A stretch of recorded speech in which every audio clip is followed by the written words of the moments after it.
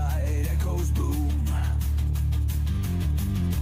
Sons of war bear hopes flag high, march through fire, never shy. Battle drums pound in our hearts, charge into fray, leave fear apart.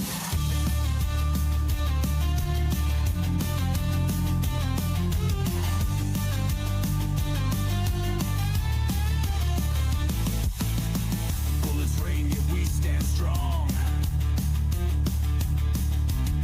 For honor, glory, fight till dawn. A battlefield where legends birth, never back down, never earth. Blood stains ground, but we won't yield. Against odds, rise, claim our field. Wind blows, fierce through silent night. Grip weapons tight, face comments wide. Our destinies stand as one, in endless battle shine like sun. Warriors of the sacred land, fight last breath across the sand.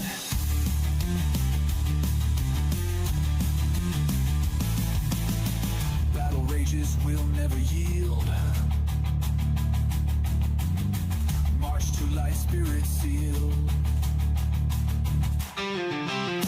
Chaos world, we carve our name on history's walls through fame's flame. Wind blows, fierce through silent night. Grip weapons tight, face come and fight.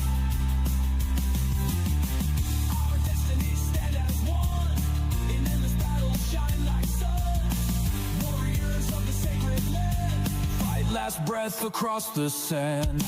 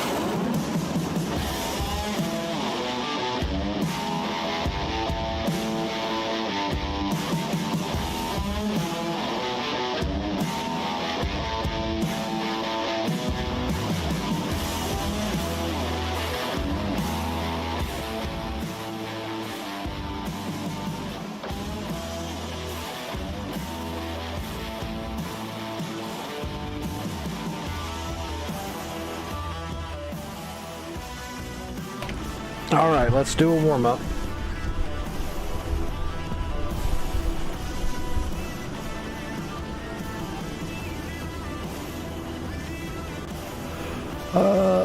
What do we want to warm up with tonight? What did we do last night? We did a Tomcat last night. I'm thinking something red. Either a flanker or a navy flanker. Let's do a navy flanker.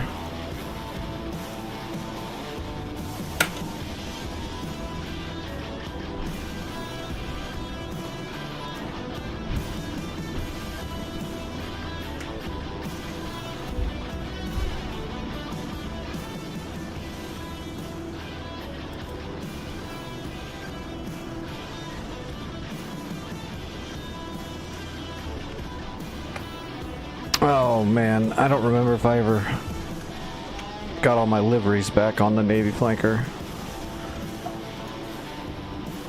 I got some of them.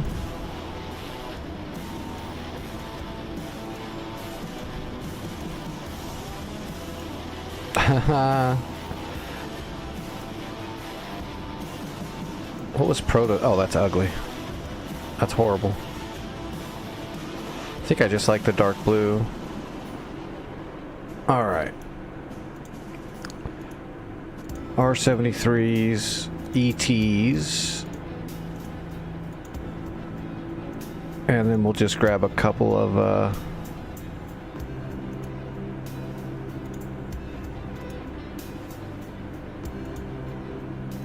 ERs, and then we'll keep the belly clean. We'll go low drag configuration, especially because we're kind of, the Navy flanker's a little bit heavier than the normal flanker. Request rearming. It's not quite as mobile. Copy.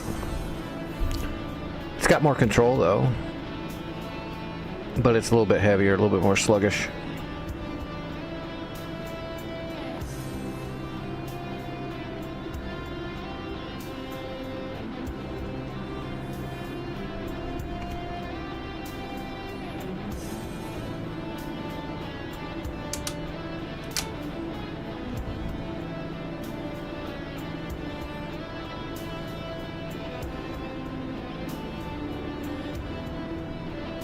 Rearming complete.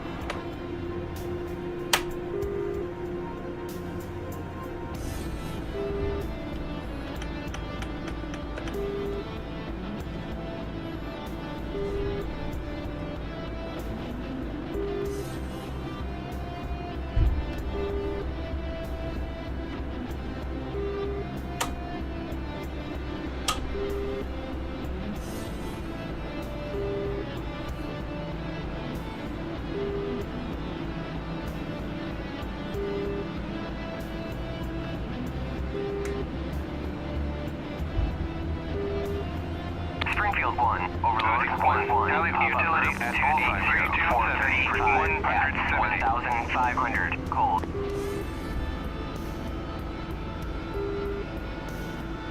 Springfield 1, Overlord 1-1. Bra 061 445 at 7,000 hot.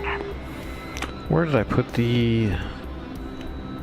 Okay, right where I thought it was.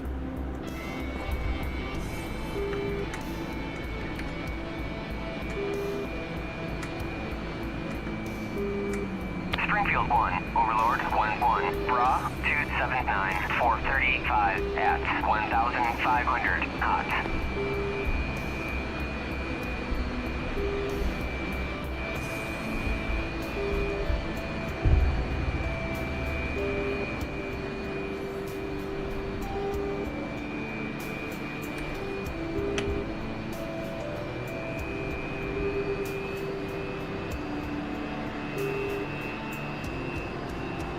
Springfield 1, Overlord 1-1. Bra 062 445 at 7,000. Cold.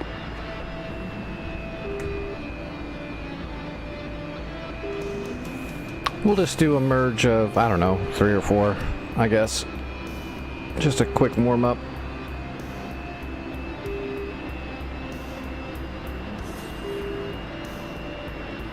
Although I should probably do like 2 or 3. I'm gonna be a little slow tonight. But that's okay. We'll use superior tactics instead of superior reflexes. Right up until I get blown up.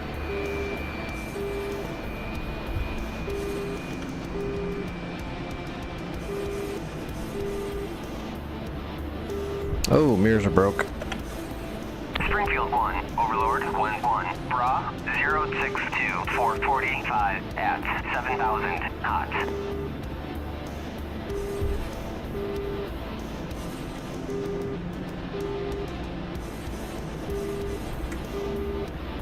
Springfield 1, Overlord 1-1, pop-up group 280 435 at 1,500 cold.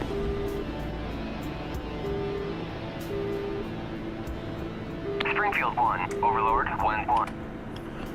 Just to make sure I've got my EO and my radar. Yeah. Yeah, okay. Pop-up group 051 450 at 1,000 knots. Don't want to mix those up.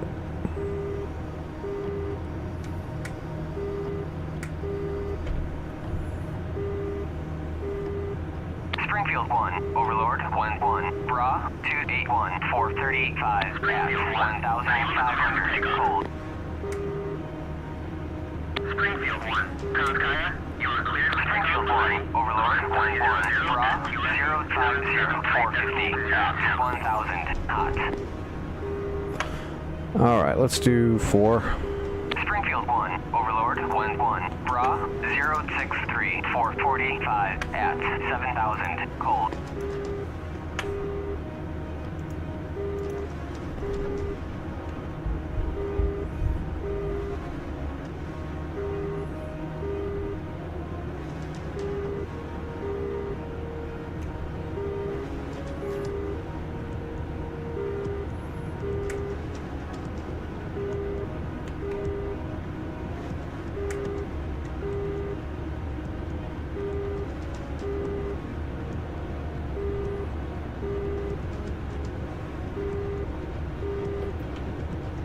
Alright, gear coming up.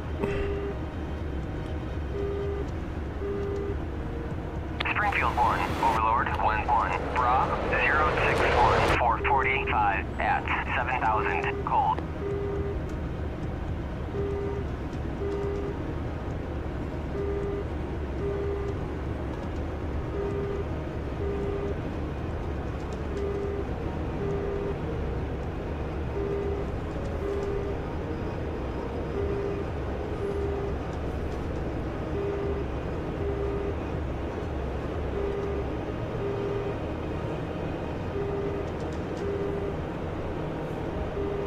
Springfield 1, Overlord 1-1, pop-up group 285 435 at 1,000. Alright, we're going to do standard red tactics. We'll try to come in lower than the enemy. And we'll try to get them with the electrical optical sensor and never turn our radar on so we can get a couple of ET shots off on them before they know what happened. If it all works out. Springfield 1, Overlord 1-1, Bra And it always just works out. 450 at 7,000 cold. So we're going to stay here kind of low. Overlord 1-1, Bra Come in below the cloud cover. 1,500 cold. Alright, turn the sensors on. We'll just use the EO. Okay, so we can see them on the data link. Springfield 1, Overlord 1-1, Bra 100 445 at 25,000 knots. So we'll try to stay low, below the clouds, below their line of sight. Never turn on our radar so we're not emitting anything. And just follow the data link to get close enough to them to get them on the electrical optical sensor. Then we'll fire a couple of long distance heaters using the EO sensor for a track. That way they never know it's coming. Overlord 1-1, Bra 044 445 at 7,000. So we might be able to kill 1 or 2 of them on the way in. Then we only have to deal with 2, which is a lot more manageable than 4. If I go for the merge with 4 and I don't at least kill 1 or 2 of them going in, it makes it really, really, really hard to try to survive that. Keeping an eye on 2 of them, you can do 3, you're pushing it.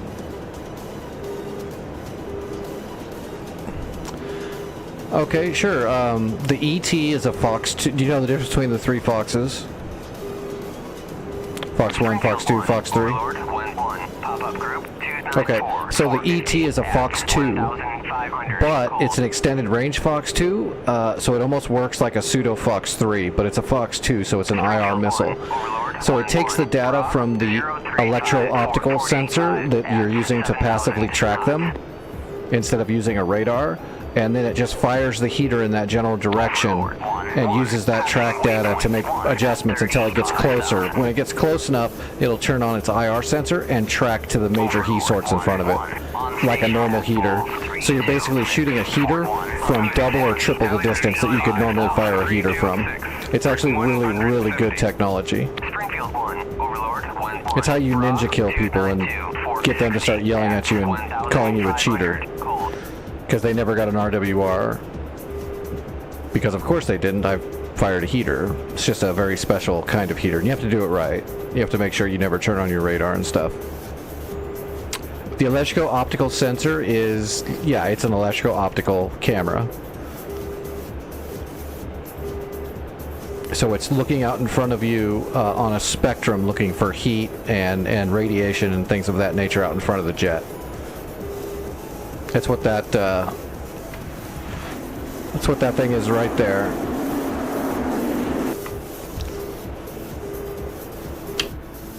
So I can use that to lock somebody up and fire a Fox 2 or an ET. If I had Fox 3s, I could use it like a TWS track. But because there's no Fox 3s on this model of flankers, but this was pre-R77. The J11 you can put R77s on, that's a Fox 3. But all of the 27 ERs and Rs are all Fox 1s. So the ET was their version of kind of trying to make a pseudo Fox 3. Except it never goes pit bull. I mean, it does go pit bull, but it doesn't. It never gives an RWR warning because it's an IR missile. So it's very dangerous. Pop-up group 287 470 at 1,500 cold. There they are down there in the up in the cons. So you can angle our sensor upward. The only problem with the EO sensor is getting them to see it.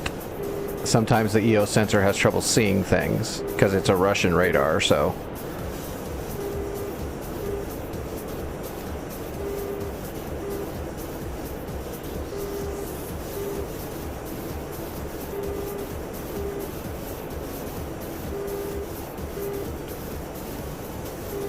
Yeah, see, the EO sensor's not picking them up, so that's not good. We're gonna have to switch to our optics. Springfield 1, Overlord 1-1, Bra 352 435 at 7,000. Launch authorized. Fox 2, that's an ET. Springfield 1, Overlord Launch 1-1, authorized. And that's an ET. 45 at 25,000 knots. One of them missed. They both missed. Shit. Springfield 1, Overlord 1-1, merged.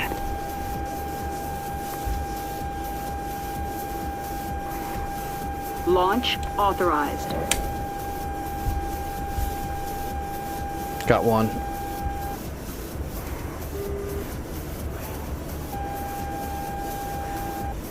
Launch authorized.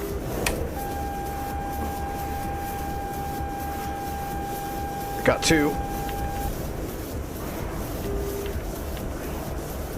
Springfield 1, Overlord 1-1, Bra 00743 at 16,000 cold.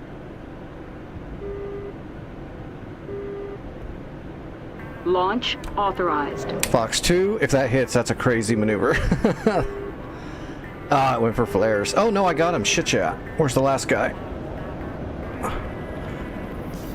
I see him. I see him.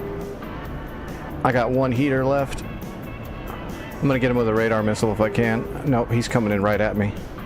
Launch authorized. Fox 1. Launch authorized. There's a radar missile. Boom. Oh man, we got him. Well, hell, that worked out. That could have been real bad if any one of those heaters would have missed after those first two ETs missed.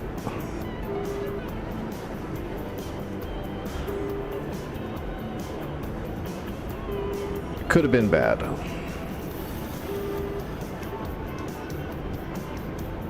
Wait a minute.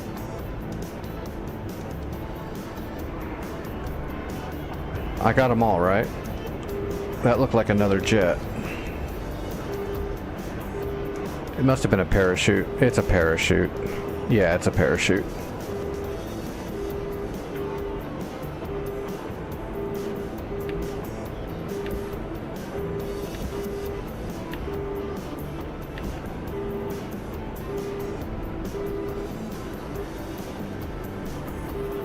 But yeah, that's what makes the flankers dangerous. Fulcrums too. Fulcrums have electro-optical sensor technology.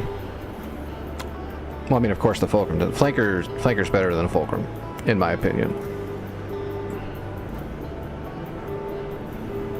MiGs are cool, Sukhois are better.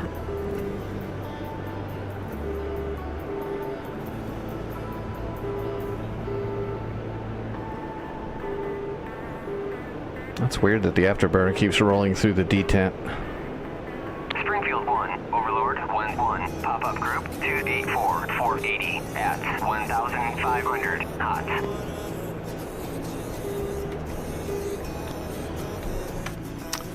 But the ETs are also much better as a ninja missile. So if the enemy knows it's coming, then they're not even as good as R-73s when it comes to flares. And they're not near as maneuverable as an R-73 because they basically are using the casing of an R-27. What it is, it's an R-27 ET, so it's not as maneuverable as one of those R-73. So if they see it coming, it's probably not going to hit them unless they just let it. Like those ones, they flared it off because they saw it. They saw me shoot it. It's one of those missiles where you like. The most success I ever had with them is against other people on Growling Sidewinder, going into the valleys of Caucasus, into the mountains, and just staying down low and never turning the radar on and using the EO sensor and firing ETs at people flying around the canyons. It's a lot easier to hit a player with an ET than it is an ace NPC. Because you can trick a player.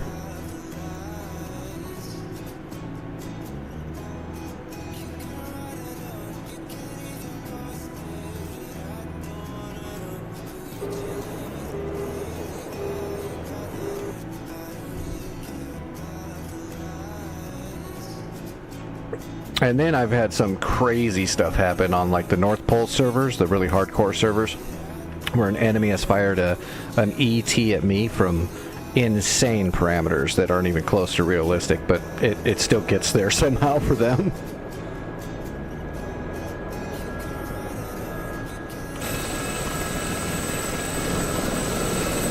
Oh, large rockets. Okay. Let's do a quick little warm-up in the heli, and then we'll jump on over to the Caucasus Cold War.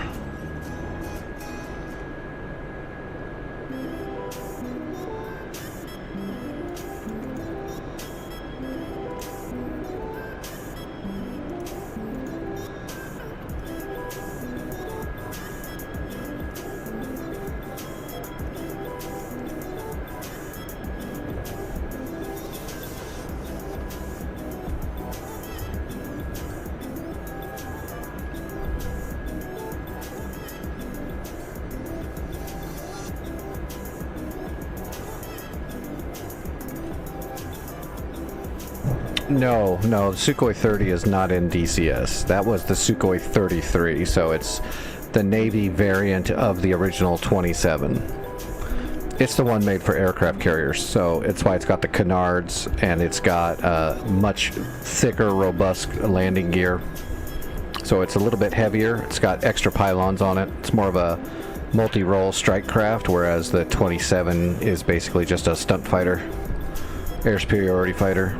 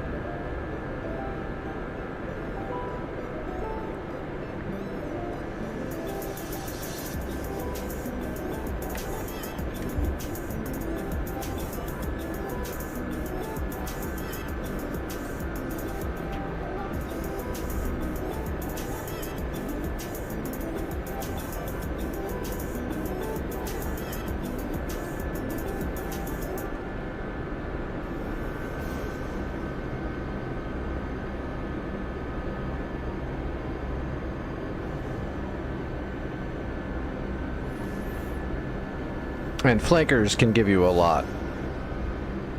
They are very versatile aircraft. They're very good dogfighters. They are knife fighters for sure. Whereas the Fulcrum, I consider it a little bit more sluggish in the turns and such, but it's got more acceleration.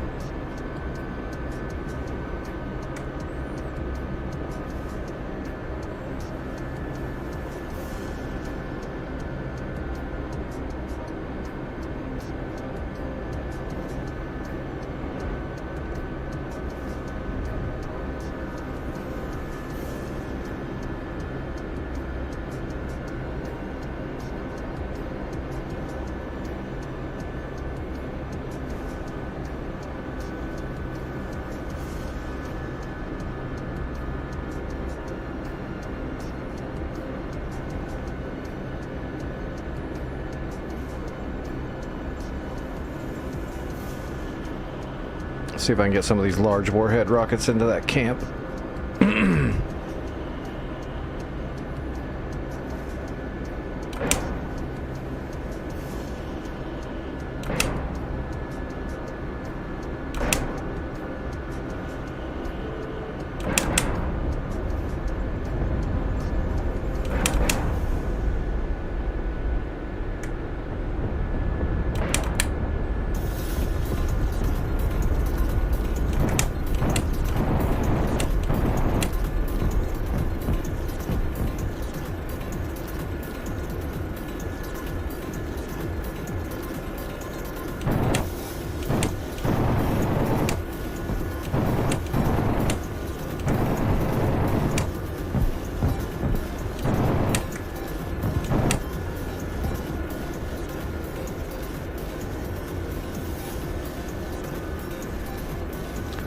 That's the best thing you can do.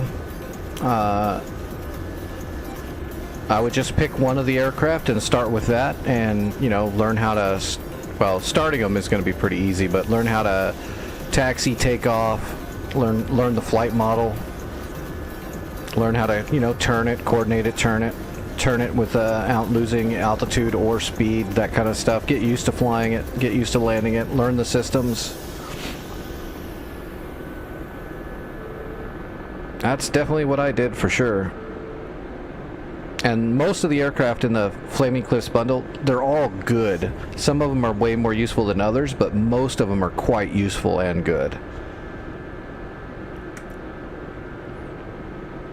I'd say 2 of them are very specific. You're not going to use them as much, but they're still hella fun and they're very cool. And that's the MiG-15 and the F-86F Sabre. You're not going to have a place to use it all the time, but it's super cool.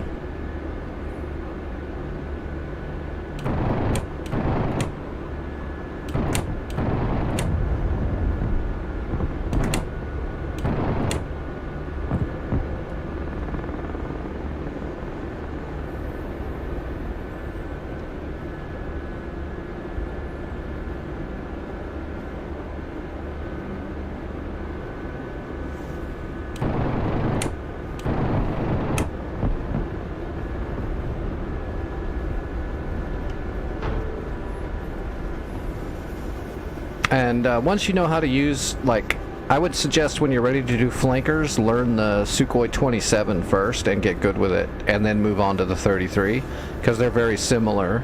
And if you're really good with the 27, you'll be fine in the 33.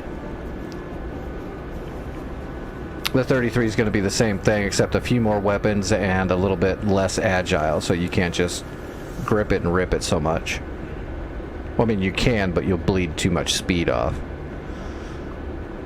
But I would definitely learn the 27 before the 33. If you learn the 33 first, you're probably going to blow the gear on your 27. When it comes to learning the 27, you'll probably blow it up a bit trying to land it. So I would suggest getting the 27 up to speed first, because then the 33 will be a cakewalk.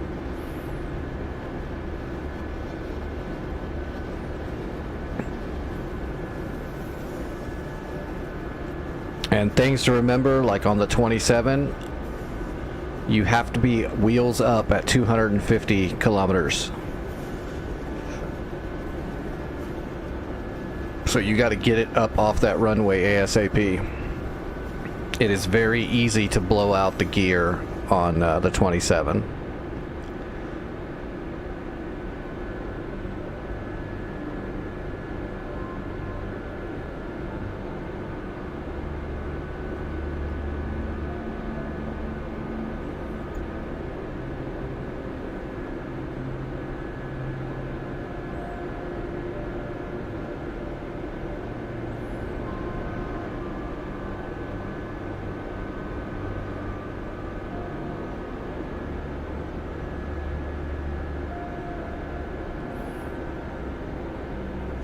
We're going to North Pole Caucasus Cold War.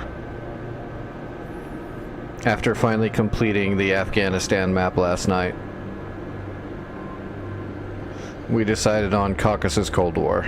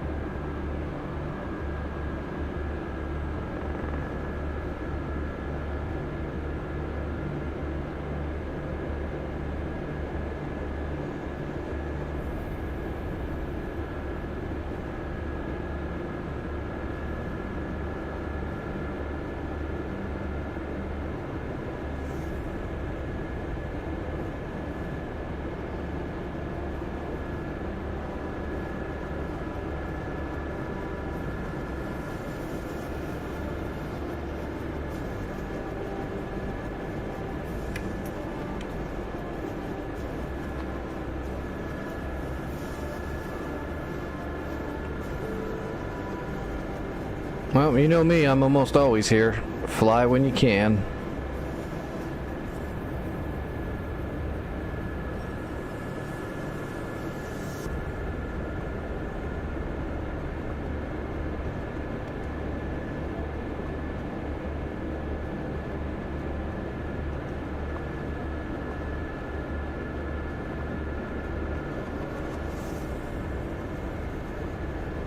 Yep, take it easy, Gothic.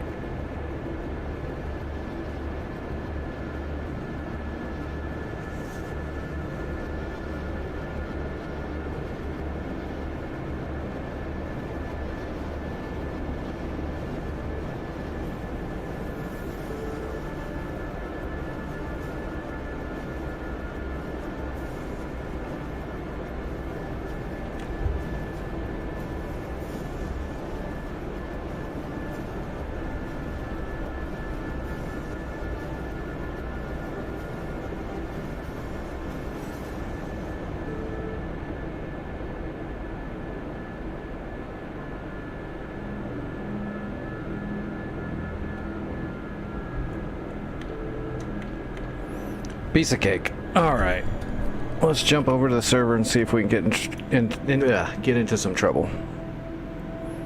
See if we can help out Santa and the team. I don't think I'm going to get much warmer.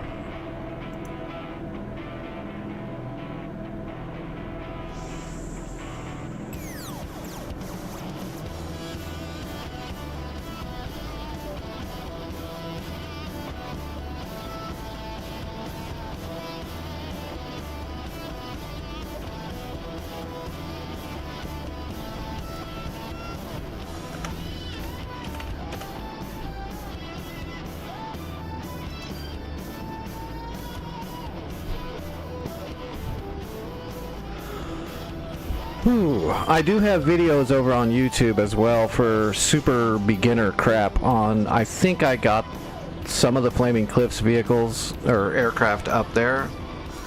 But if you already know a lot of your stuff, the videos I make over there are mainly for like super beginners. I don't want to say dumbed down, but I don't waterboard people with terminology or advanced stuff. I just try to help people get going. But I do go through weapon systems and stuff, I think, on the flanker. Alright, they're all the way up to Charlie, and the enemy still has the ocean. Warehouse is at Sochi.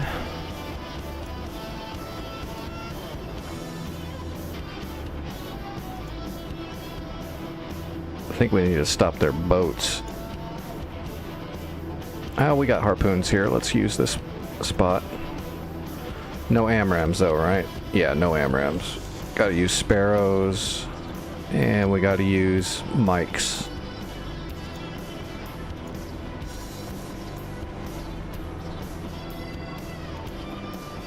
Alright. Let's do some harpooning.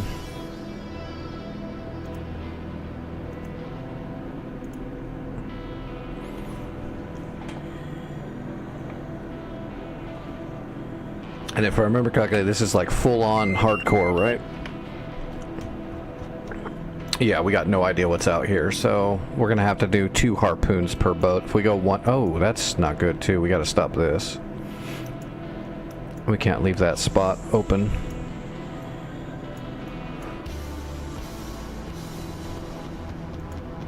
Oh, dragon's on here, okay.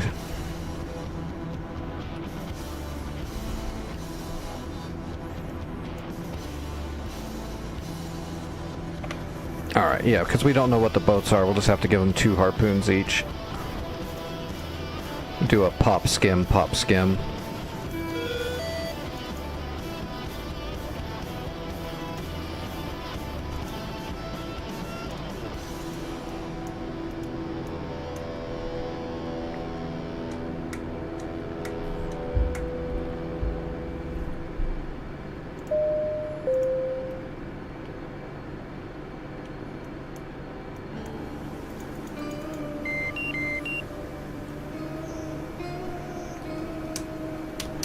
Alright, where are we? I think the runway's right there to the right. It is, but yeah, that'll be fine. What do we got? 1 bag? Yeah, we got 1 bag. We're not flying far though, we just got to get up to 20,000 feet before I start letting harpoons go.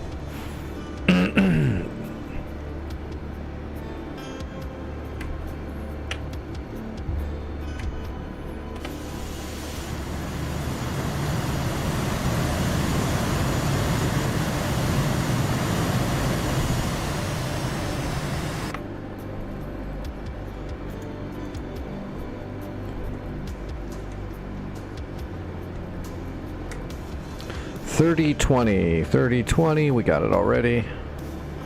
Let me readjust my legs. Oh. Okay. Make sure that heat's blowing directly on them.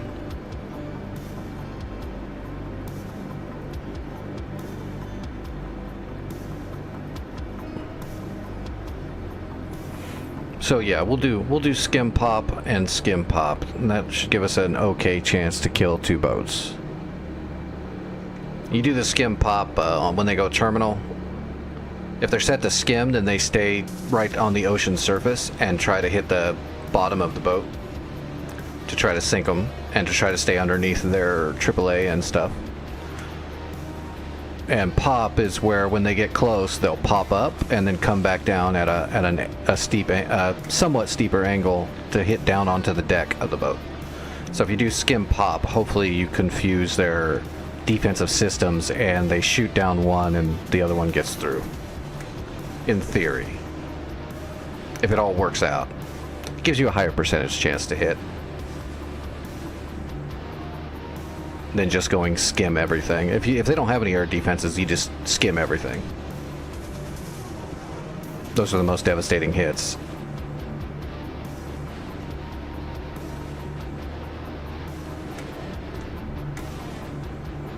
Alright, here we go.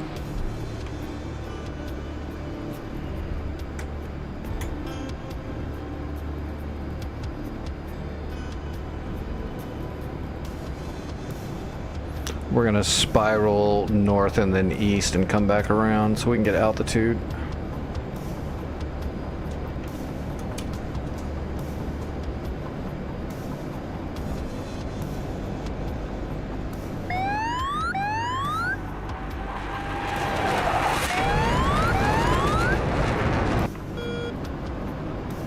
Gotta love that Hornet howl. Alright, arm it, air to ground. So terminal skim.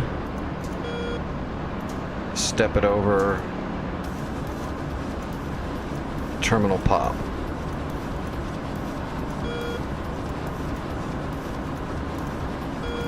Skim.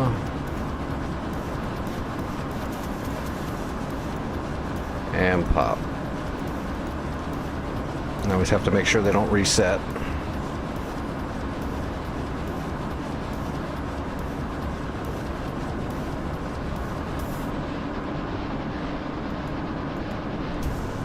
Alright, ocean, 80 miles, come down to 40 degrees, 45 degrees.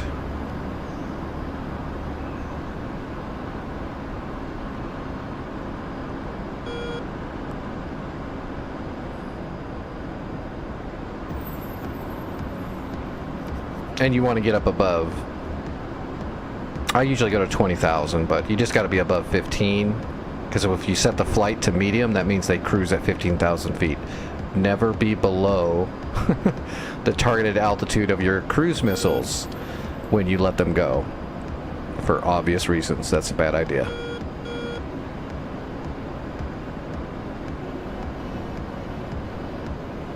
Alright, let's get nose on to the AO. There's a boat right out there. Oh, that's a friendly boat. What's up, reciprocal?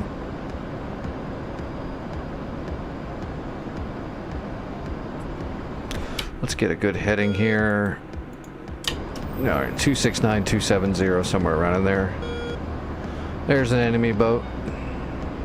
There's another enemy boat. Let's fire on this one first. Gotcha.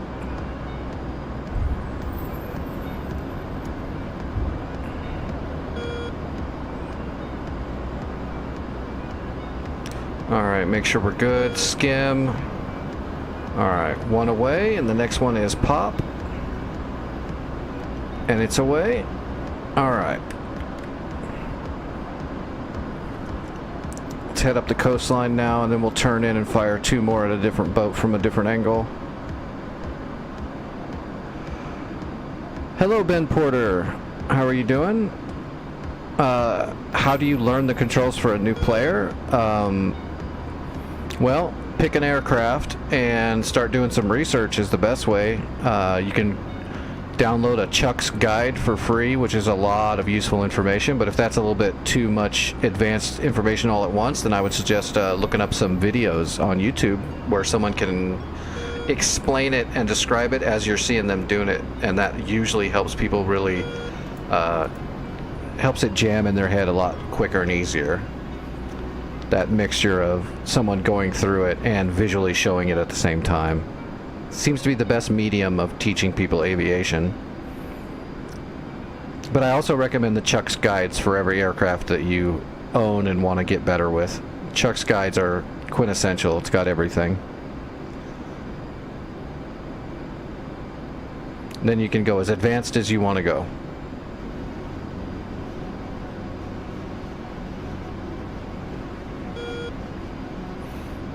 We need to go farther up the coast. I need to get rid of this bag too.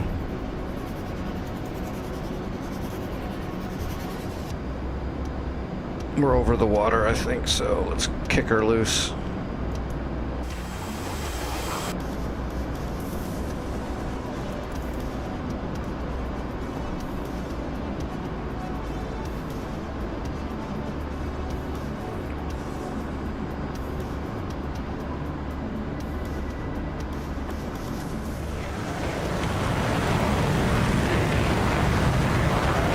Well, they're not terminal yet. Alright. Oh yeah, they're not terminal, they're right there. They've got a ways to go. Alright, now we're turning in. Let's find another boat. There's another boat right there. I want that one. Gotcha. Alright, skim pop. There's the skim first, and And there's the pop. Everything's good. Everything's good. All right, 2 cruise missiles away.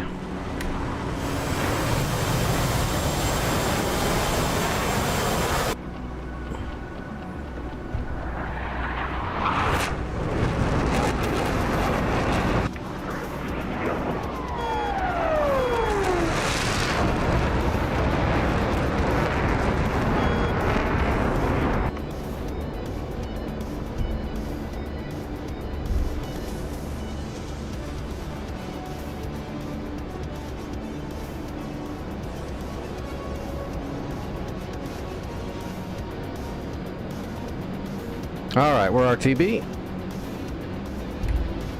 Harpoons are inbound.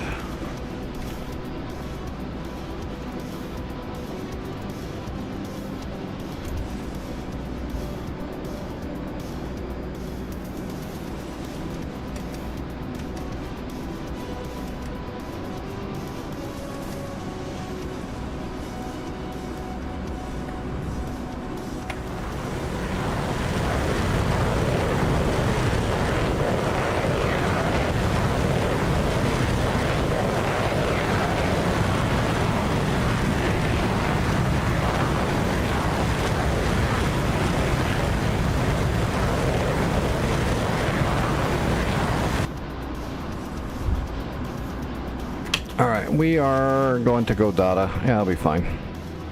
I guess we can set it up. What's the magnetic at Godada?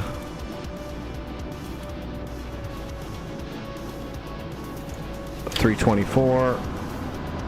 Oh, what was the waypoint? 8. So 8 and 324.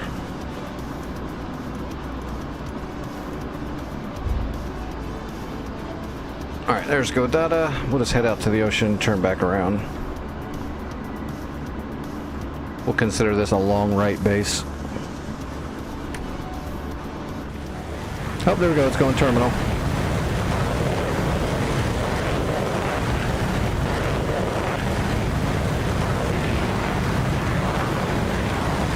That looks like an oil platform out there.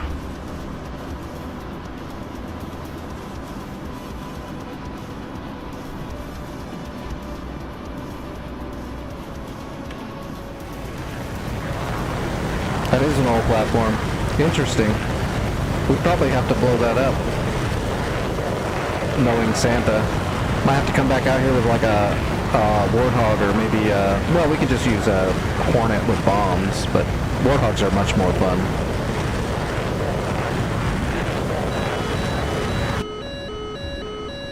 Okay, yeah, that's the boat. The boat's getting ready to shoot our harpoons down, or it's going to try to.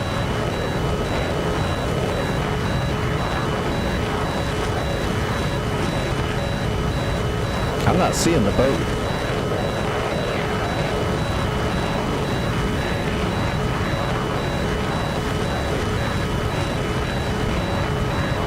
Yeah, I don't see it on the horizon yet. Must be a small little tiny boat.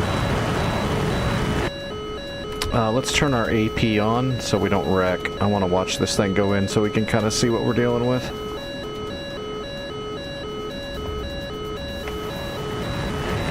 Oh, there it is. See the missiles? Yeah, it's a missile frigate. Shit, that's going to be a pain in the ass.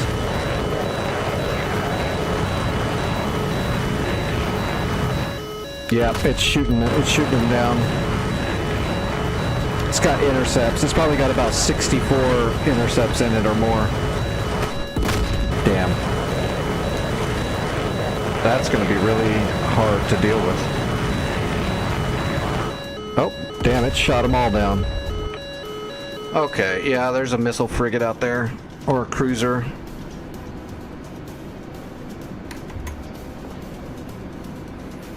That's going to be such a pain in the ass.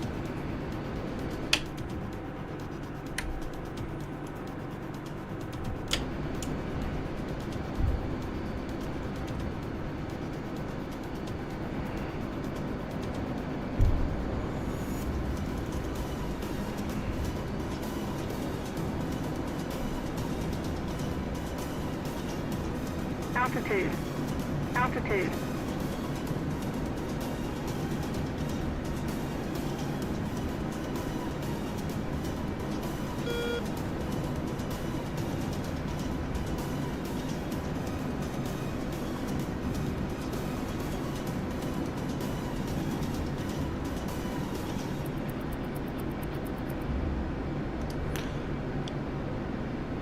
Alright, gear coming down, flaps.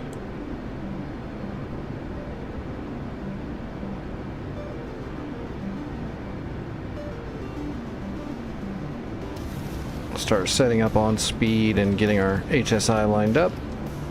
Piece of cake. How long have I been playing this game by years? Almost 2 years, maybe?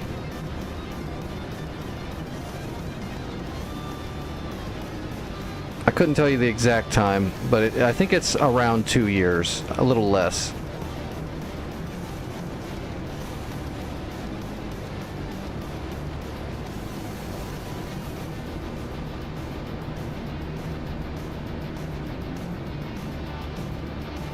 All right, on speed, on time.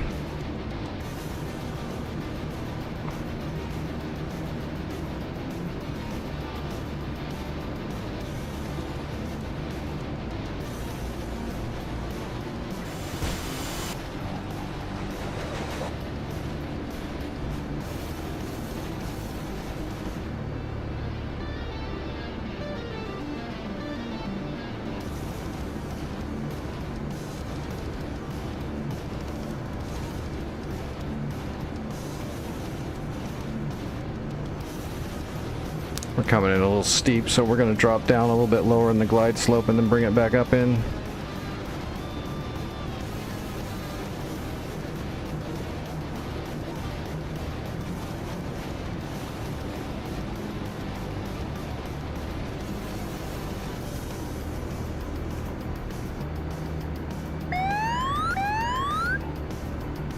There we go, that's better. Alright, now we're on speed and on time.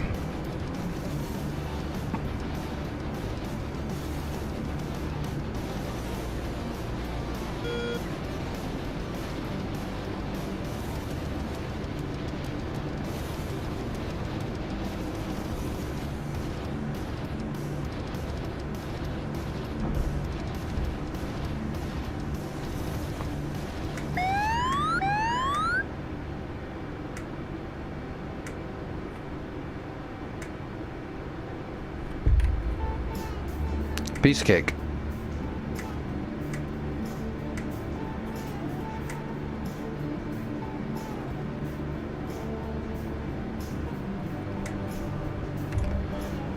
Oh, that boat thing is going to be a real issue.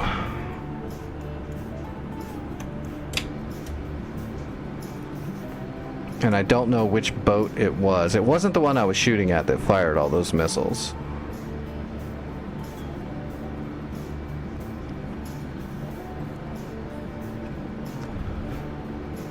Maybe what we should do is load up some talds. Or I might have to just leave the boats for now and come back to them later when I've got more experience on this server, because I don't have the experience to send decoys right now, I don't think. Let me get turned around here and get all set up, and then we'll check and see what I can do. I did sink some boats last night before I logged off, so I might have enough experience to actually call in decoys. If I can call in some decoys, we'll do that. We'll send up some decoys and see if we can flood the zone and get that, whatever boat that is, that frig or that cruiser, to send out a shitload of intercepts, and then we'll try to sneak some harpoons in there. Or we'll have to try to do the GBU-12. It's a small enough bomb that it can't intercept them. A big bomb, they can lock onto it and intercept it still, but the little 500-pounders, we should be able to sneak them through. But then we got to get close enough and not get intercepted ourselves.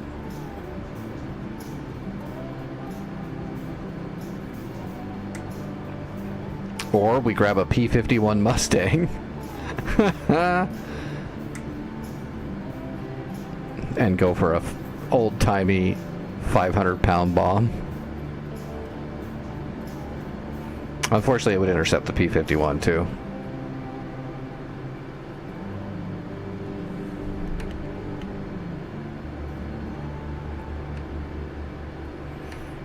Alright, let's see what our experience will allow us to do here. Whoops. Other support. So That's what I thought. Yeah, I can't call in decoys, so we're gonna have to skip the boats for now. We'll come back to them later. Or else I'm gonna spend all night just doing a sortie after sortie trying to burn out the boat's intercepts, which will take hours. Or I could try the bomb trick.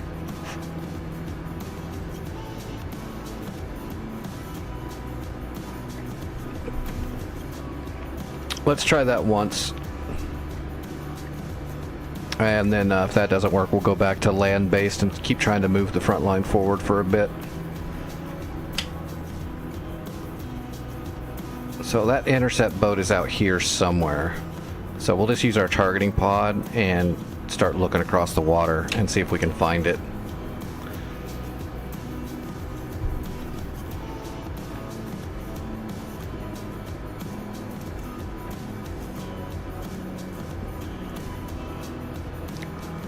Alright, empty. Give me fuel.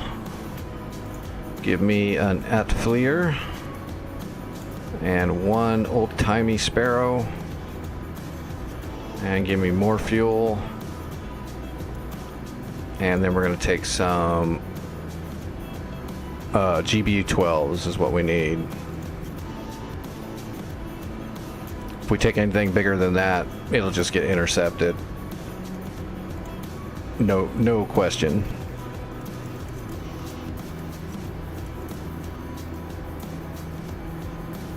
Request refueling. So this is a very specialized run.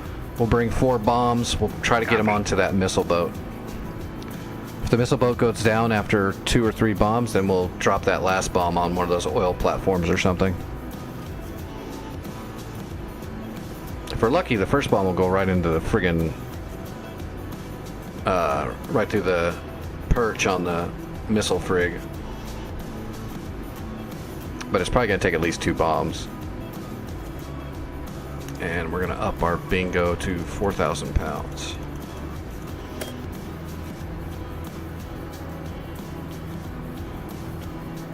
Let's set a custom... Let's make a custom waypoint out in the ocean near the front of the ocean here at an angle. So we're going to take off and we're going to come at it from this angle. So let's make it right here. Well, let's make it right here. Alright, let's see. Give me my HSI. Let's go down to mark 0.9. Refueling complete. Data, precise, UFC. Alright, north. And we want 4308. Flight controls. Flight controls. Enter, and precise is 4793. Boom, and then east, it's going to be 3921. Enter, and 5246. Enter, elevation is going to be 0 feet, because it's the friggin' ocean. Alright, make sure. Rearming complete. And yep, that looks good.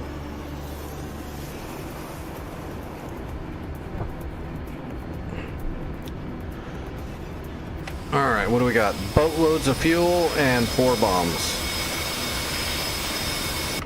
Hopefully we don't get jumped by a jet, because all I got's 1 Sparrow and 2 AIM-9 mics. That ain't much. Alright, flaps to half. Reset the FCS.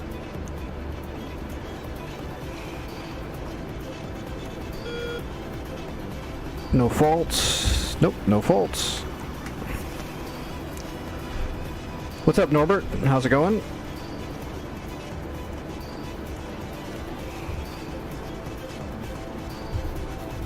Cycle of bleeds. We're ready to go.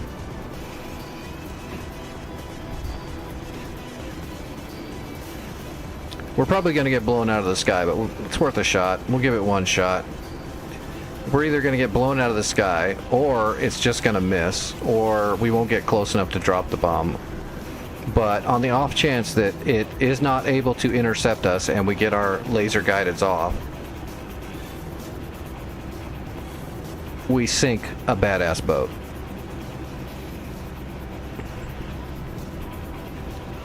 That's impossible for me to answer because I knew stuff before I started messing with DCS. But yes. If you want to know a cool little secret is, do you know what they use to train military aviators? What simulator they use to train them? It's a non-civilian version of DCS, so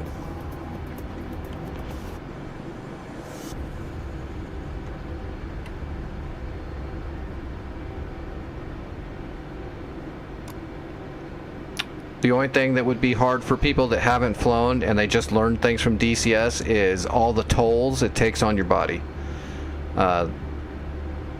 Do I think someone could learn how to fly? Yes. Do I think they could handle it? Not right away. It would take a lot more training to get the body ready for doing any kind of G work, but just flying? Sure. Easily.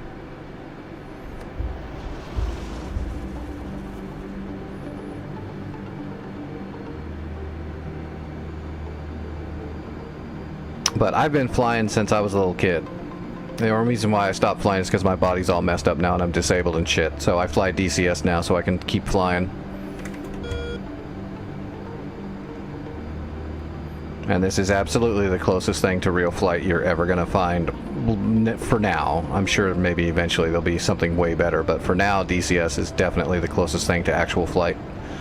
The only thing it's missing is the feeling in your gut and your butt.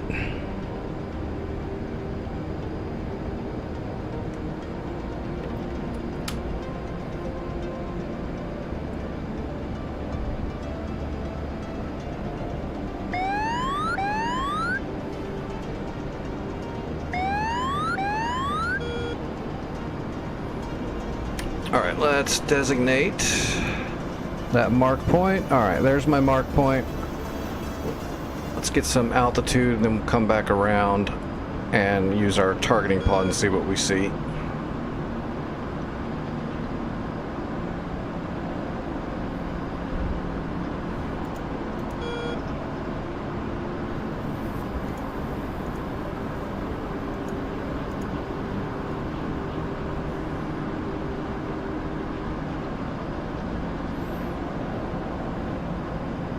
Hello Raptor, how are you?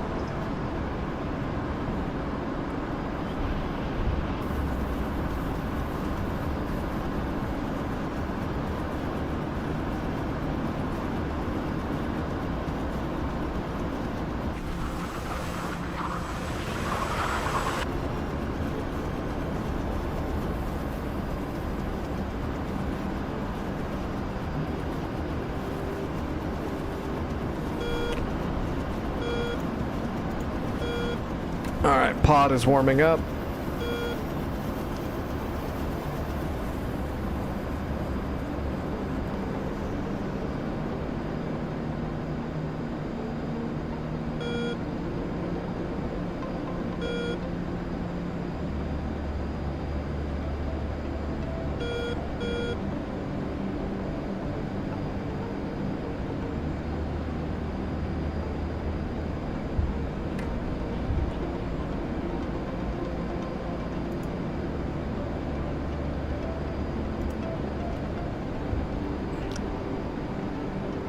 Oh, that cloud cover's gonna screw me, isn't it?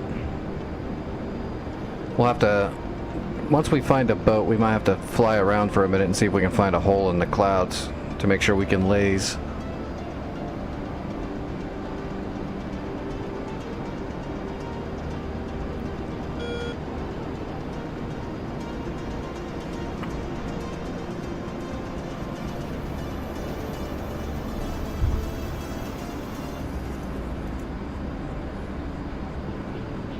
Alright, targeting pod, warm up.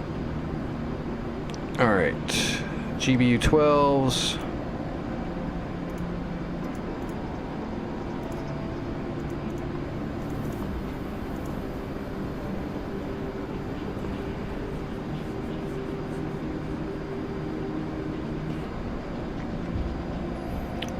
Well, you can look at it on an external view.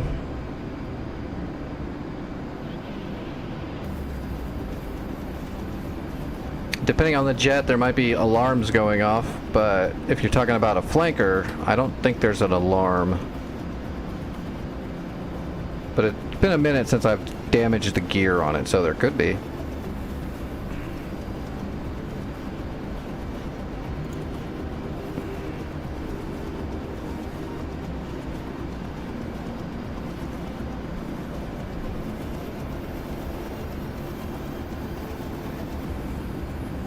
Oh man, these clouds are gonna screw me.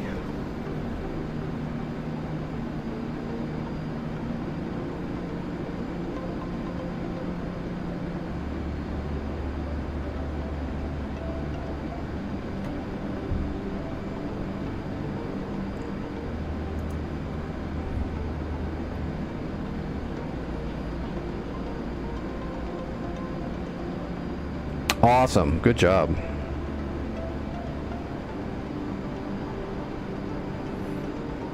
Yeah, flanker's not necessarily hard, you just gotta baby it a little bit when you're taking off and landing. You gotta be off the ground at a certain speed and you gotta come down a little soft. The landing gear on the 27 is very brittle. No, if you can fly the T-model Frog, you're fine. T-model Frog is much harder. Because it's really brittle on its landing gear, but it weighs a billion fat, overweight, obese pounds. It's much easier to blow the gear out on the T-model. The T-model breaks itself by weight, whereas the flanker breaks itself by brittleness, so speed.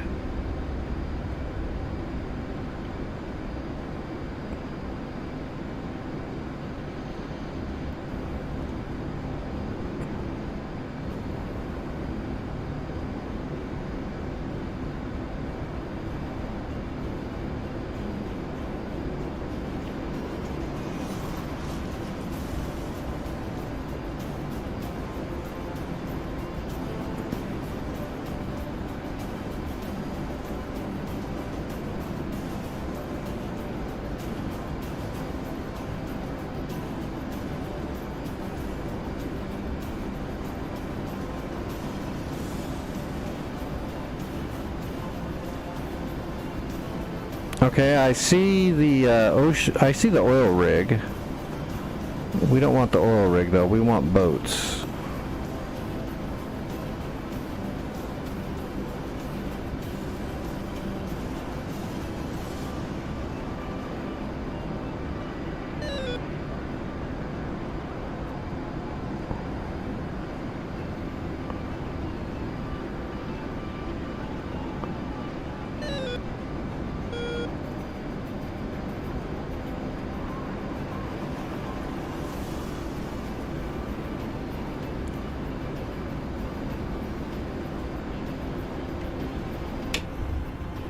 Oh no, they sent fulcrums after me too. Ah shit. Yeah, this mission's gonna be a bust for now. Yeah, even if I find the boat now, I'm not gonna be able to... Oh, I found the boat. I found the boat, but there's no way I can get a bomb onto it with those fulcrums coming at me.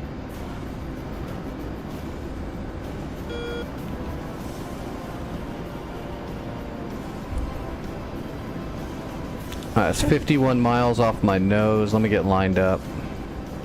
I'm gonna put a marker down on the map for later.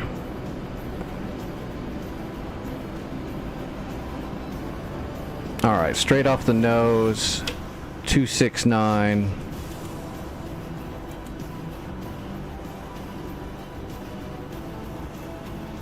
$50 miles. Okay, the boat is right there.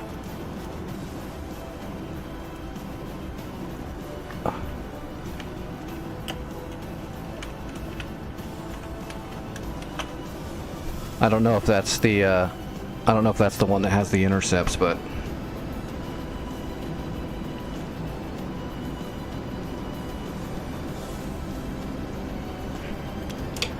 those fulcrums pulling away? They kind of are. They're gonna shoot me if I get close enough to drop this bomb, though. What altitude are they at? Well, they're 10,000 feet below me, but still. Oh yeah, I believe that does have intercepts right there. It's gonna be hard to tell though.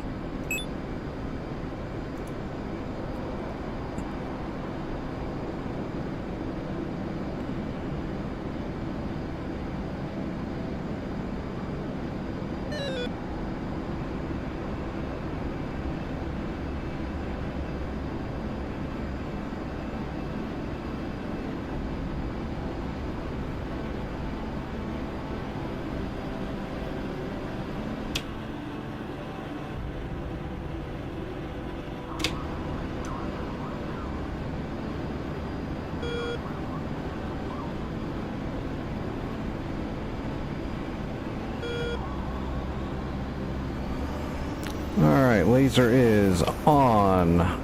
Trigger is armed. Nope, that is the boat. Okay, that's the intercept boat, but he's not going to let us get close enough to drop any of these bombs. He already fired.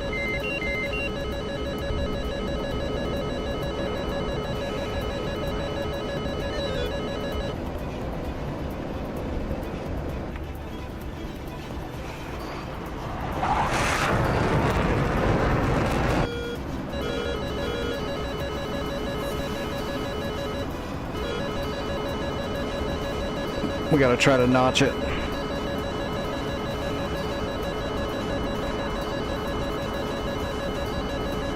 Alright, we're leaving chaff now in the notch.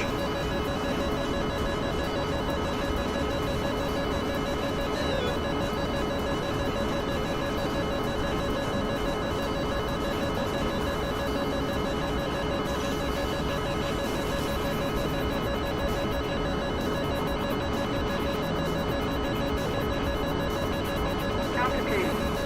Altitude.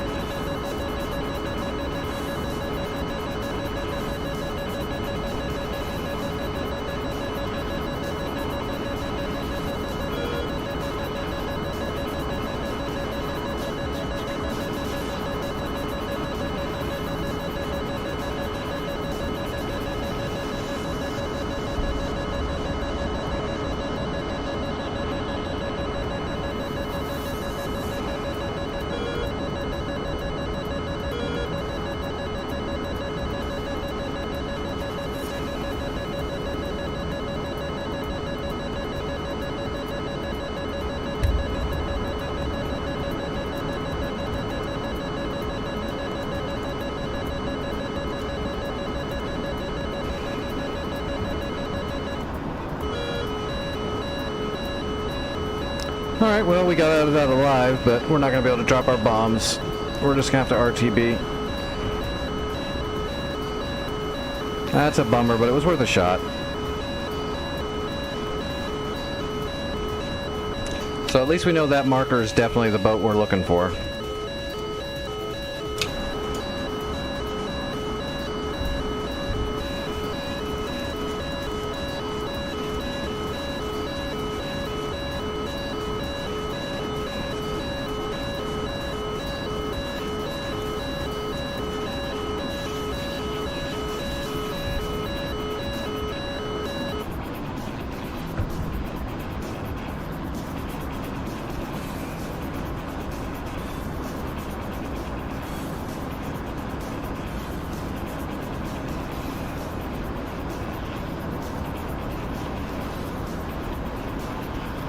Alright, we're going to start dumping fuel.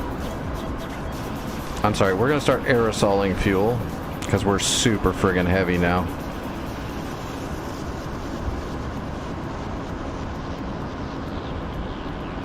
We're coming back with 3 bags, all of our bombs, and friggin' 10,000 pounds of fuel. We're going to have to dump a lot.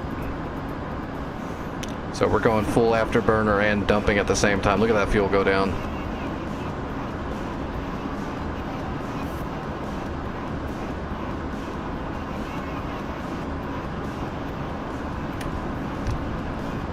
Set our bingo down to 3,000 and we'll run it down to bingo.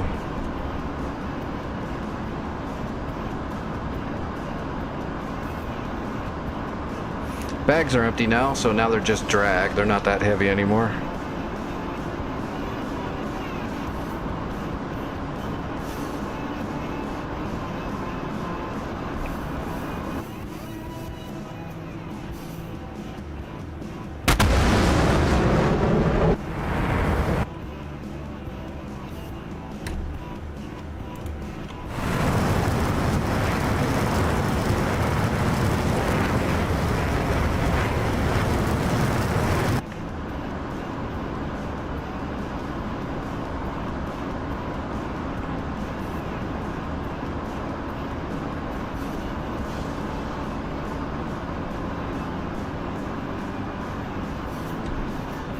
Alright, we're idle, but we're going to continue dumping. We'll probably keep dumping all the way to near the ground.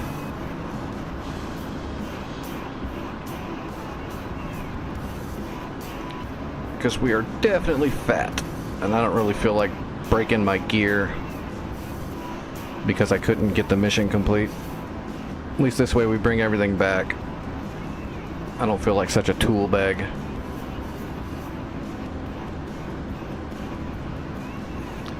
Come on, let's see if we can dump out 3,000 more pounds. That'd be great. I don't think we're going to get there though. We're actually light enough now, but I want to keep dumping.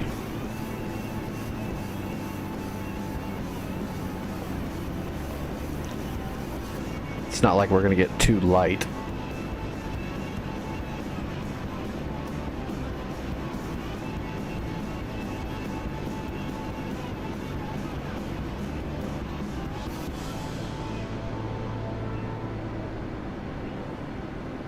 Altitude.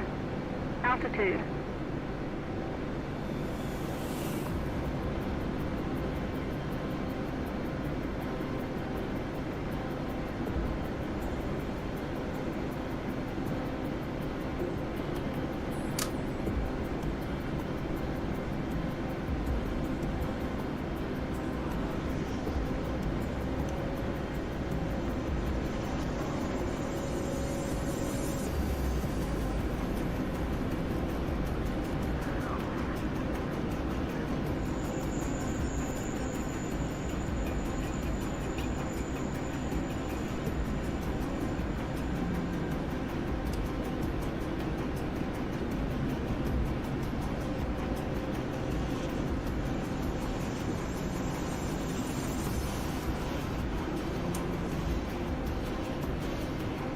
Alright, we're down to 4,900. That's not bad.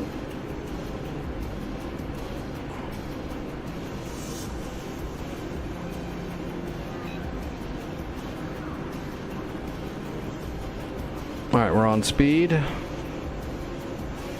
And we're going to keep our flight vector out of time for a bit to get our glide slope down a little bit lower.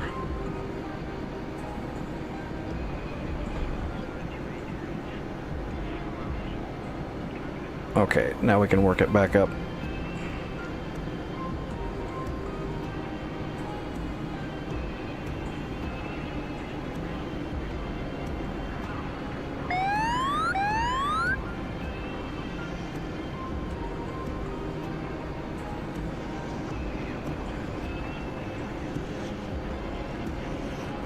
All right, perfect. On speed, on time, lined up. Good glide slope.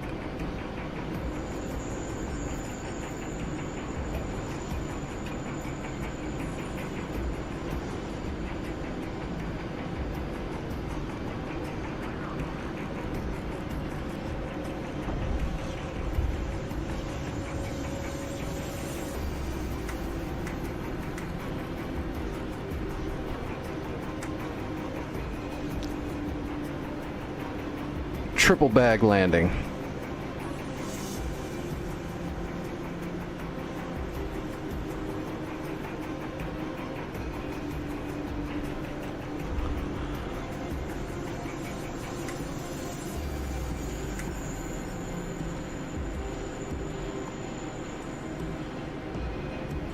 Alright, so we're done messing with the ocean for now. We'll have to come back later. I don't have the levels unlocked to be able to utilize the support menu, and we're going to need to use the support menu, or have like a boatload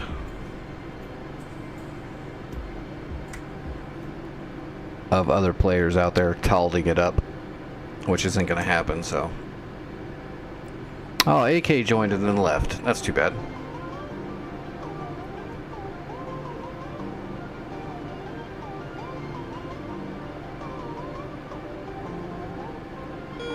Surprised Santa and all them aren't here. This is the server he wanted us to use.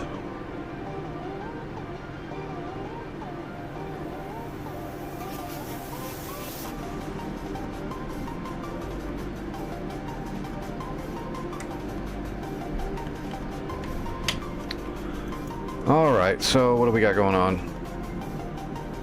Charlie is getting ready to get tiered up one more time.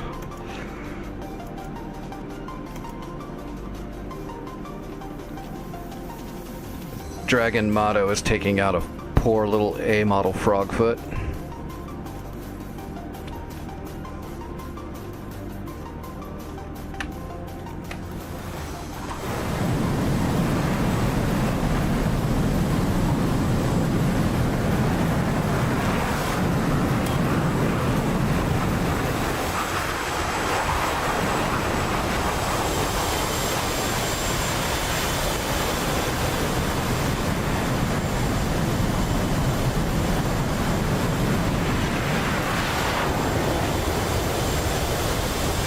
Oh, he flattened out. You got him. Or not.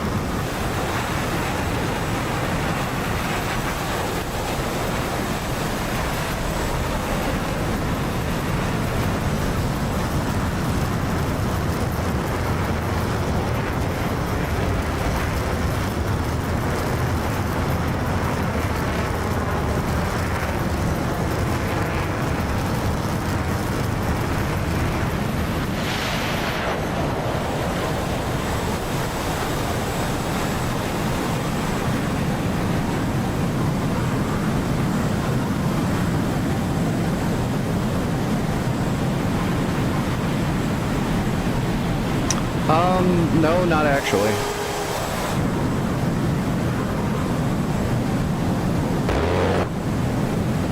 Ooh, almost.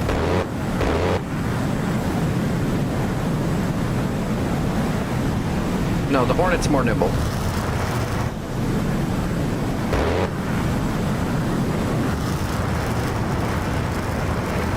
But dogfighting's not easy at all.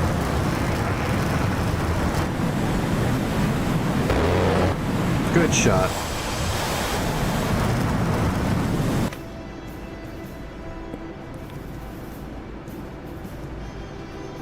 There's a few people that use controllers. I know Tuvos uses a controller. Alright, we need to go after the ammunition depot. Let's use Sochi because it's got a warehouse.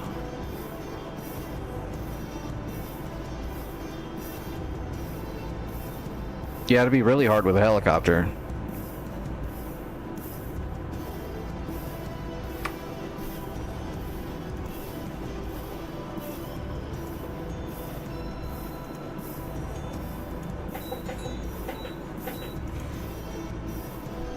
Alright, what is this nonsense?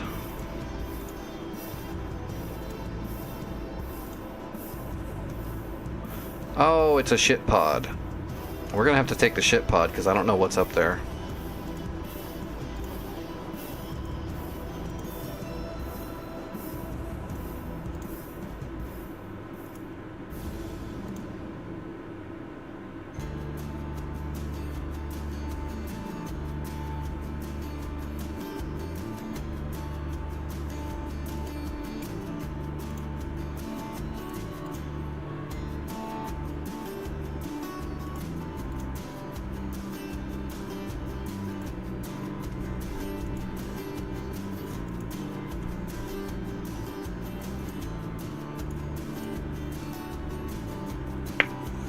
Alright, we'll go check out Ammunition Depot.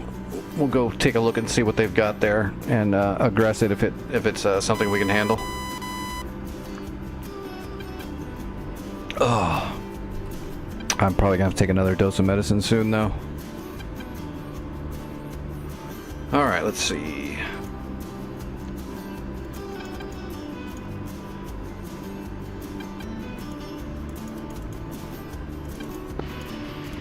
Radio check on 305. Good copy.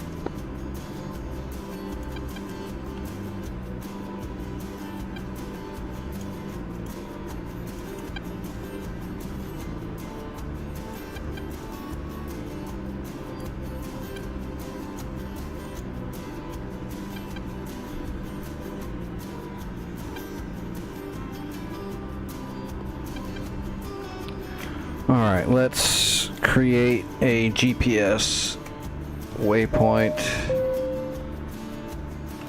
right up here. And that was an ammunition depot, right?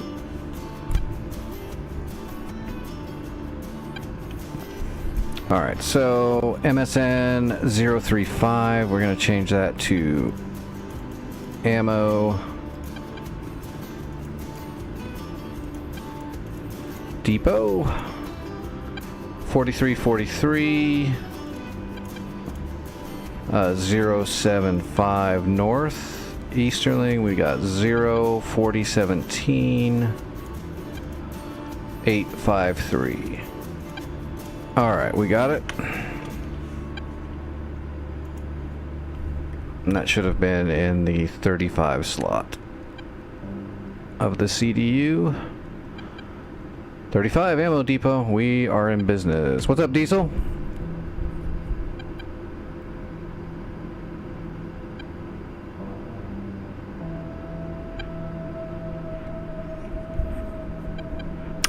The Afghan map, we finished that. It should be a brand new start over there if that's where you're going.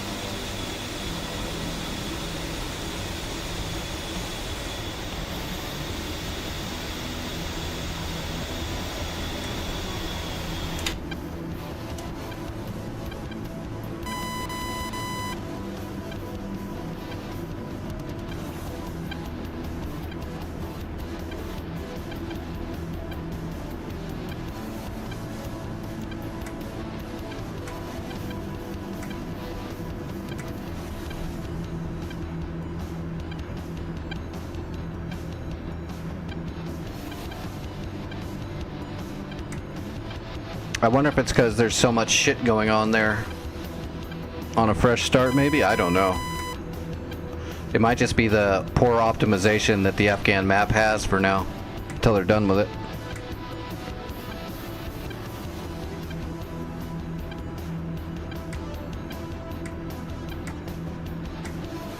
I have not experienced that, so I'm not sure.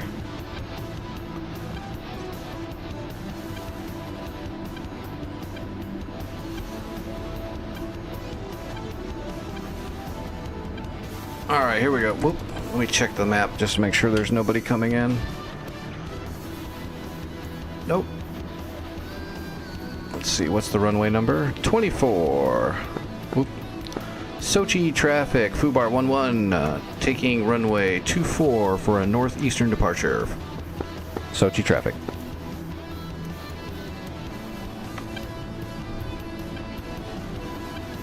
Does DCS World use rebar? I don't know what that is, so I have no idea.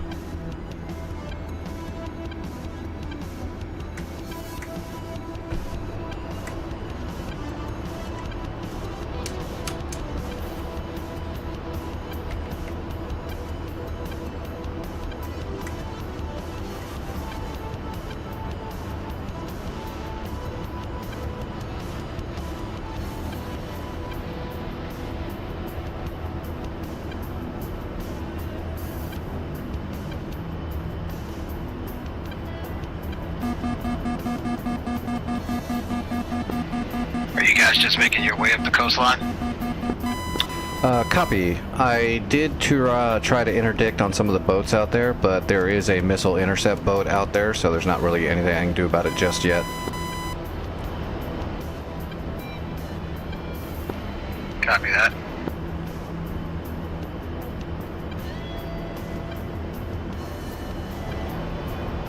Oh, you're doing fine, Dragon.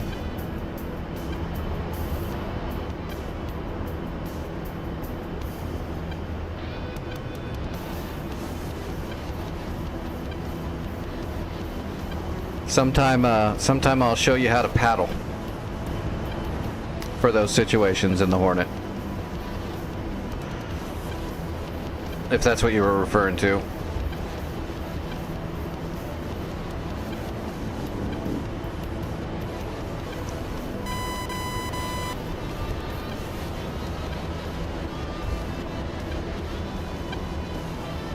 Alright, there we go. There's the ammo depot. Where again, we need a crap load more altitude though. It's actually not that far. Oh god, no, it's right there. So yeah, we need to get some altitude, and then we'll come back through.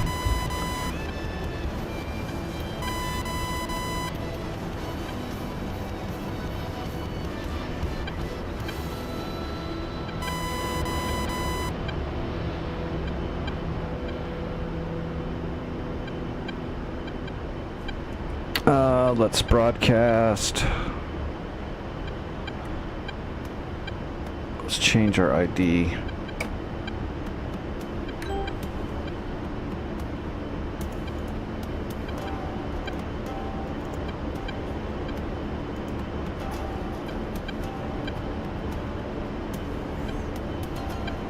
Start warming up the Mavericks.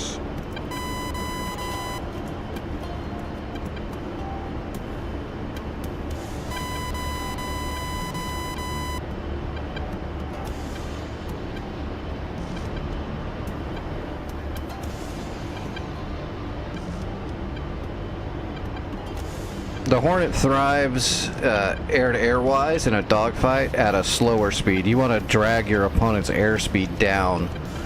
That way you can use your low speed maneuverability that is far superior to most other aircraft to your advantage.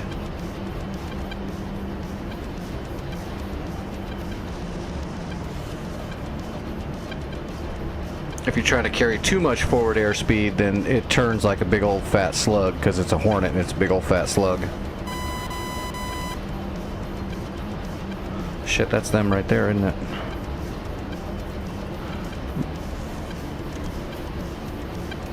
Yeah, I'm not going to be able to see. We'll have to wait till we get a little bit more altitude and we'll come back around.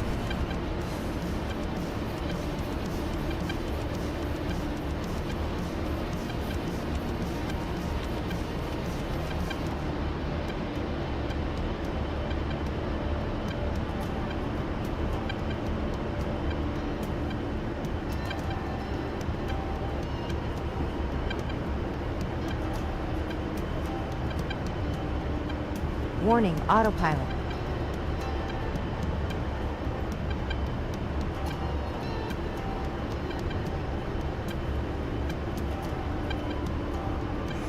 But when something like that little frog is doing a turn and it's keeping you at a higher aspect, what you can do is just slow down a little bit, and then when they make that sweep, then you can paddle and get nose on extremely quickly and fire off whatever you got. Looked like he had sparrows. You could have easily gotten a sparrow off on him. Because then they'd be flying, you'd basically be pointing right up their tailpipe.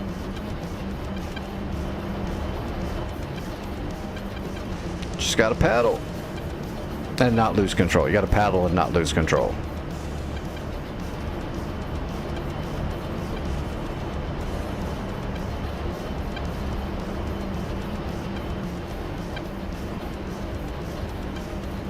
Hornet's got insane nose authority and very, very good low-speed maneuverability. But it's not very good at any high-speed turning or high-speed much anything.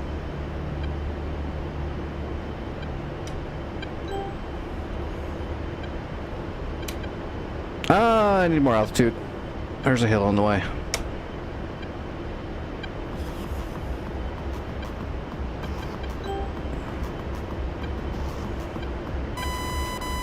And this is supposed to be an ammo depot, so there's going to be like...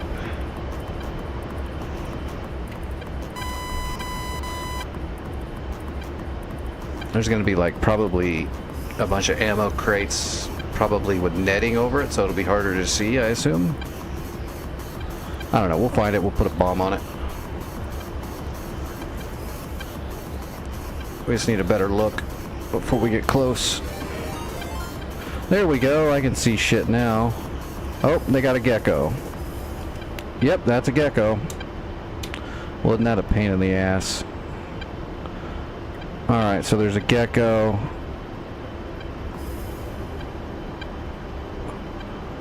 And whatever that oh, that's a building. Oh, there's a dude right there. Okay, it doesn't matter. The gecko is the first target. We gotta get rid of the gecko before we get anything else. Hey, Limitless, what's going on, buddy? How was your stream? How was your flights? Where's my sandwich?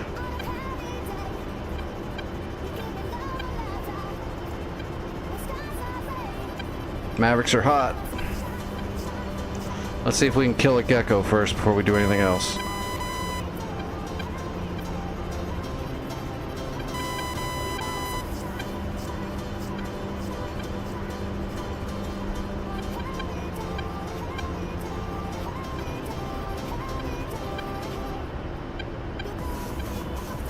Awesome.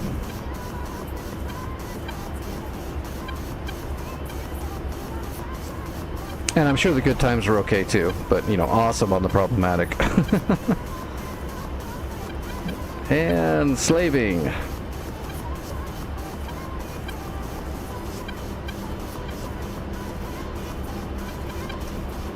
There he is.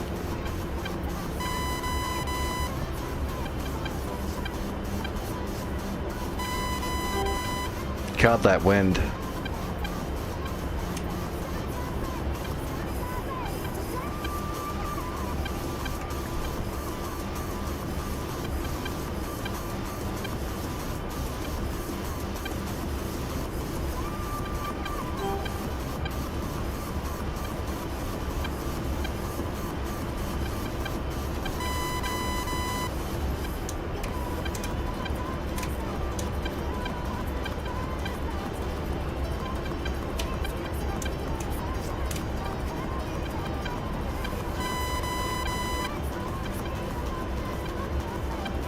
We're gonna have to fire a single shot and then boogie out, and then we'll come back around and make sure the gecko's dead, because the gecko can kill us, and it's got plenty of range. It might actually even get a shot off on us before we get this Maverick off, so we're gonna have to do this one shot and get the hell out of here really quick.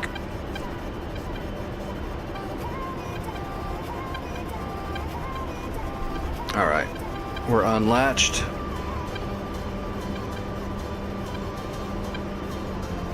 Don't see any smoke in the air yet. Zoom out so we got better view. Alright, we're waiting for contrast. 10.5 miles. We're gonna ditch in right down there, is where we're ditching.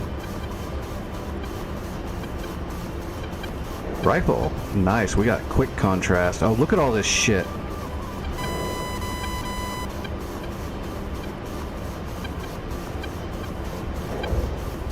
Alright, we got 3 off.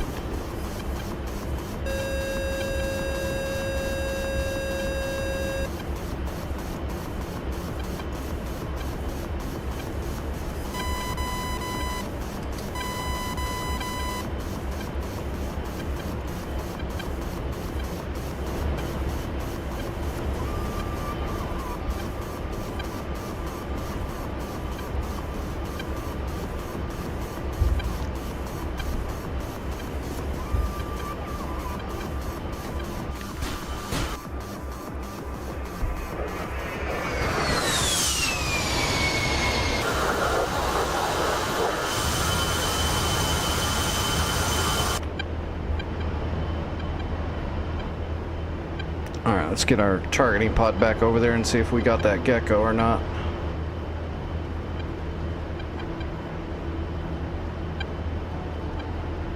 Should have.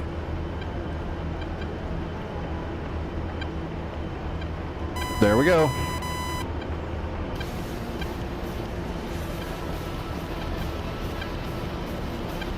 Oh, your DLSS was going crazy. Oh, do you have it on like whatever? I don't use that crap, the auto smoothing, auto upping. I just turn everything up and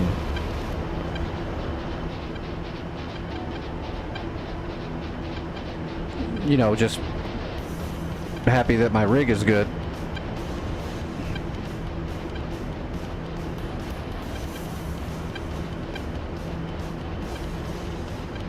I don't even think I use any of that stuff. I just put all my settings, most of all my settings are set on holy shit. But, I mean, this rig is built specifically just to run this game. The rig was made so I can stream this. It does pretty good most of the time. I don't think I have the DLSS and all that stuff turned on at all. I think I turned it on once a long time ago and it made it look worse. It like made my good running machine look worse. It like made things fuzzy and shit. And I'm like, why would it do that when it doesn't make it fuzzy when it's natural?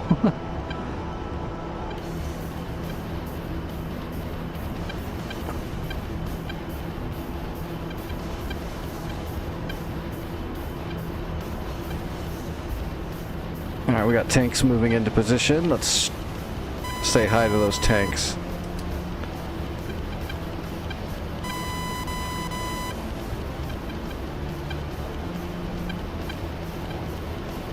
Gotcha.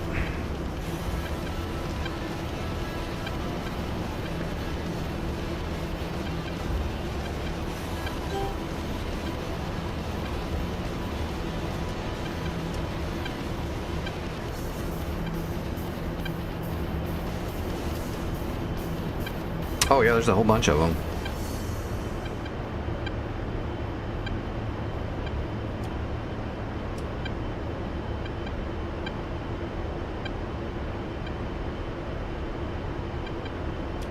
Come on. Gotcha.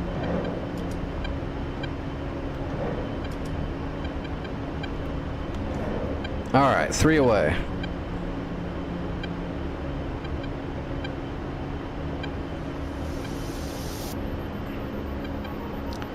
Yeah, well, DLS can help people that can't run certain things, and it helps them out somewhat. But yeah, every time I've messed with any of that stuff, it does the opposite. So I just don't mess with it.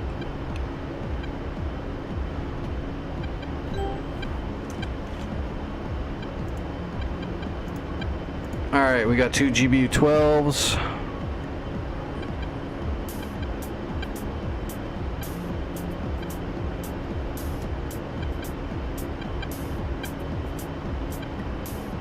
And we're waiting for BDA on our Mavericks.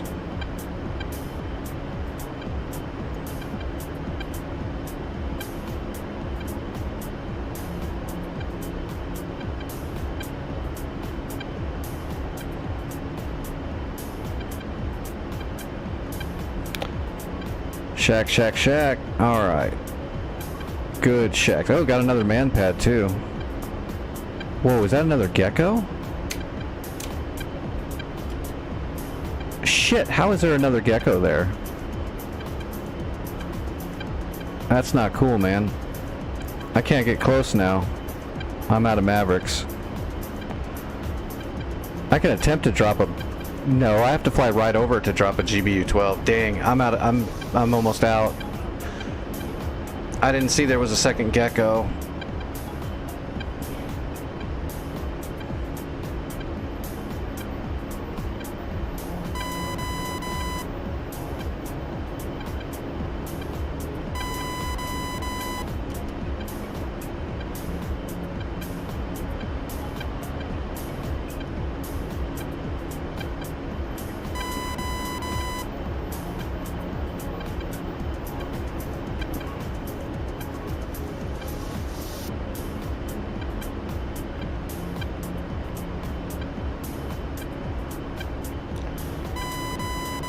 This is really pushing it.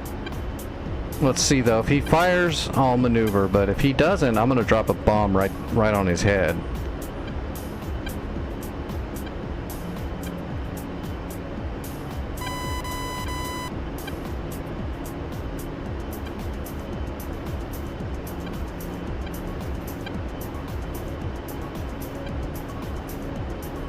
Waiting for smoke, waiting for smoke. I don't see any smoke. Alright, we're gonna get the bomb off.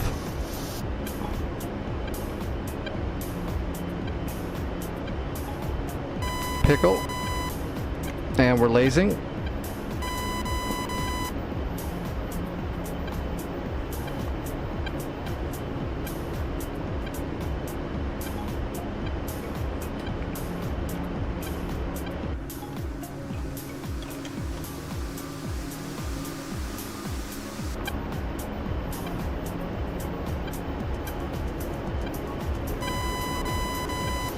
Hell yeah. Gecko down. Alright, we're still in business. We almost had to turn around and go back home, but we're good. What is that? That is a ZIL. I don't care about some ZIL truck. Whoops. I need to take a friggin' dose of medicine. Give me a second while we're repositioning. I gotta take my medicine or I'm gonna get more sick.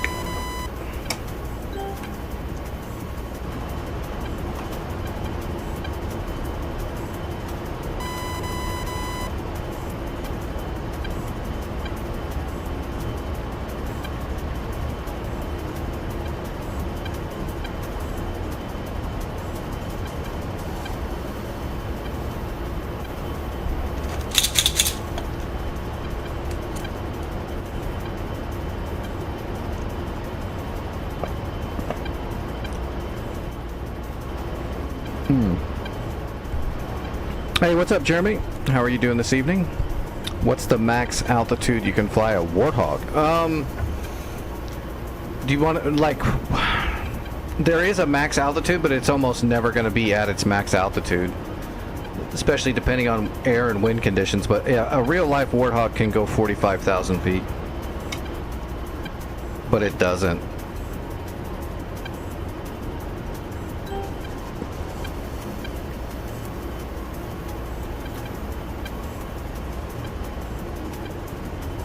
There's a Zill there, and there was a Zill somewhere over there. I think that's all there was, though, was some Zills. We might be able to just let's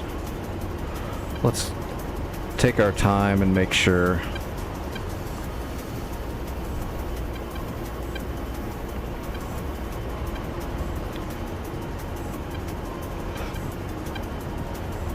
I know when they're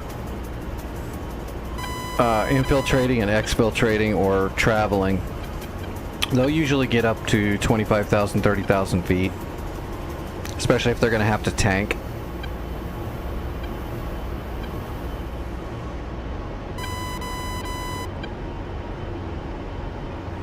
Because when you get a Warthog up to 30,000 feet, you are the epitome of conserving fuel.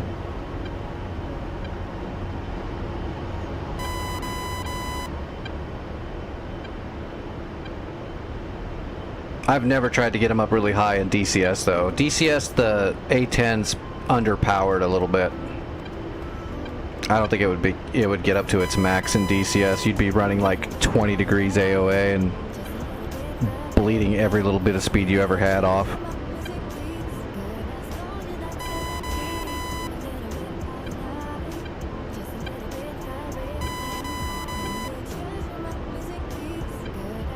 But I'm pretty sure 45 is the max.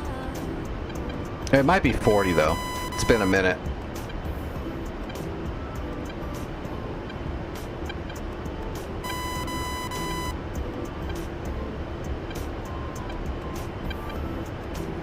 I could be wrong. It could be 40. I'd have to actually look it up just to make sure.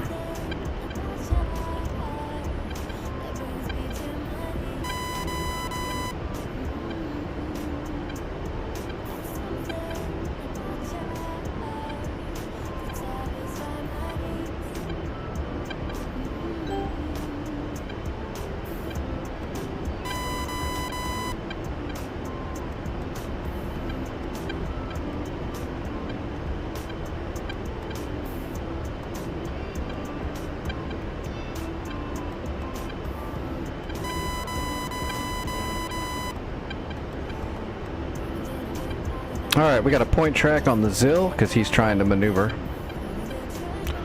Guess what, buddy? You can drive away if you want. We're not dropping J-dams.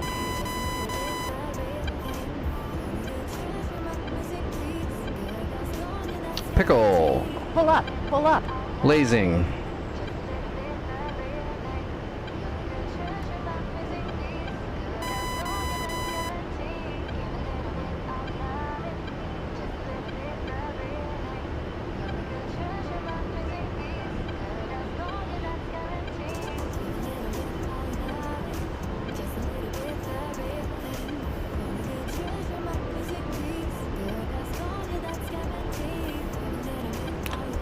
Boom!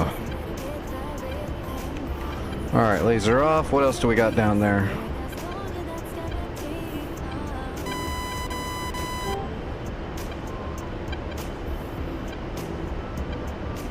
Oh, there's the other one.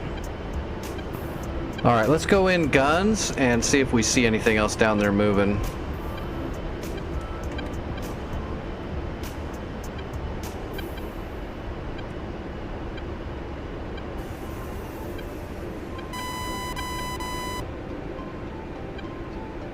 There you go, operational ceiling of 45,000. But that's, you're not going to see. Just because things can go to the operational ceiling doesn't mean they get there.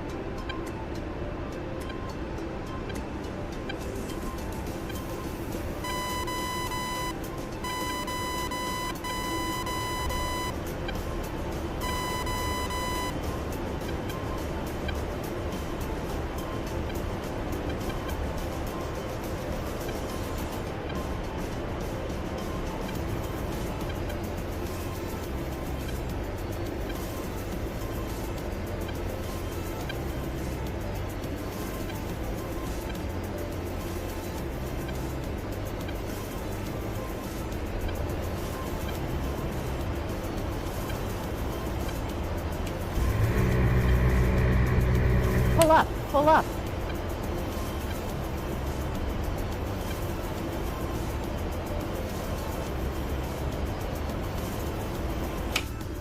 Well, it's still red. There's still something down there.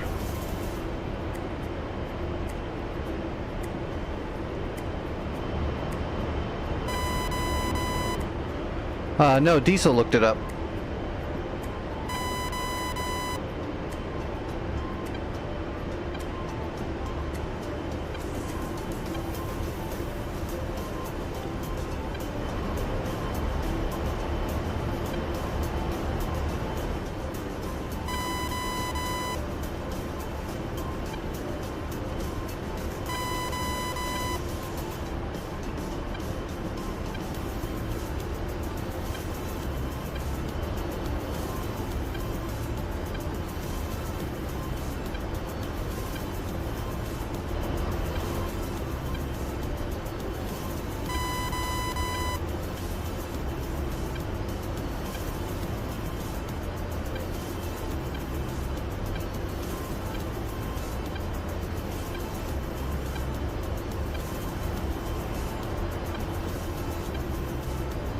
We need to lose some more weight.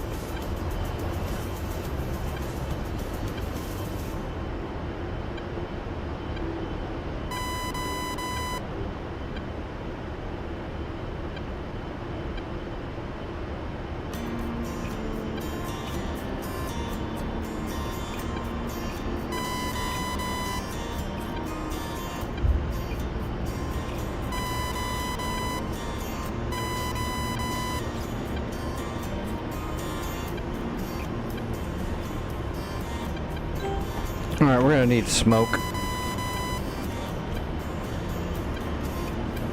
Oh, I can't even do smoke. Oh yeah, I can.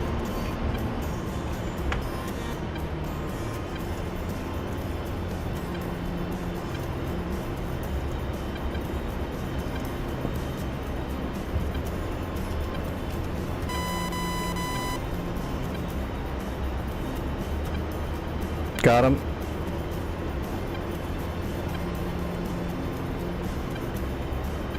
Oh, it's a building. Alright, we're giving it some GBU.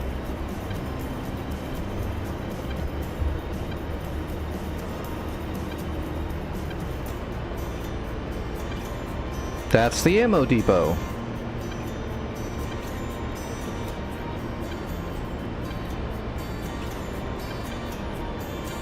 A 12-pack of Doritos Locos Tacos.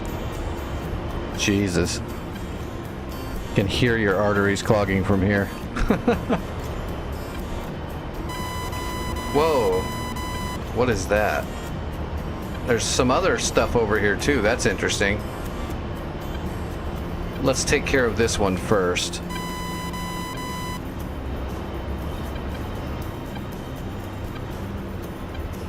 Let's get a little bit of distance. Let's set a marker on this other one in case the smoke doesn't last.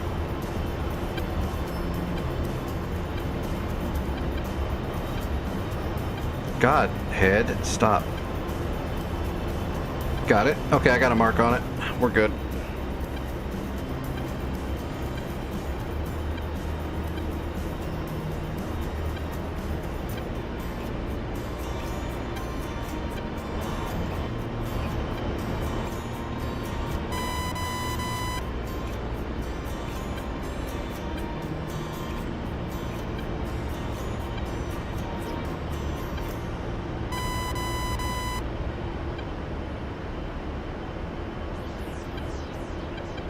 Interested to know what that actually is, but we're gonna kill the depot first.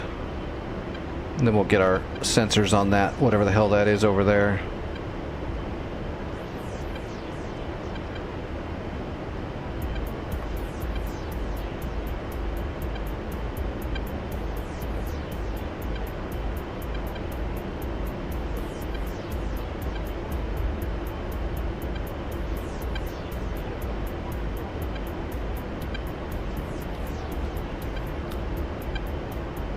Alright, 15 seconds to drop. Yep, that is the depot.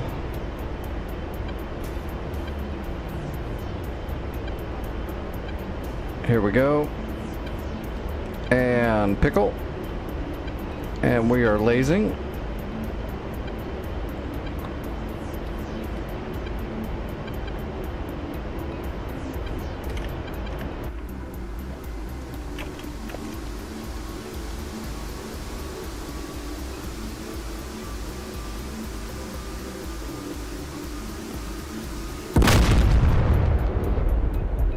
Well, that didn't seem to do anything. Oh, you know what? I bet you the unit is inside of that building, because I saw 3 other buildings that look just like that. I'm wondering if that's going to be a bugged unit. It's inside that building and I can't do anything about it. We'll hit it with rockets and guns. We'll use penetrator rockets and guns here in a second. I don't have a 2,000-pound penetrator on me, or I would. Let's move our targeting pod over. So let's go to mark points. Alright, now let's get our sensor onto that mark point I just created over here. Alright, so what is this thing? I don't see anything there. Let's just drop our last bomb on it.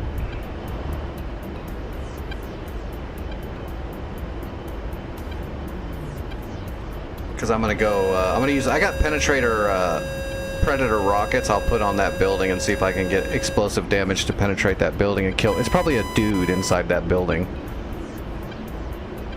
And it just bugged inside to the building, so I'm hoping the penetrator rocket will be enough.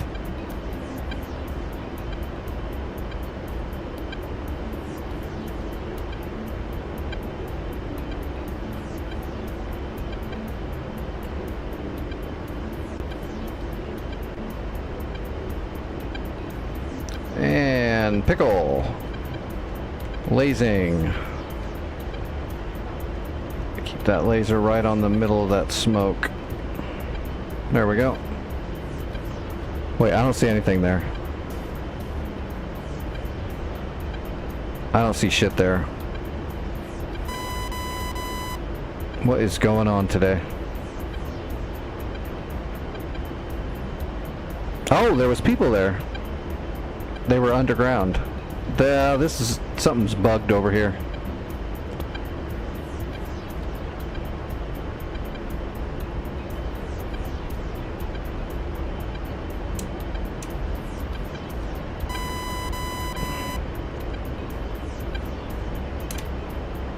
Something's very squirrely. Alright, stand by, go back to mission.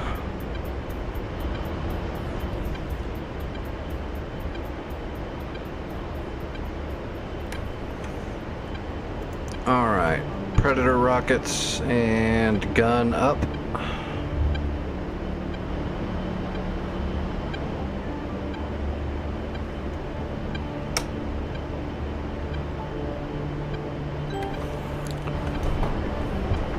We'll just laze that building at the bottom of the base of that building and just hit it with 7 Predator penetrator rockets and then a bunch of 30 mil.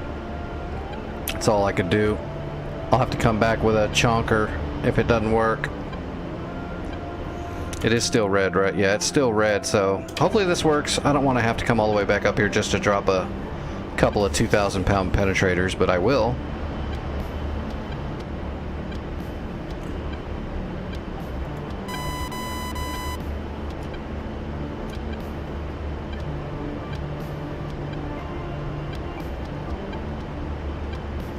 Alright, there's the building.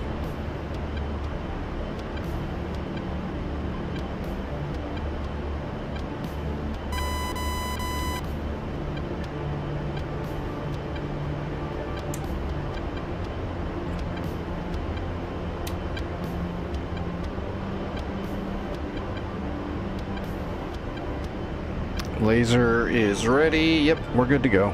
Rolling in.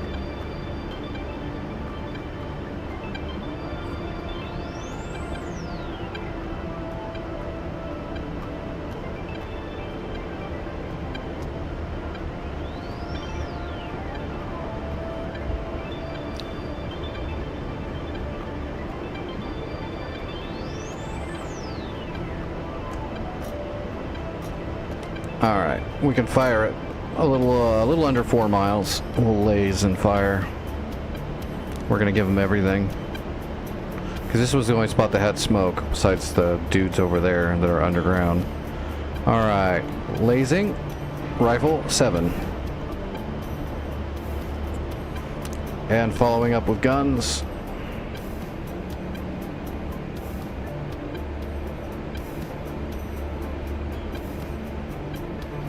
I didn't even see an explosion. Oh, there they go. They just hit. No damage. Pull up, pull up. No damage. Yeah, we're gonna have to drop something fat. Alright, we're RTB.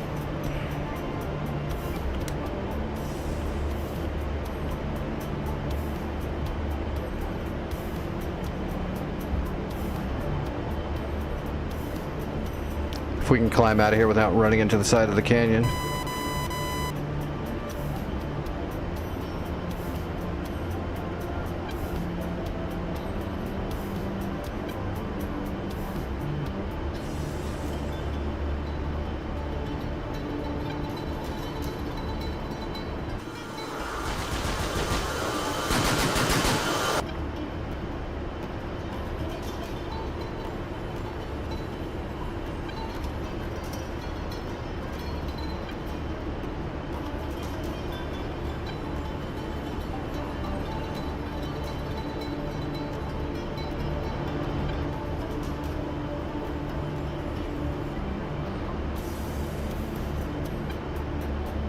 All right, well, we'll RTB back to Sochi Atler, and then we'll just have to grab a fatty. Oh wait, no, I can't. We don't have this is a time gated server. We don't have JDAMs. So we'll have to come back with a 2,000-pound GBU 10. Just a big fat 2,000-pound laser guided. We don't have penetrator head.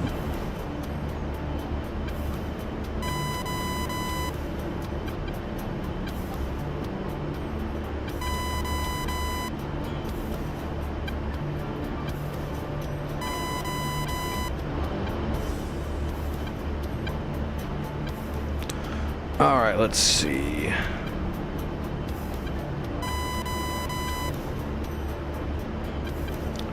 Sochi, there we go. Sochi is right there, okay. Let's set our HSI for steer point.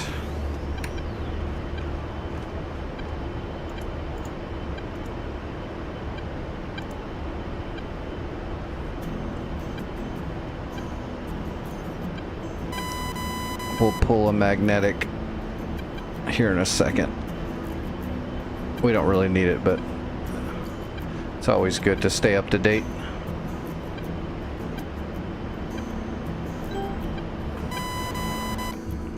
All right, let's see, we'll come in on runway 06. And that's going to be 055 magnetic.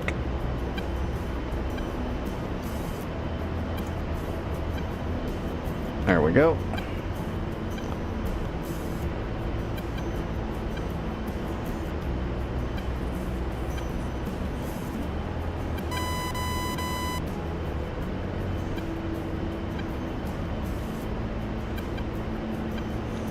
What's up, Tree Gnome? How are you doing tonight?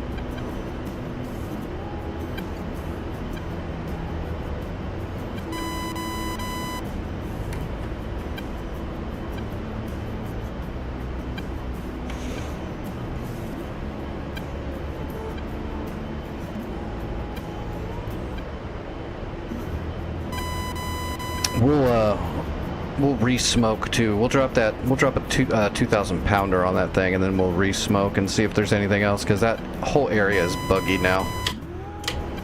Invisible troops that weren't even in the point, because the ammo depot is right here. The other people were right here, so that's odd.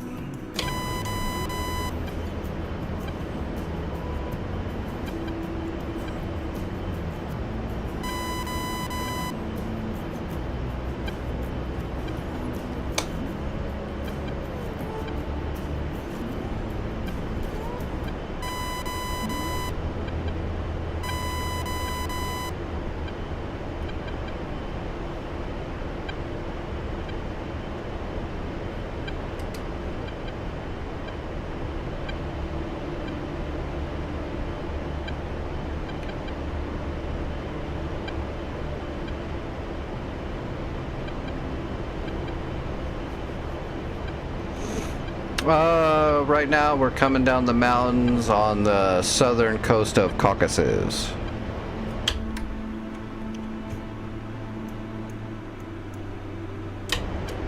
Descending towards Sochi Adler.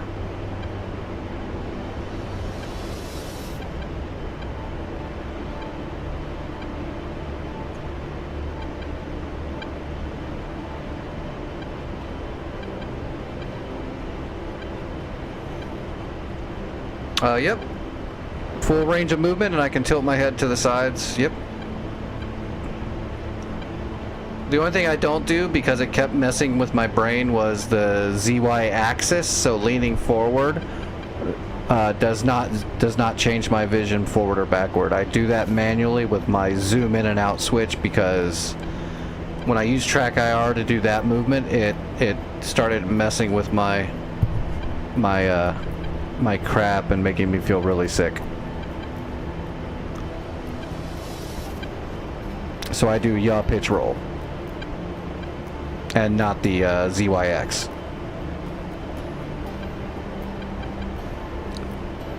I just got a little switch right here back and forth to do my vision zoom in and out.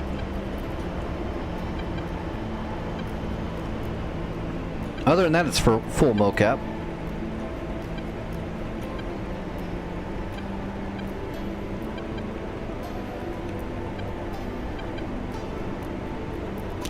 You know, Diesel, I never noticed it until you said something, and now I am noticing I'm having to trim this thing way more than I thought I was, because I wasn't paying attention before. I'm used to trimming constantly while flying, but it definitely seems like it's obsessive. 5 mile an hour change, retrim. It's a little bit much. Or 5 knot change, I should say.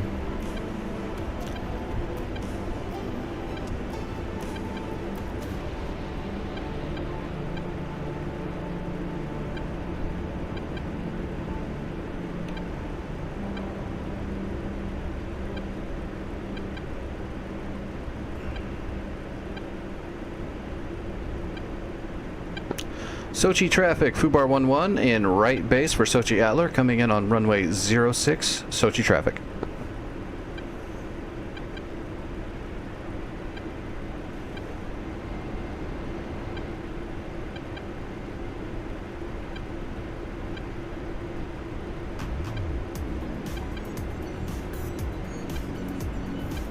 Well, we're on the downwind, but that's okay.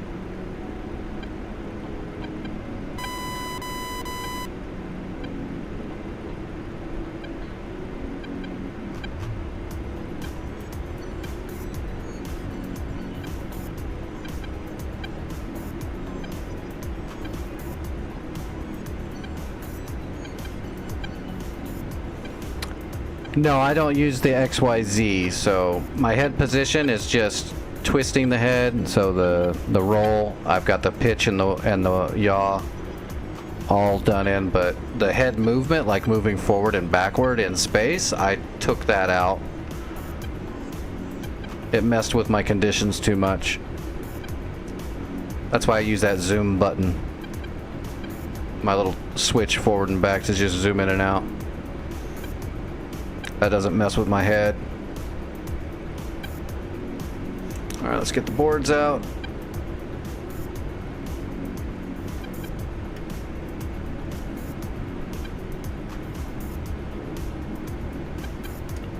Sochi traffic, Fubar 11 rolling into runway 6 on final. Sochi traffic. Alright, boards out, gear coming down, half flaps.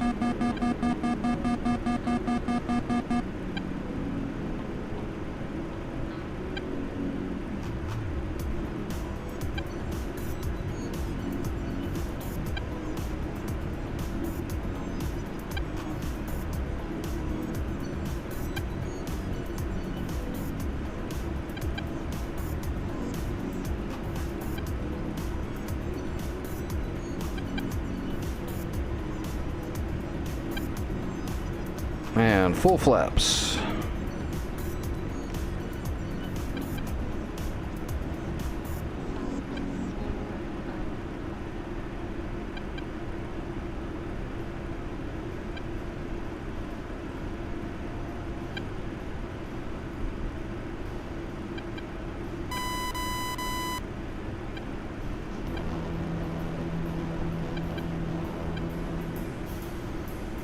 Altitude, altitude.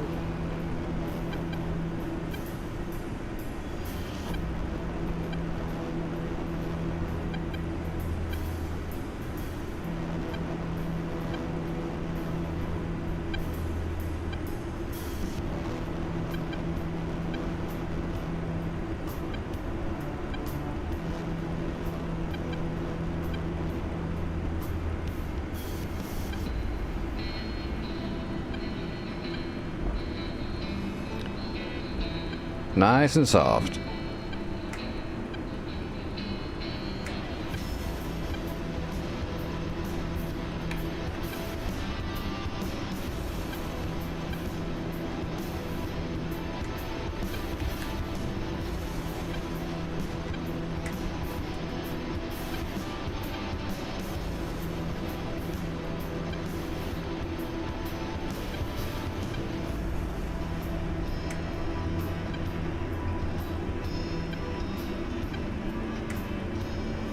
Alright, we've already got our mark points saved with that other location too, so we're just going to use the same plane.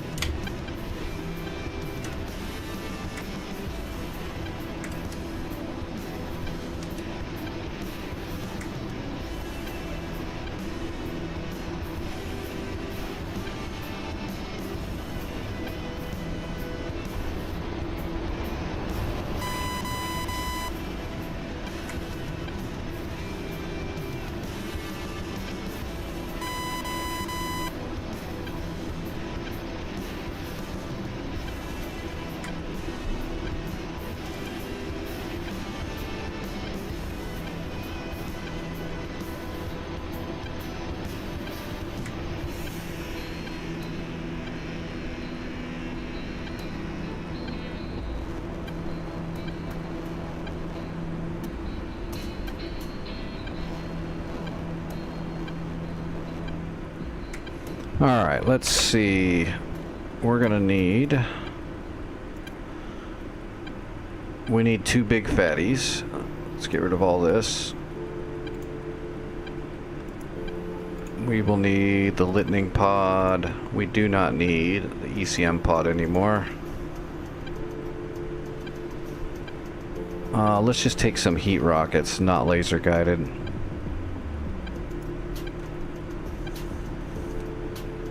Alright, chonkers. 2 GBU-10s.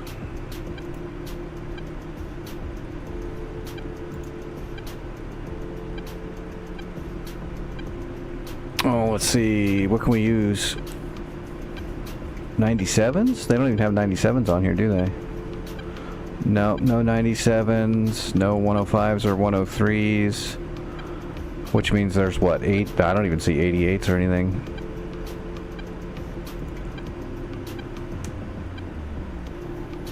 Well, we've got a little bit more weight. We can just bring bring more chonkers. That's not gonna work. Oh, they got 87s right there. I guess we can take some 87s and spritz that area where those troops were with 87s and see if it hits anything, and then we'll bring a couple of 12s.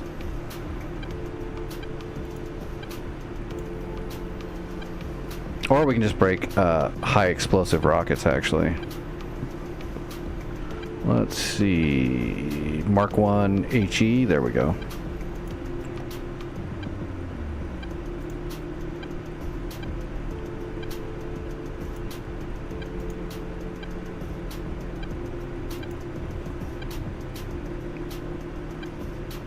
Alright, we'll do that. Because there's some troops that are all damaged, but they're not really there or something. We'll just hit a bunch of high explosive rockets in there.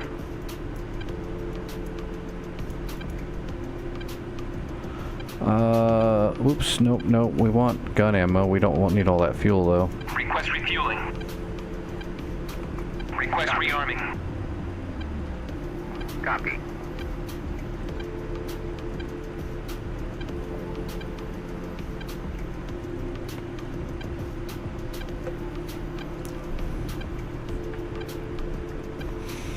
Alright, let's see. What was that?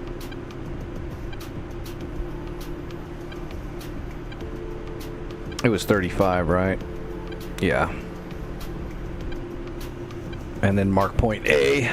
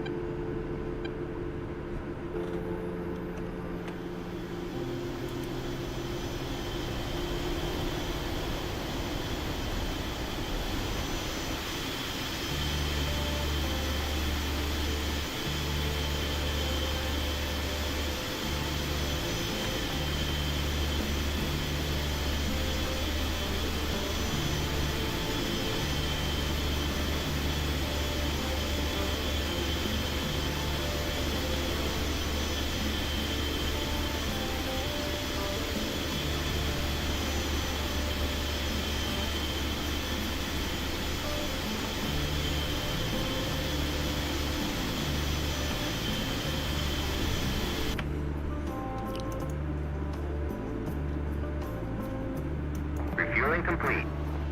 Oh, did we lose?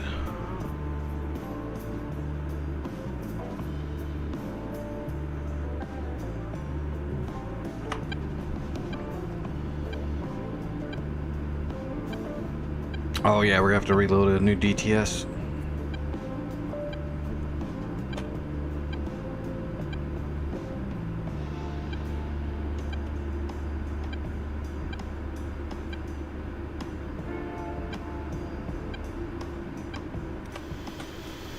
Rearming complete. Big old chunkers down the middle.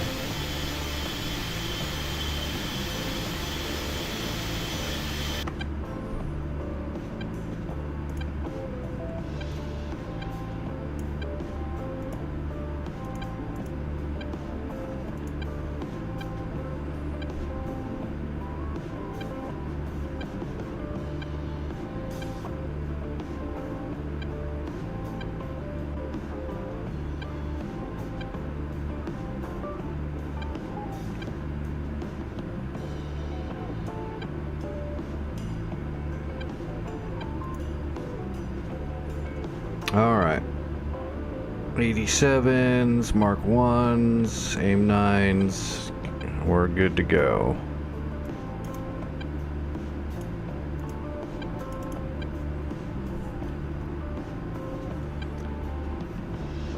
Alright, ammo depot is still there. Yep.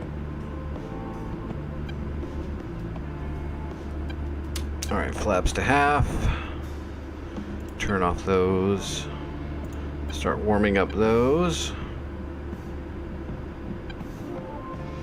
Alright, let's do it. I hope this works. I hope that position's not bugged out. That would be my luck, though. There's just some dude sitting inside of an invincible building smoking a cigarette laughing at me.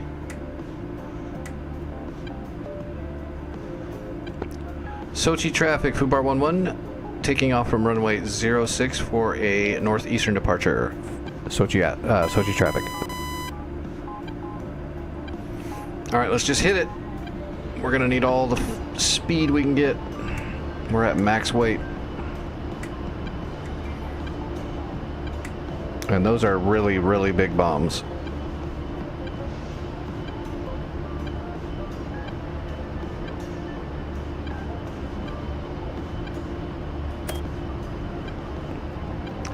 Yeah, except on this server I don't have any clusters. The only cluster I've got is an 87, which those are heat bomblets, which are, you know, not exactly useful. I did bring a couple of 87s, though. I'll dive bomb them. There's a spot where there's some troops that are underground. They're glitched into the ground a little bit. I got a mark point where they were standing, and I'm just gonna pepper 87s on them.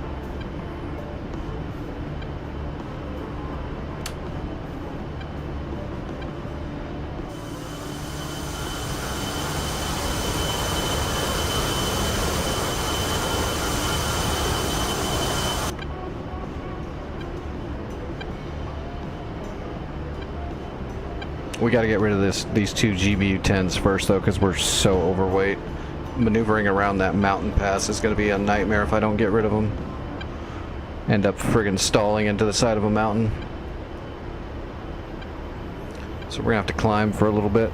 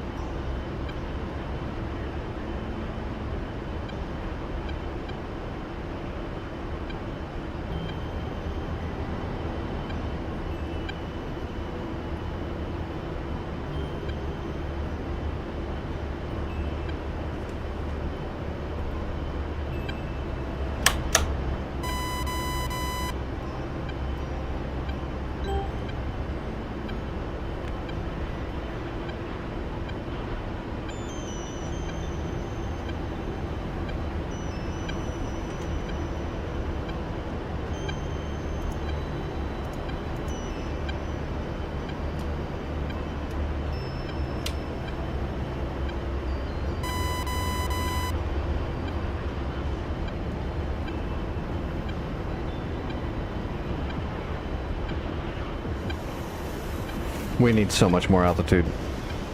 What's up, Equalizer?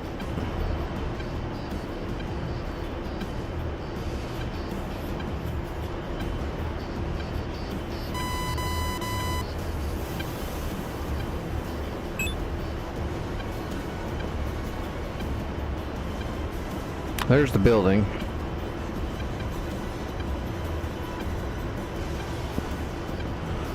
Yeah, there's the building that had the smoke.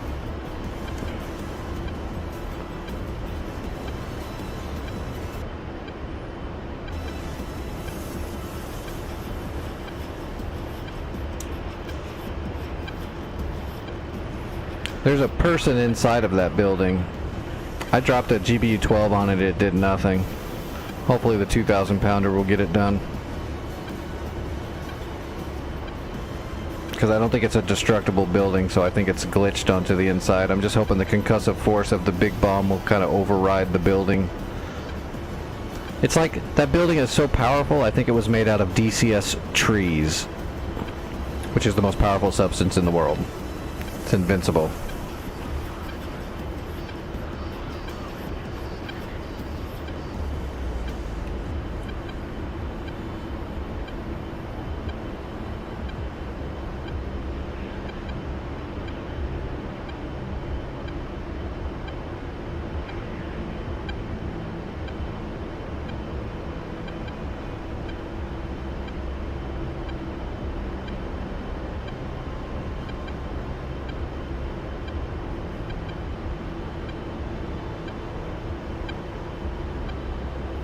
Alright, let's get rid of one of these bombs real quick. Lose a little bit of weight as we're still climbing. Right there. Alright, master arm on, lasers armed.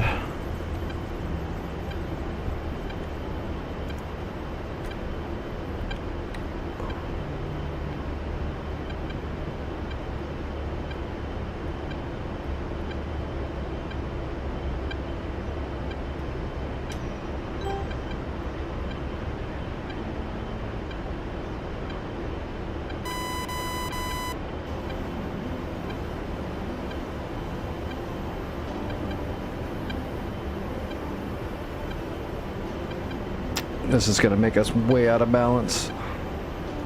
Actually, I could just... No, I can't, actually. Never mind. I should have profiled it, but that's alright.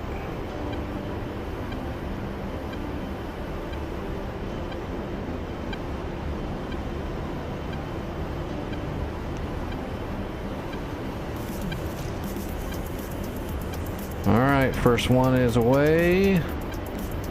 Pickle. Blazing immediately with that big fat bomb.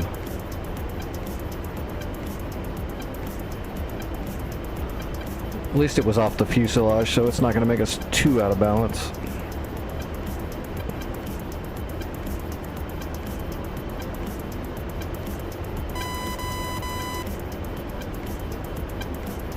There we go. That did it. Oh, look at the secondary damage is pretty good too. Looks like that whole town's on fire. I just got a new Thrustmaster Warthog stick. I couldn't afford to get the throttle replaced yet. I need to. I just haven't been able to do that yet. Plus, this one still works somewhat. It's just got one button that's shorted out, and the slew button's pretty rough.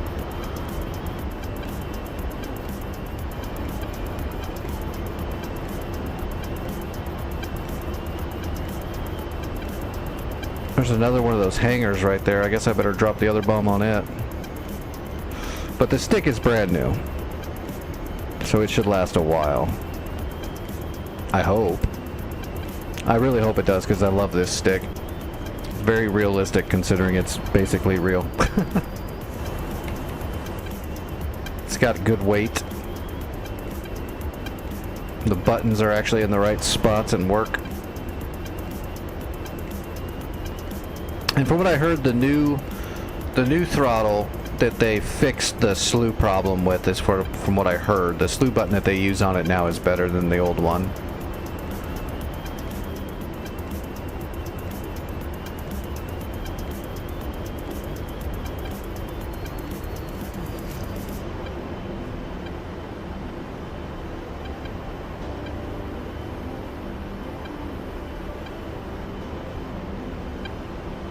But I've got a few other things I need to replace or fix before I worry about a new throttle.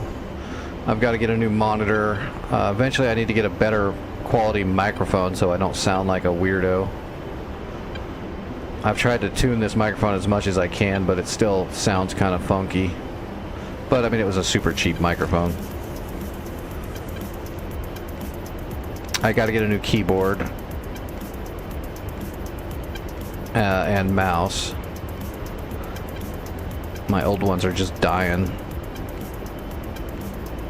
keyboard's way messed up. Now one of my buttons is completely broke off, and it causes an issue when I'm trying to turn my computer on in the day.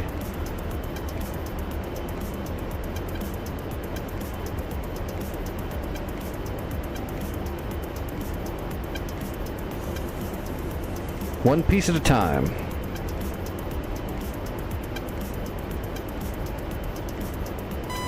And pickle. Pull up, pull up. Blazing.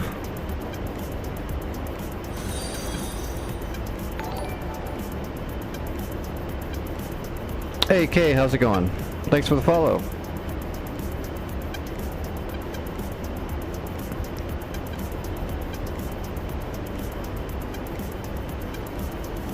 Alright, Chonker, do your magic. Booyah!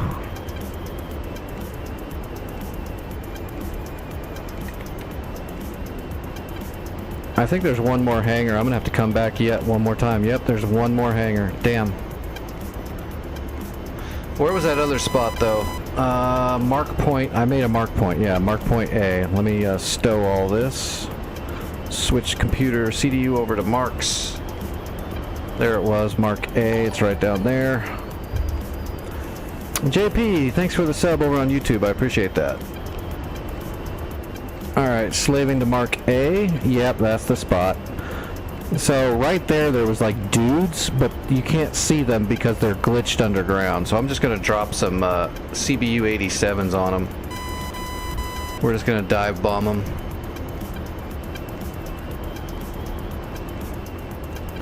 And see if that does anything. If not, when I come back with another set of chonkers. Yeah, there's one tech... Wait, is there two more tech hangars or one? I can't tell. That might be another tech hangar right there. I see one more for sure. So we're gonna have to come back with at least one more GBU 10. Oh, there is two. No way, I can't tell. There's one right there, but that might be one too.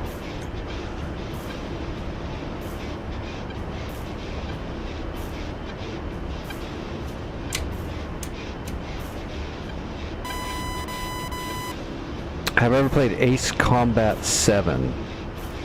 I do have an Ace Combat game, but I don't know what number it was. I'd have to look it up on my Steam to see. I never beat it. I played like 3 or 4 missions and thought it was cool, and I just never have gotten back to it.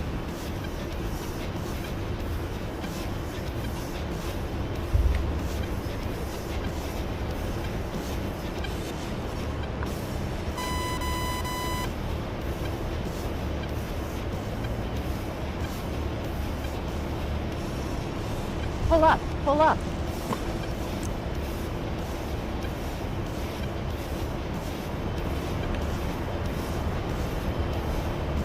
Clusters are away, and they didn't do anything.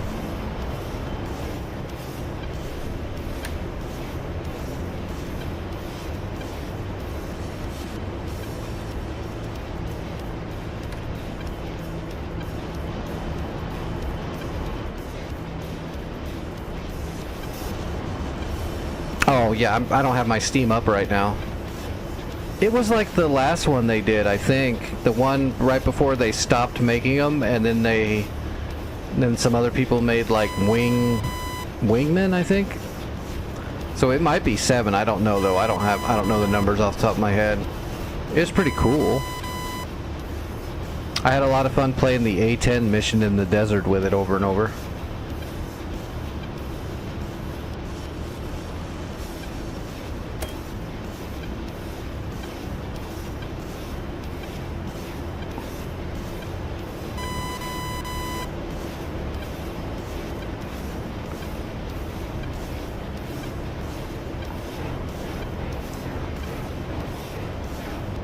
Pull up, pull up.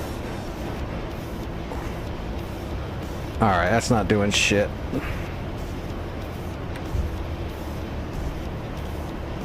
I don't think those guys are even there anymore. Let's go back to standby, go back to mission. I'll re-smoke when I come back around.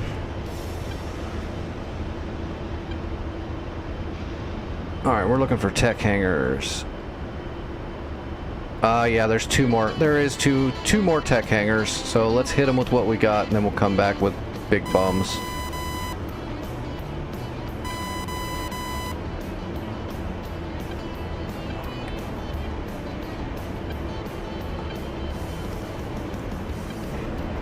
Pull up. Pull up.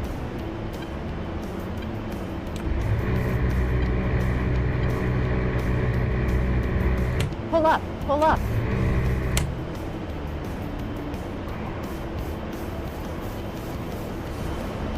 All right, we're RTB.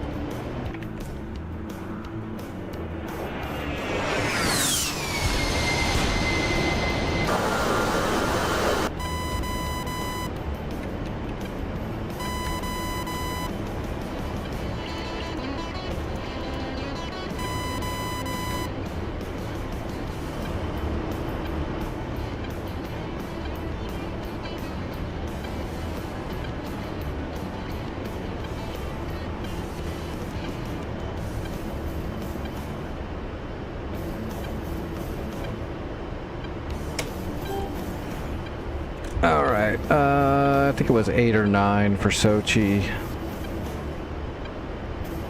9. All right, we'll head back to Sochi. Am I still set on 55? Yep. HSI still already set and tuned in for the runway.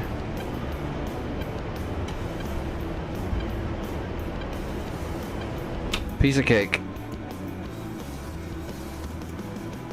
What's next going north? Delta? All right.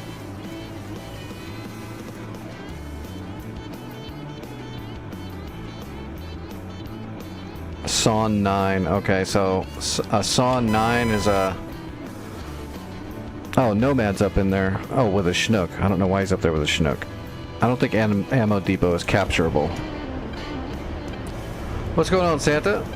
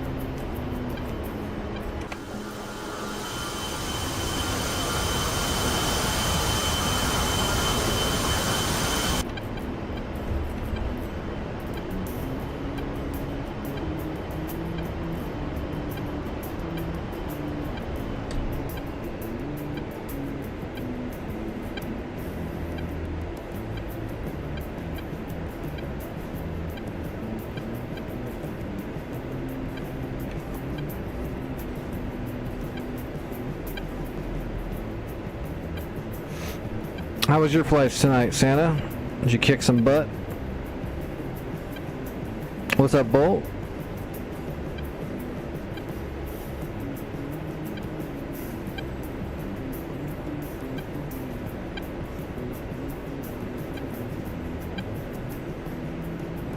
Sochi traffic, Fubar 11 coming in on the right downwind for runway 06, Sochi traffic.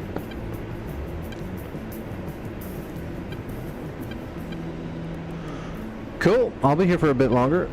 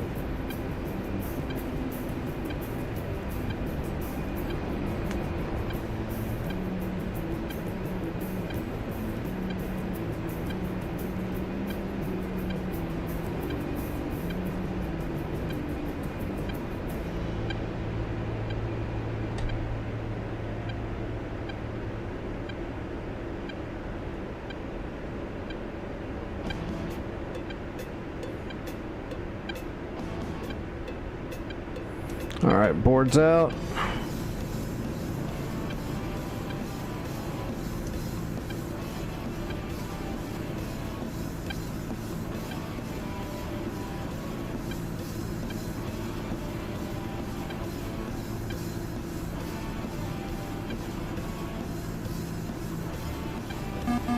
Gear, half flaps.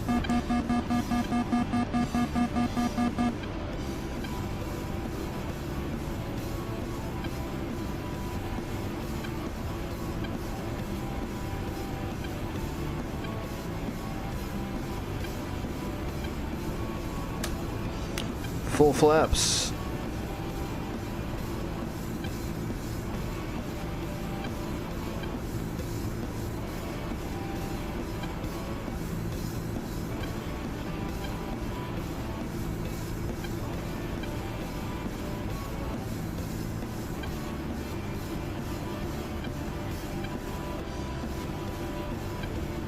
Altitude, altitude.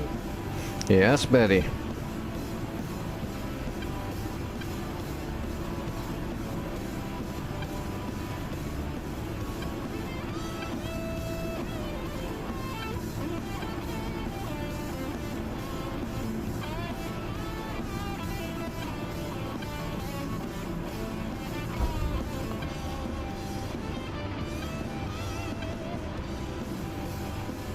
Aero brake. 90 knots. Can we get 85? Nope.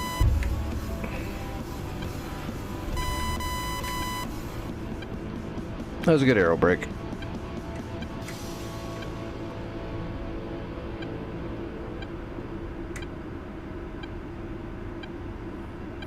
All right, two more GBU 10s, and that should be the end of the point. I don't know about those weird invisible guys underground. Hopefully that doesn't hold us back, but I'm gonna bring a couple of GBU 12s, and if it doesn't capture the point or black it out after those last two buildings are blown up, then we'll smoke again, and if that smoke appears on that patch of ground where those people are underground, we'll just drop GBU 12s on it. Because we did do damage to them with the GBU 12. It just wasn't enough to kill them all.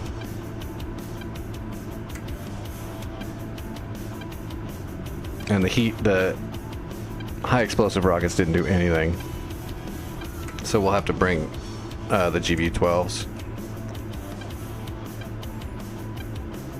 Or I can put a Mark 84 down the center line. We'll take two GBU 10s for the two buildings and one Mark 84 down the center line and just CCIP it.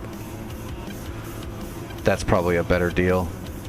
Then we don't have to bring anything else. Just three big, fat, gigantic bombs. Nothing else needed. Fuel and three big-ass bombs.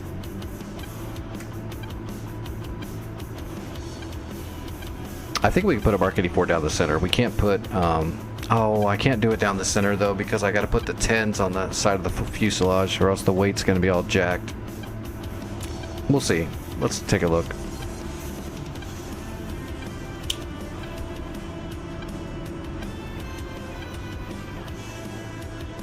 It might have to just be two 10s and two 12s so that we're not all wonky.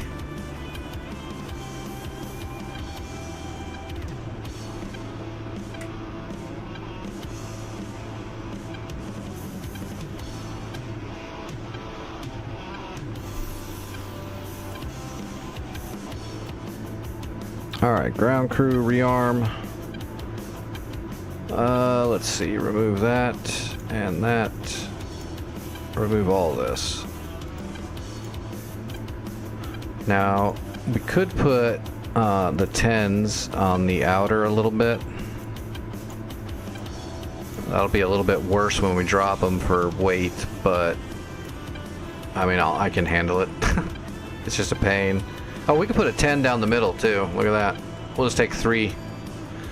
We can just take three GBU 10s, just three chonkers, and just lower the fuel.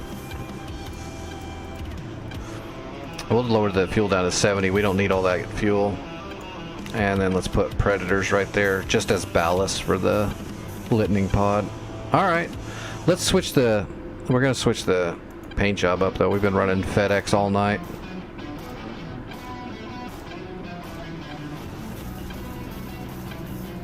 Request refueling. Request rearming. Copy.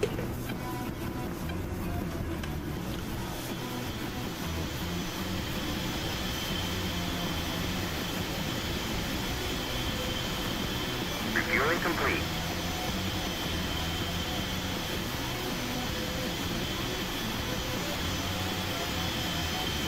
God, just gigantic bomb.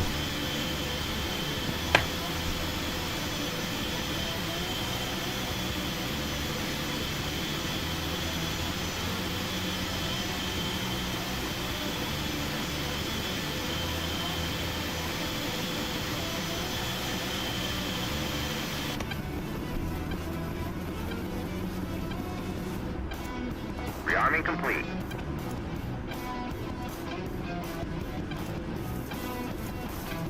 Alright, loading the DTS.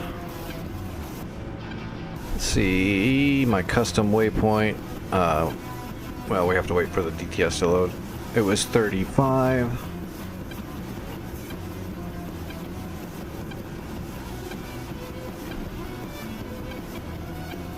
There we go.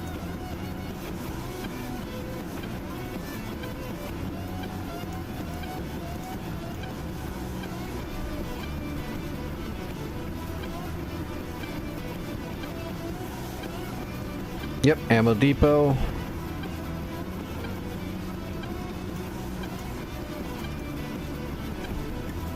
All right. Flaps to half.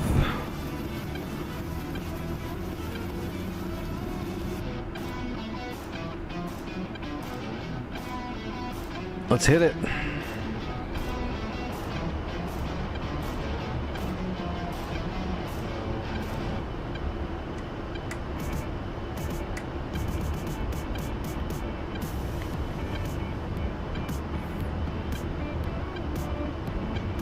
Oh no, I'm on the short runway. Oops. Hopefully I can get up off the ground. Rotating. Still rotating. There we go. We're good. We're good. We're a little heavy.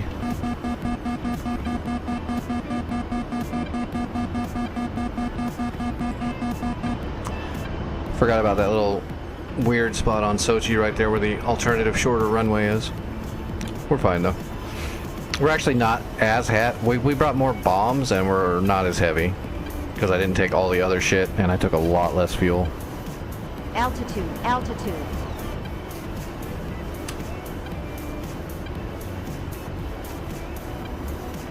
Alright, we just got to climb. We've got a GBU-10 for each of the 2 tech hangars that are left at the ammo depot, and then we've got 1 extra that we'll probably have to drop on mark point A unless it fixed itself. If it didn't fix itself, the GBU-10 will fix it for sure, because they took damage from the GBU-12 when I dropped it on that spot of the ground, and the 10 is way bigger explosion. Like 3 times as much or 4 times as much.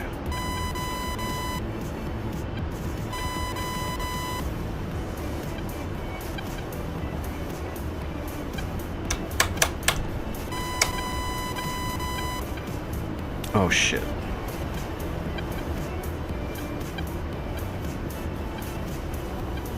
There we go.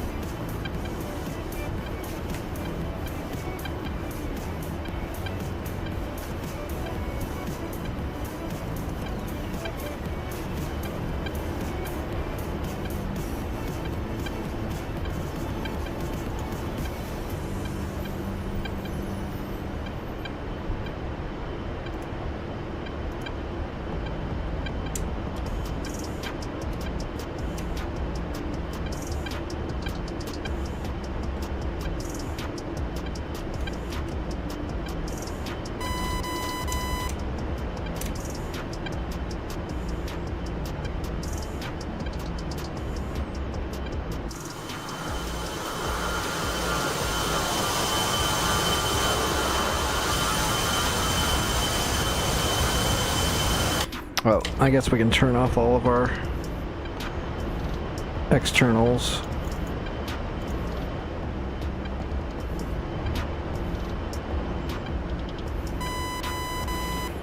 Alright, we are going to complete this spot, damn it. This should actually finish it off for sure. There's 2 depots right here. And that should be the end of it. And then whatever the hell might be there. Oh, look at that. There's Heinz coming from Maycop all the way to the coastline.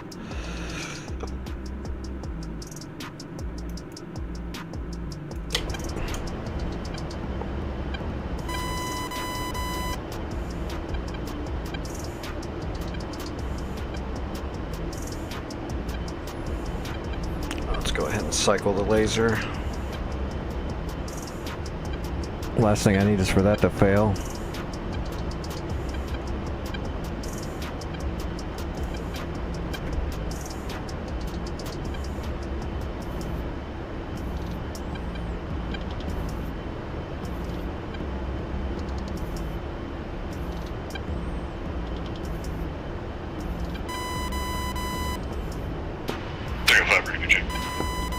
Good copy.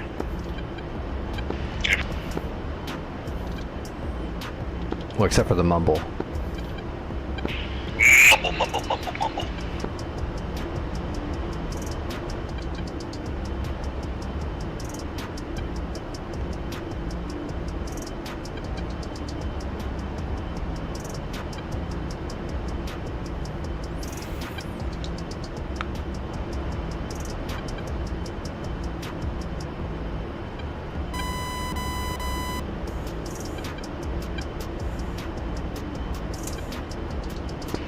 Sochi traffic, barrel 31, depart, runway 24, Sochi traffic.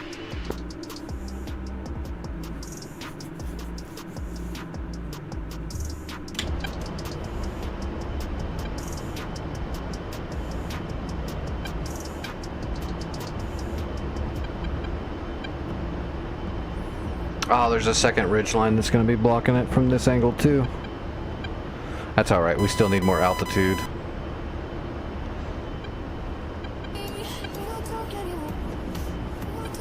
Need more tude.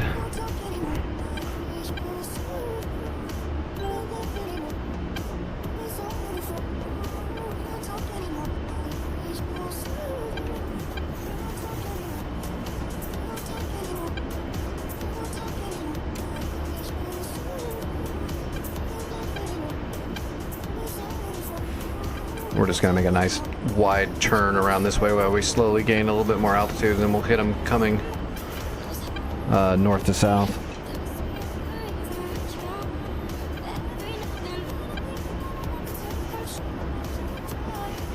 North in, south out.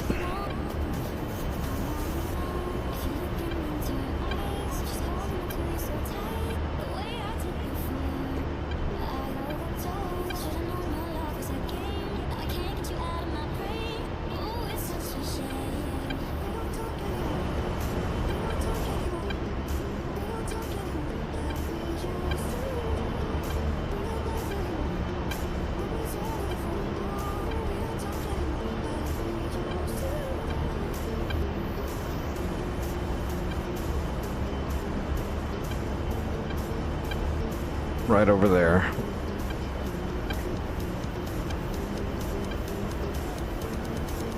There they are.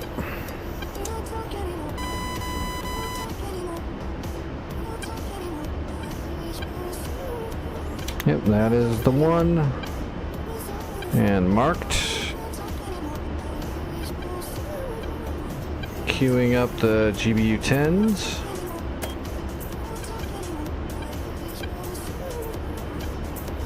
Alright, here we go. Let's get it done.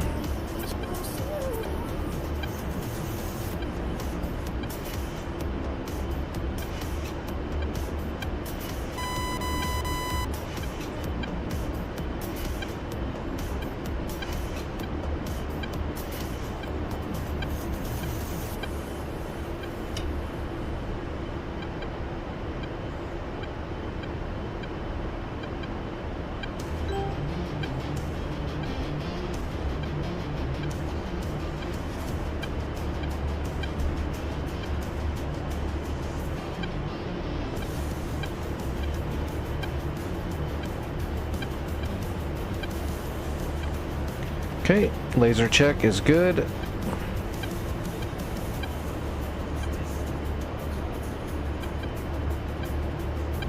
"20 seconds.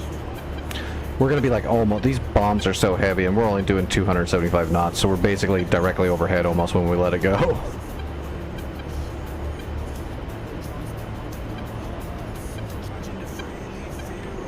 Mark 84s from an A-10 are not moving horizontally very much. Alright, bombs away, lasing immediately.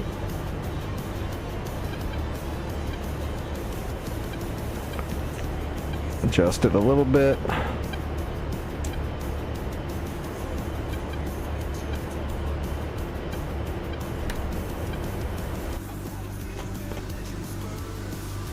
There's the other one right there.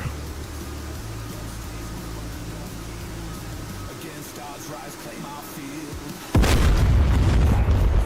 Booyah! Alright, one to go.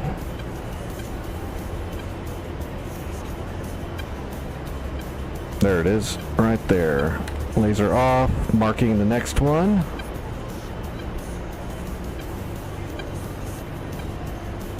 Last breath across the sand. Get our trim set. As close to a set as we can get it in a DCS A-10.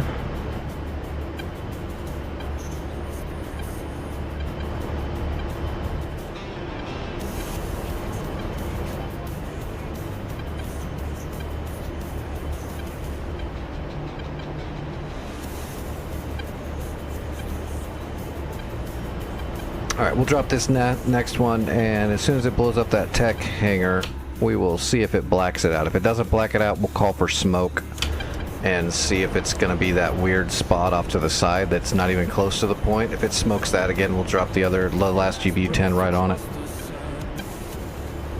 Which is possible, because there is guys underground right there. They're glitched into the ground. We'll get it done on this flight.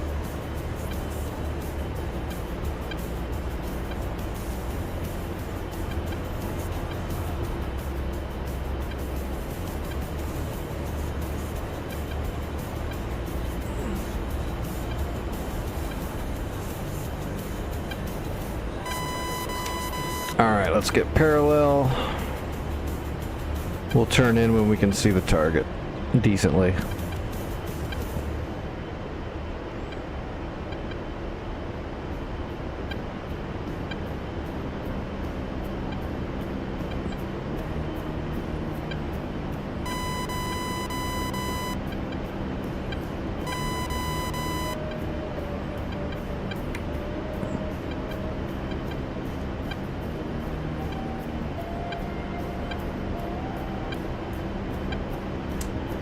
There it is. Alright, we'll make a slow turn. Do a coordinated turn.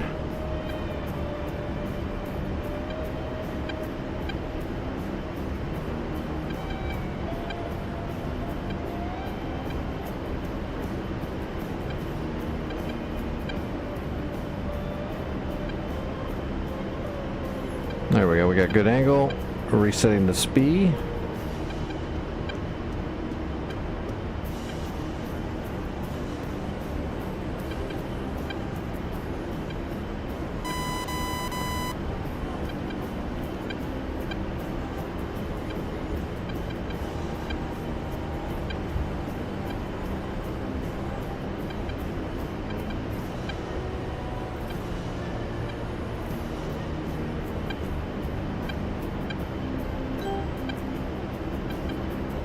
All right, we're all set.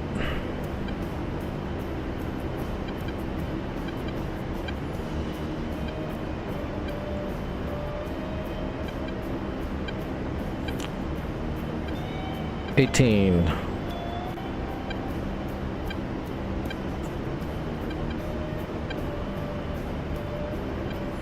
$8.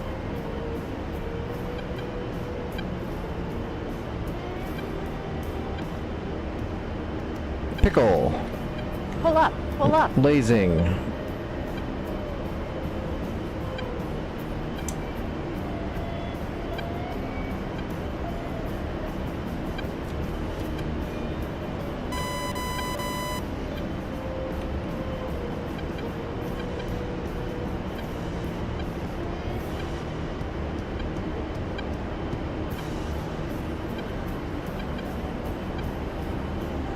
See ya. Alright. Laser off.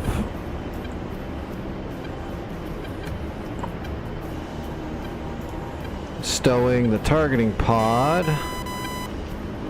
Alright, and it's not blacked out yet, so that means there's something else there. We know what it is.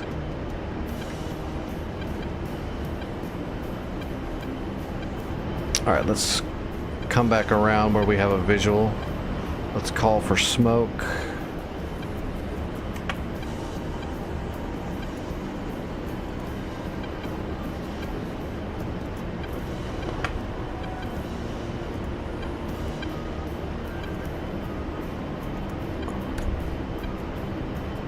Alright.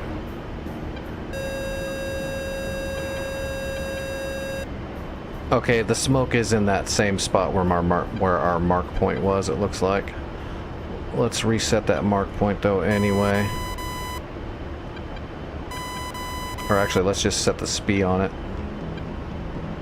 Right there.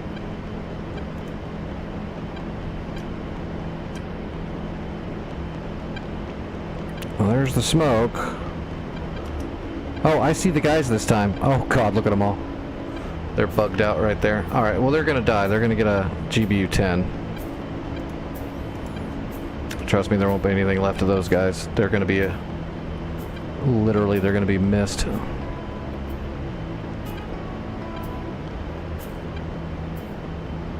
That's weird that they're that far away from the point, too. I don't see any smoke over the point either. This has got to be the last spot.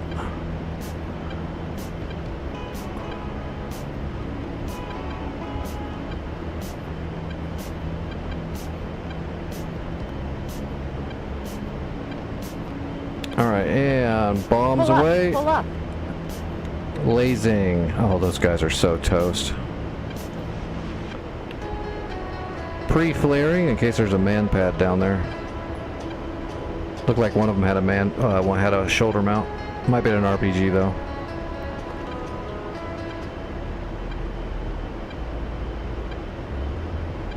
Oh gosh. Jesus. Oh my god. Yeah, that was almost slow motion. I saw that GBU-10 come into frame and just kaboom! It landed right on their head. Alright, we're RTB. That blacked it out. It's done. Ammunition depot is done.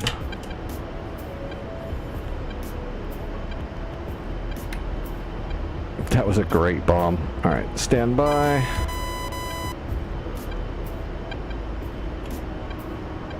I think it was 9. Yep, Sochi's 9.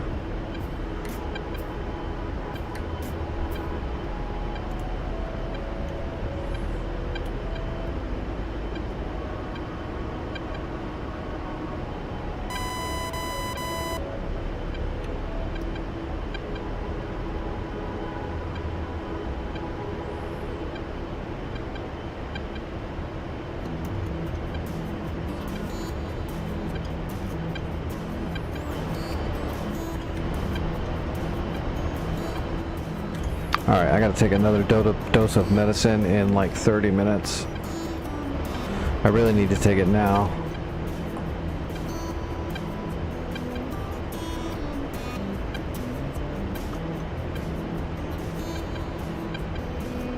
See if I can get my trim set.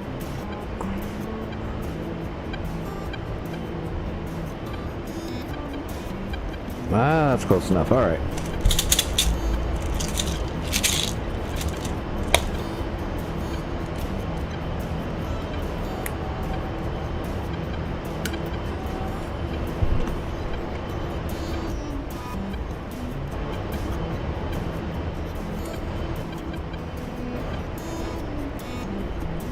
Okay, I'm actually surprised I'm making it as long as I have tonight.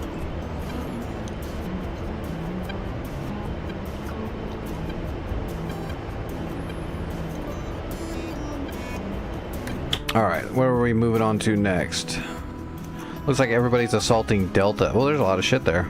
Oh, those radar-guided flak guns. It's always a pain in the ass.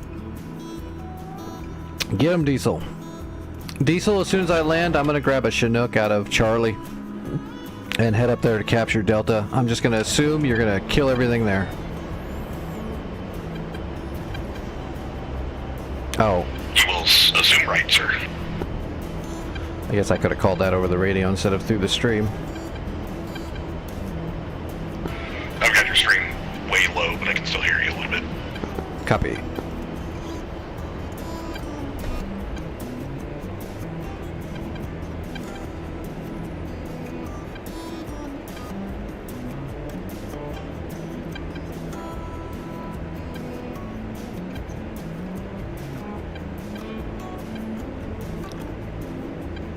Sochi traffic, Fubar 11 entering the right downwind for runway 06, Sochi traffic.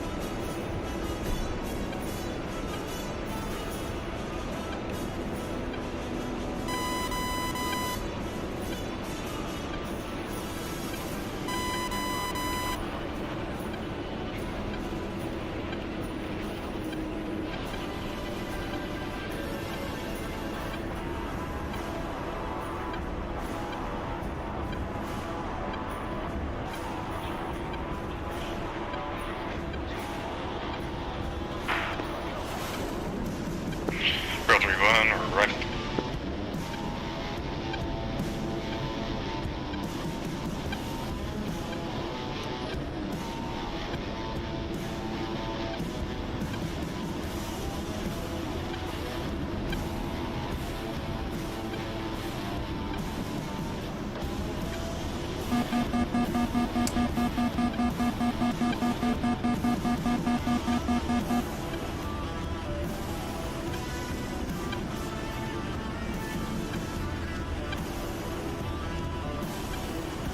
Sochi traffic, Fubar 1 rolling into short final, runway 06, Sochi traffic.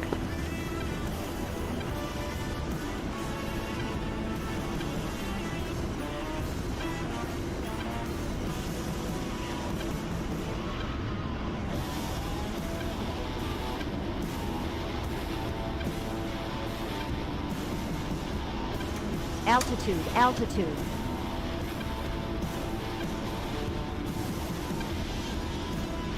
Shack radar.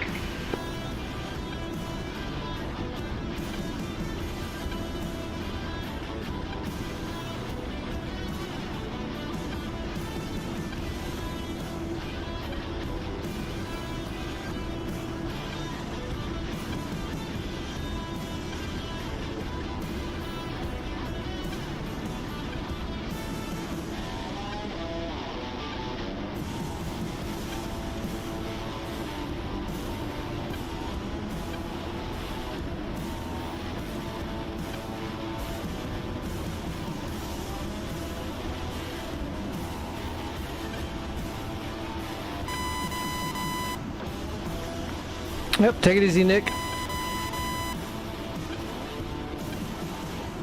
How far did you get with your flanker? Were you doing that tonight? Besides that landing.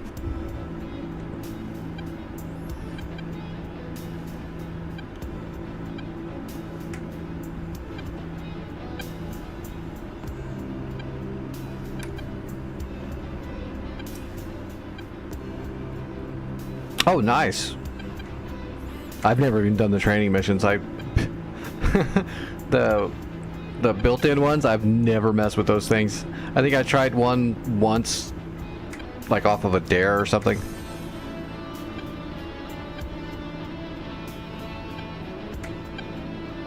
I know I tried one of them a long ass time ago and I thought it was kind of robotic and wasn't that informative to me. I'm sure they are.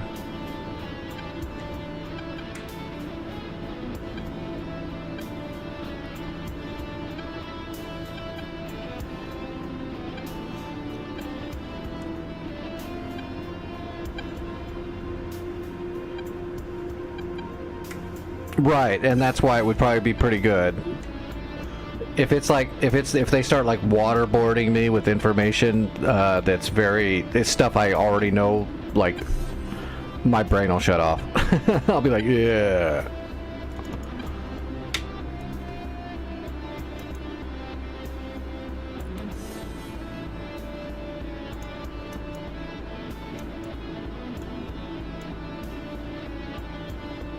Alright, 25 miles. Oh wait, Dragon's already going. Okay, I'll let Dragon do it. He's got it.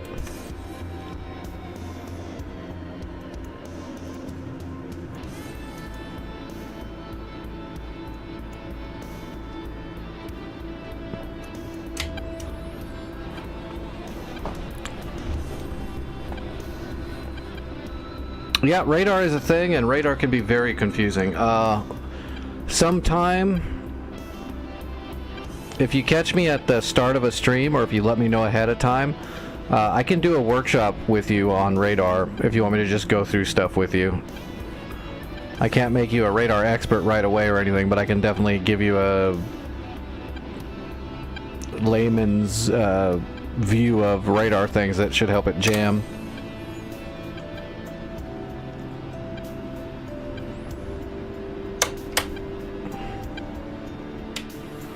Alright, well, with Dragon grabbing the Chinook, that means I can just grab a...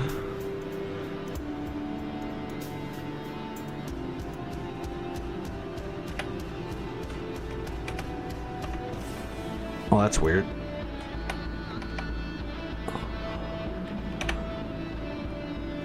Actually, he's gonna be able to kill all of that. Maybe I'll just, okay, there's Sam's up here. I'm gonna do a SEAD run up to Galen and see, because they've got stuff all around Nova. I'll do a radar shot. Do an anti-rad run up there. See what we can bag.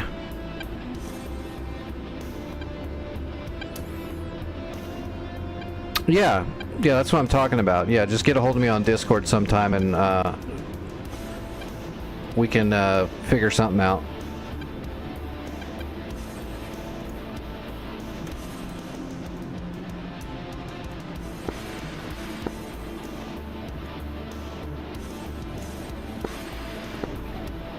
See, Sochi that's the place we've got.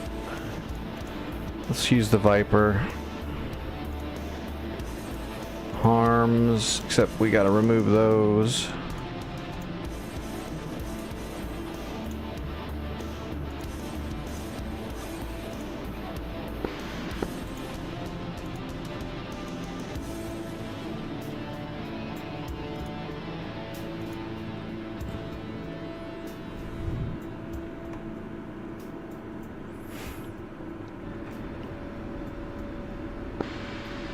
Yeah, but if it's like the start of the stream when I'm doing a warm-up or something, instead of the warm-up we can just go through a bunch of radar stuff.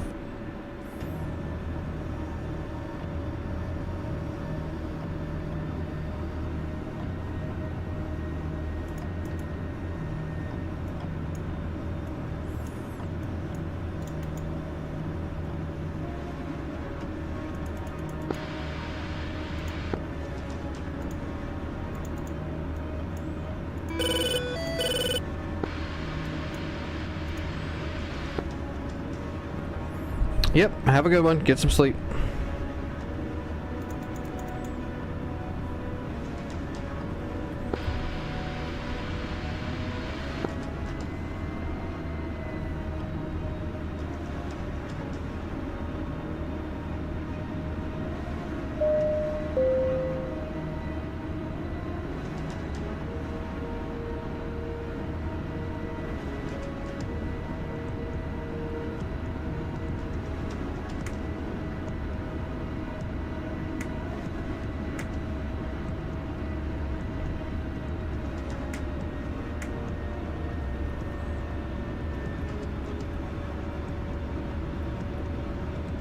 Hello, Chill, over on YouTube. How's it going?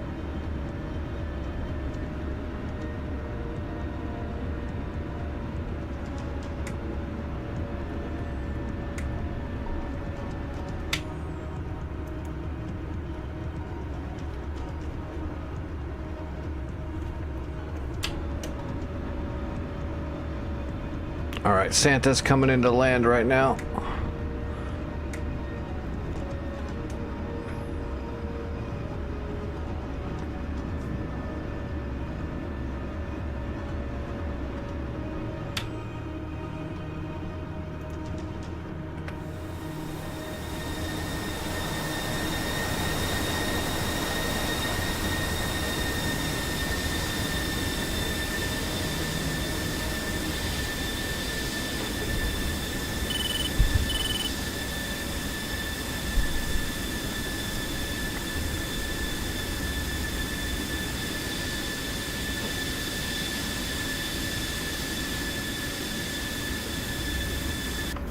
All right, here we go.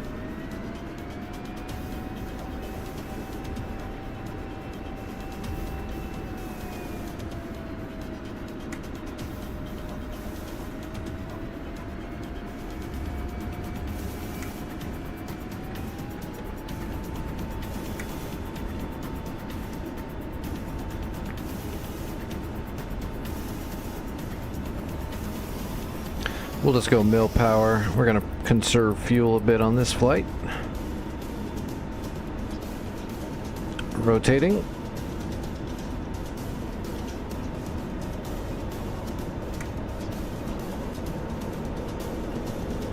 Gear up.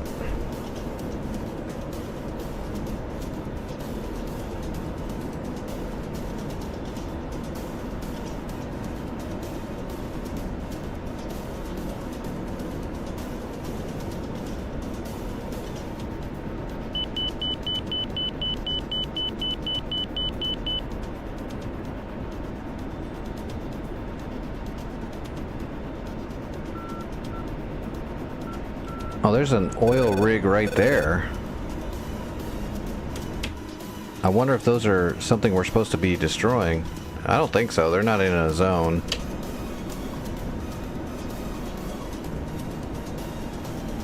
Alright, let's hit the blower and get up to altitude.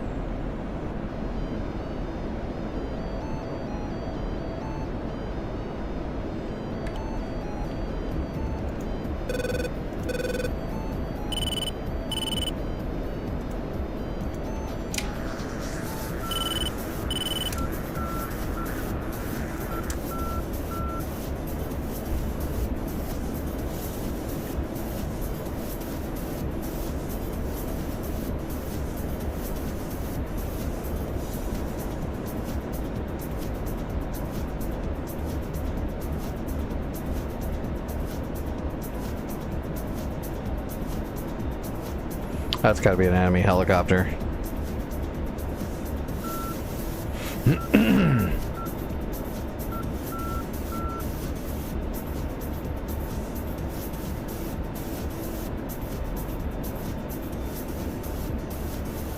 I know it decently.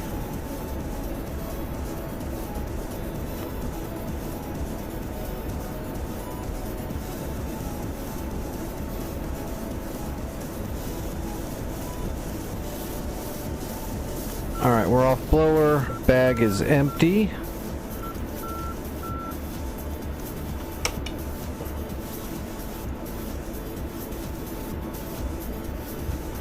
And Merry Christmas.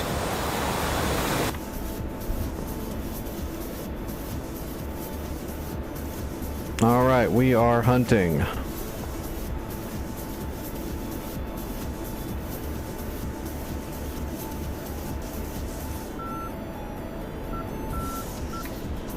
And let's turn off the Tacan beacon. We don't need to hear that.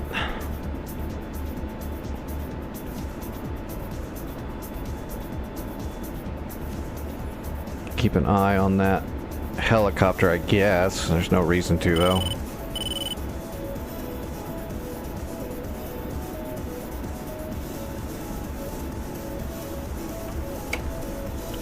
Probably a... Yep, it's a transport. That's what we're data tracking right now. So we'll just head for Galen, and we'll see if we can pop this Tunguska, and then see what else we see. This would be a more righteous target, is this Tor Gauntlet. That's pretty important. Geckos, Tor Gauntlets, we need to get rid of them. Tunguskas, and we can deal with that with just about anything.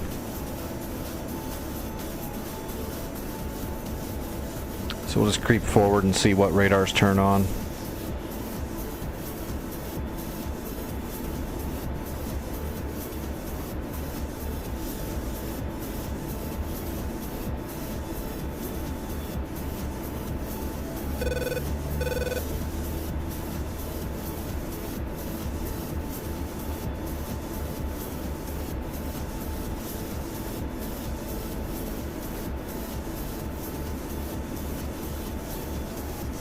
There's a search radar. What is that, around Krimsk? Yeah, it's a search radar over here somewhere.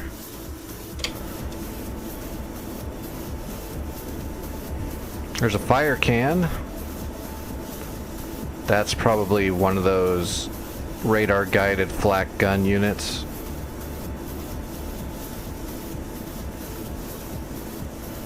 That we saw earlier that Diesel was killing. It's probably another one of those up there.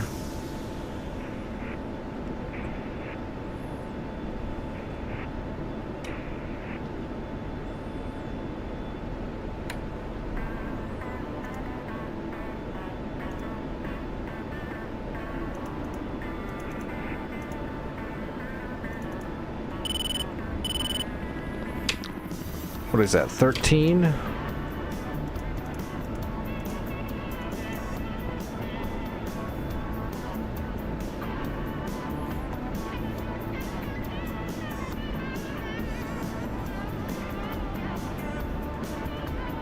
Alright, so there's Galen right there.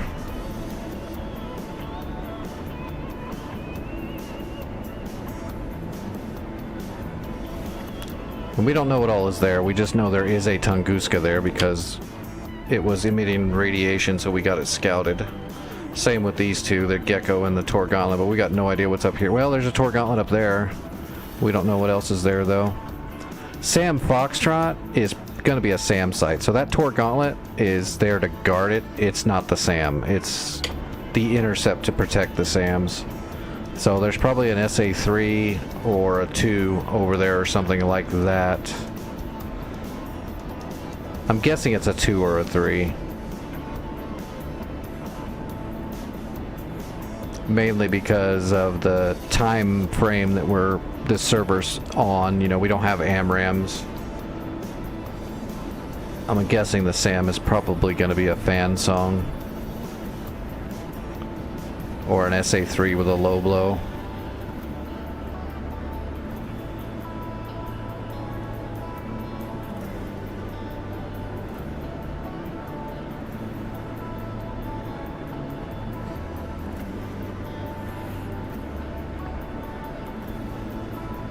Alright, we're nose on Galen.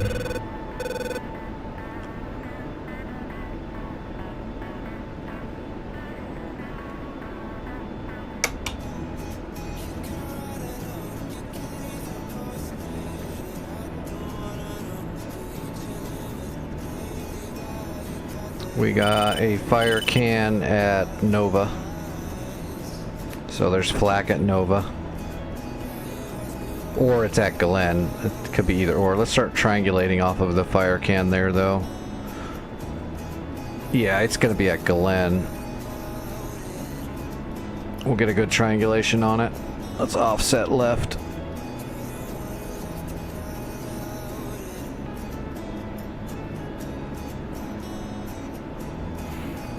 If we can pinpoint it, that'll give us a good track file on everything else around it that has an emitter.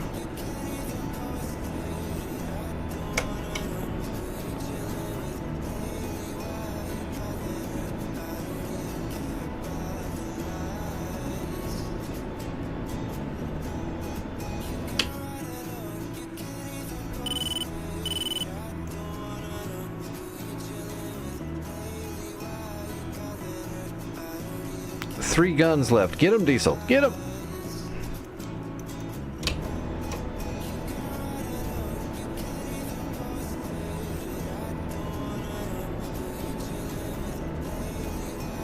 Okay, there's an SA-10 over there. That's a big bird.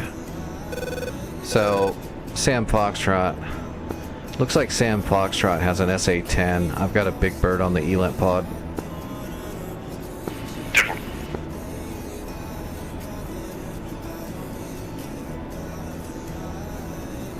If we have a chance to shoot at the SA-10's track radar, we'll do it. But I don't think it's going to turn on for us. But it might. Oh, what do we got here? There's the gecko. I got a gecko. Triangulating the gecko. And that is at Nova. And I think that gecko is probably sitting right next to that Tor gauntlet too, so that'll be a righteous shot.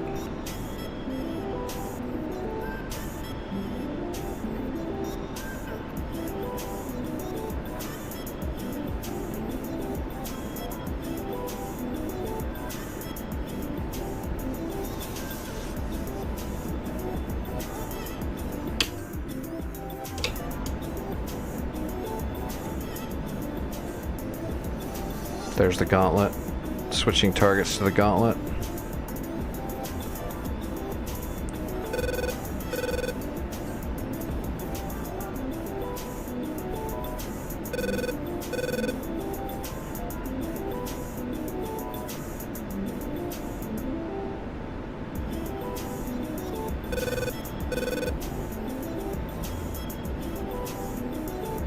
PGM of 4. Alright, let's offset to the right.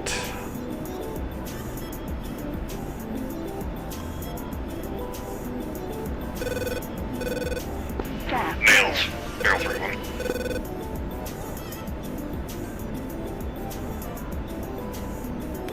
There's another Tor gauntlet. I got a lot of Tor gauntlets over here.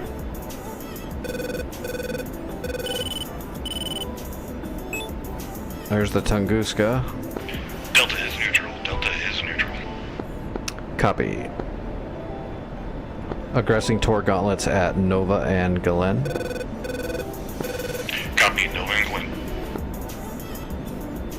Alright, Mach 1. Magnum 1.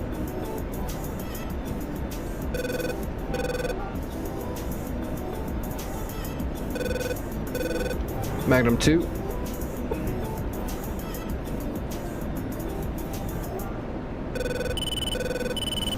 Magnum 3.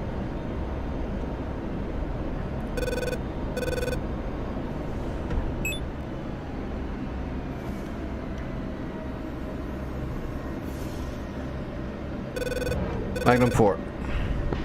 J-Tac on Glen. Magnum times 4, 1 each. Tor Gauntlet, Gecko, Tunguska. Are those on Glen? It's a mixture of Galen and Nova. They're kind of all splattered in the same area.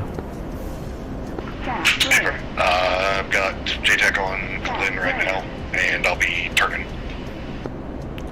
RTB, Winchester.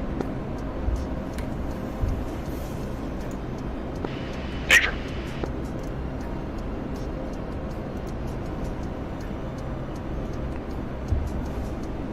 Look at that, all that fuel preservation. We're sitting pretty.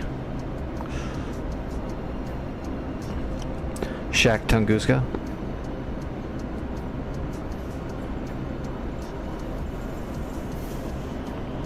Shack Tor Gauntlet.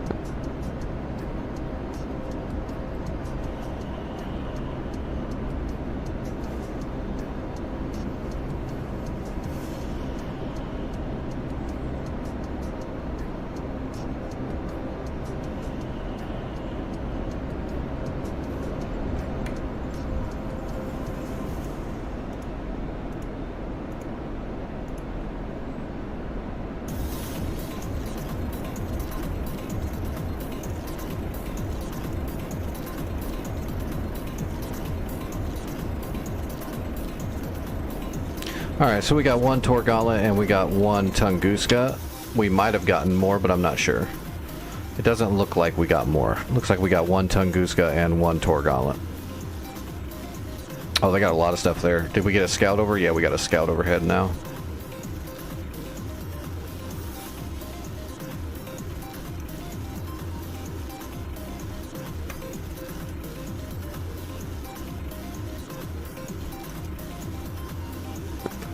Looks like the SA-10 is northwest of Anapa.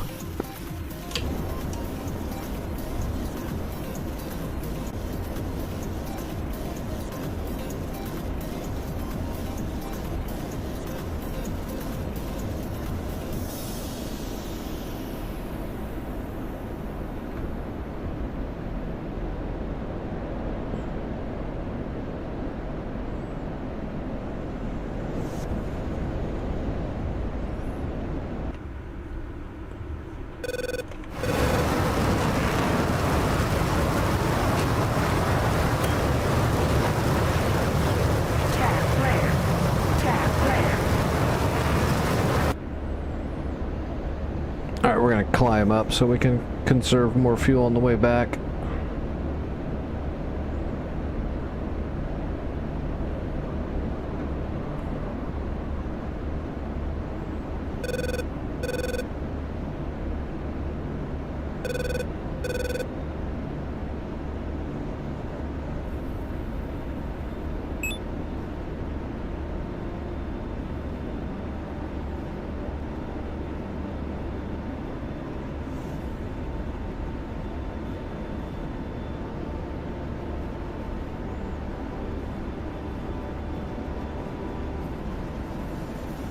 That's a nice scene.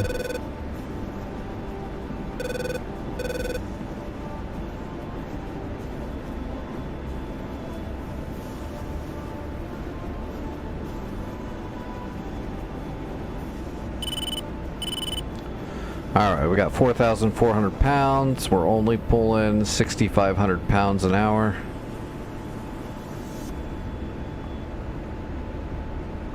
Piece of cake. Let's see, I believe, wasn't it?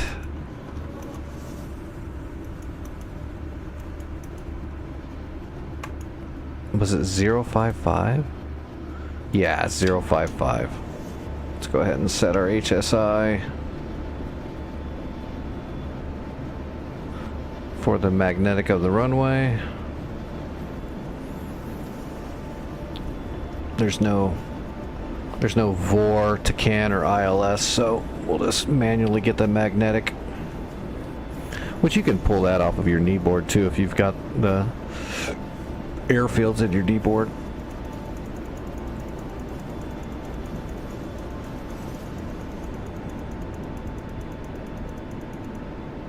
Oh, there's all the SAM information.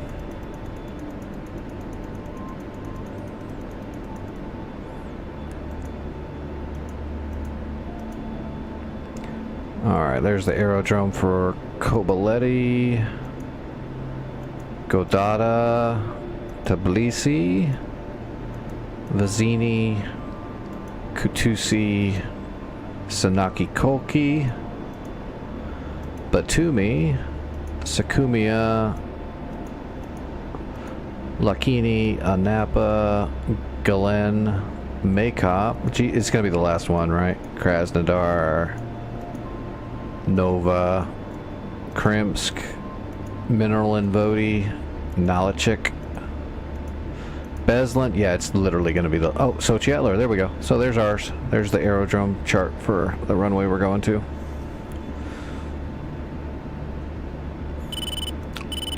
It's too bad we can't, like, make this bigger, huh? Or can we? No. Is there no zoom on this thing? Oh well.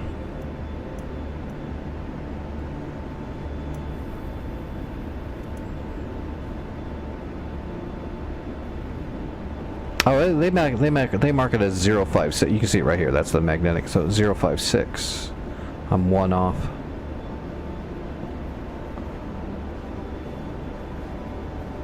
And it's got all the coordinates, all the patterns.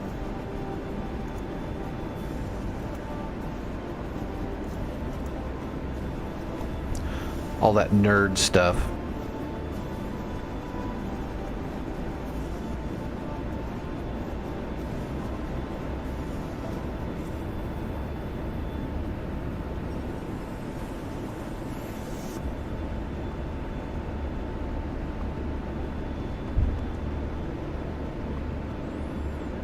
What are we pulling? 7,000? It's weird, it went up.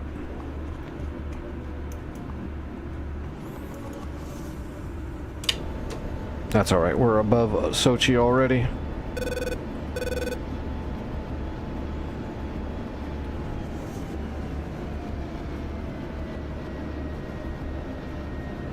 Alright, we're idle.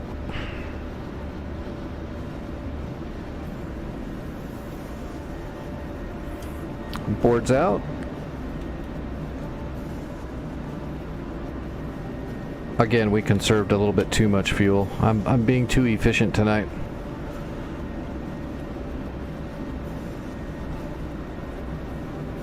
Although that's fine.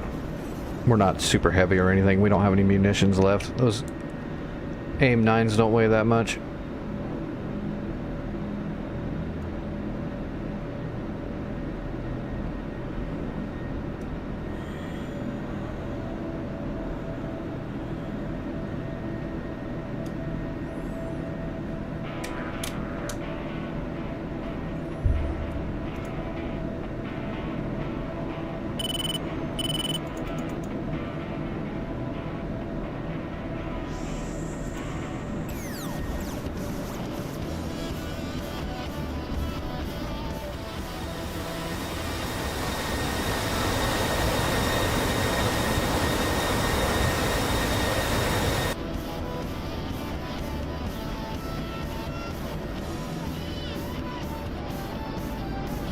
Alright, when I land I need to take a dose of medicine for sure.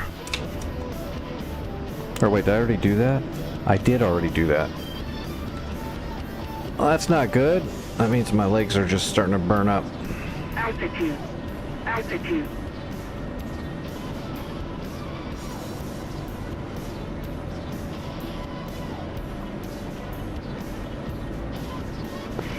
I remember you saying something about medicine like 30, 45 minutes ago, but I don't think you took it. I did, I took it while I was up in the air. Oh, okay.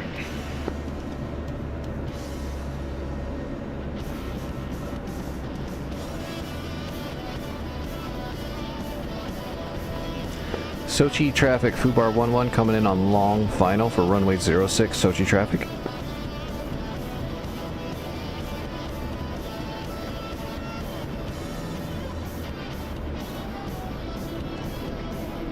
Alright, gear coming down.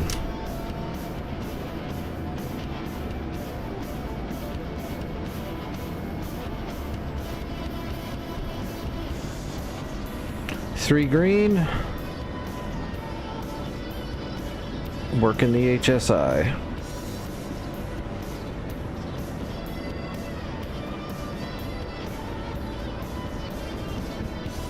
Although it looks like it's going to be a little off.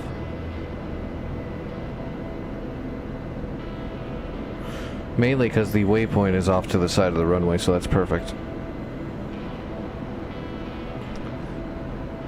The GPS is not off of the front of the runway, it's off the infield, like it was at the can.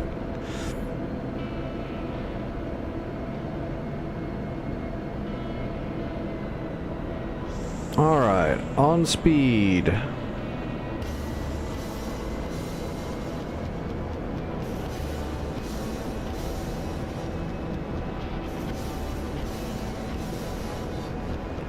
We're gonna flatten out a little bit.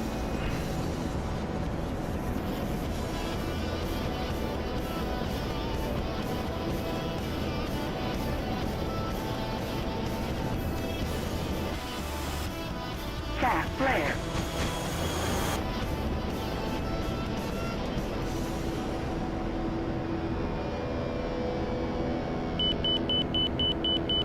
Alright, now we'll set back up on speed. There we go, on speed, on time.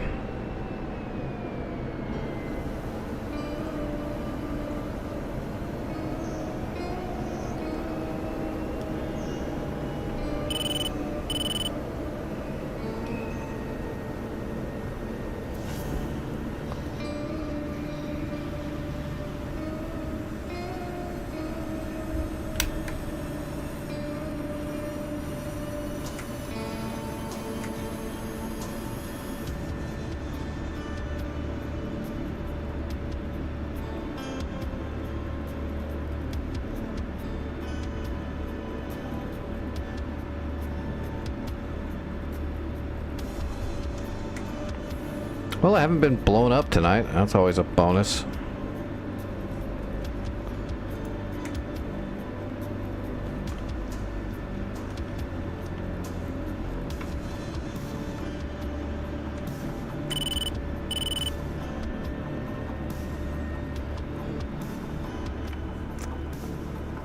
Alright, so what are we doing? Uh-oh. We got a bunch of fencers coming in over the ocean.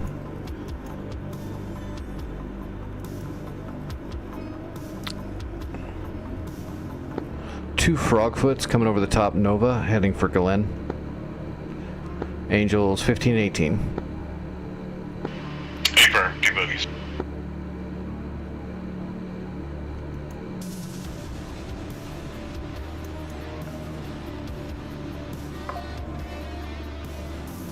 Oh, we can probably...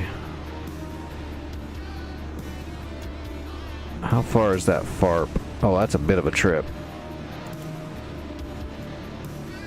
Well, 25 miles. That's not near as bad as I thought. We might go ahead and grab a helicopter. We haven't been in a helicopter all night. We might grab an Apache and see if we can get in there and scramble Galen. We've been in fixed wings all night.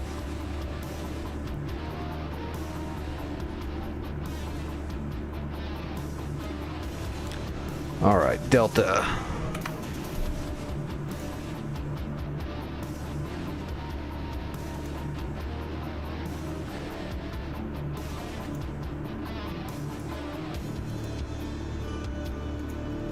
Will allow me to take... Ooh. Feral 3-1 defensive.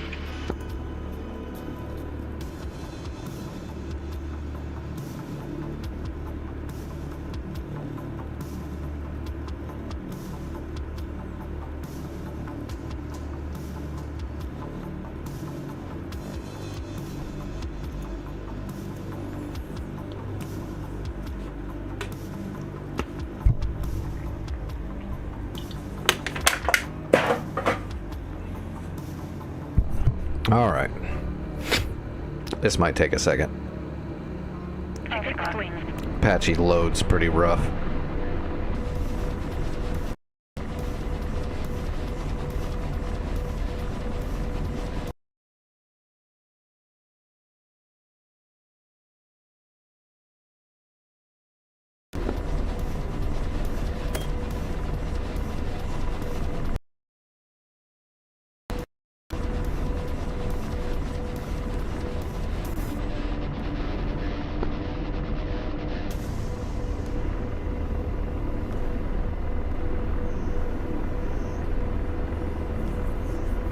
All right.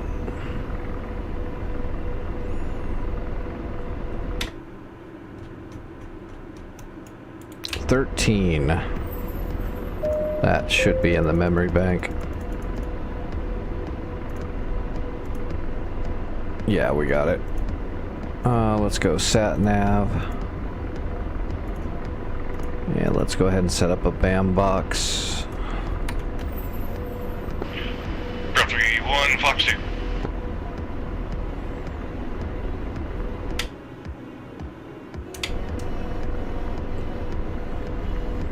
Fox 2.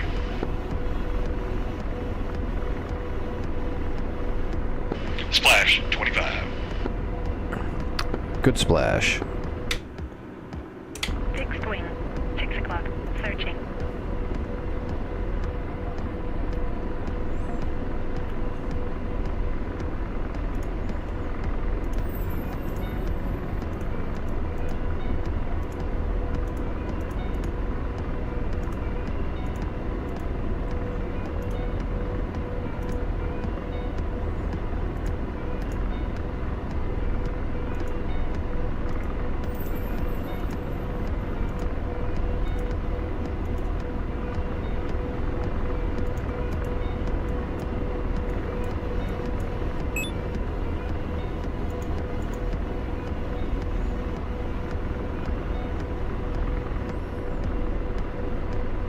All right, heading to Galen.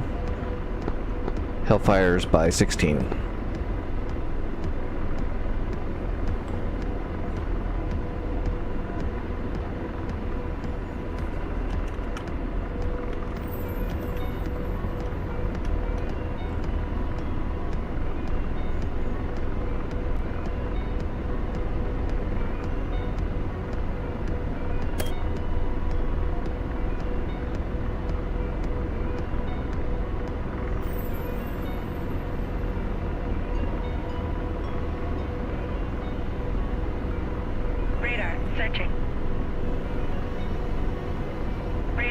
searching.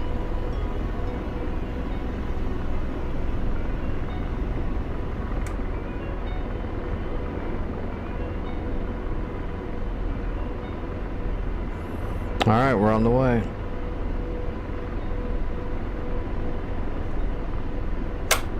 Radar searching.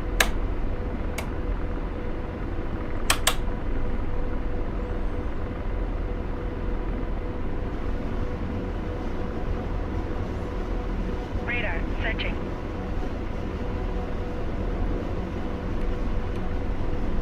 Hellfire's up.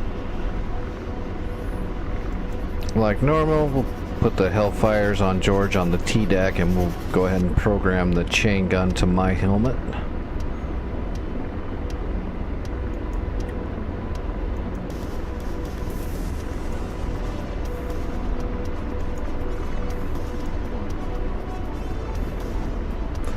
Let's do a gun check.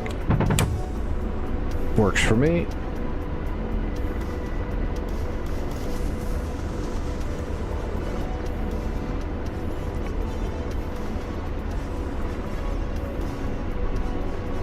Roger, ceasefire. Missile mode, low ball.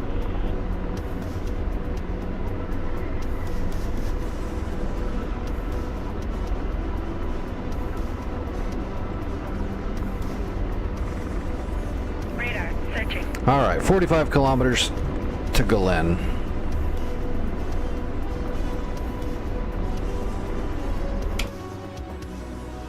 And it looks like they've just got some armor. Nothing we can't handle.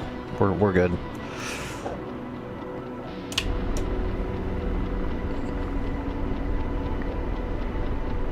We're pretty handy with the helicopter. We'll get it done.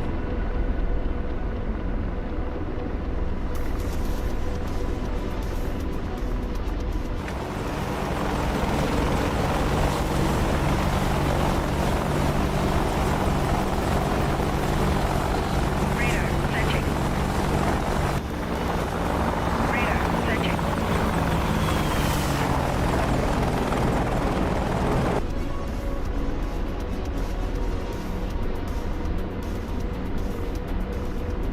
Radar searching. Got to keep an eye on if any of those more of those Hinds come down. Remember seeing some Hinds moving from Krimsk and from Krasnodar down towards the coast. If a bunch of Hinds come down here, we'll be in deep shit. In the Apache, we'll be kind of screwed. Right, time's working. Radar searching.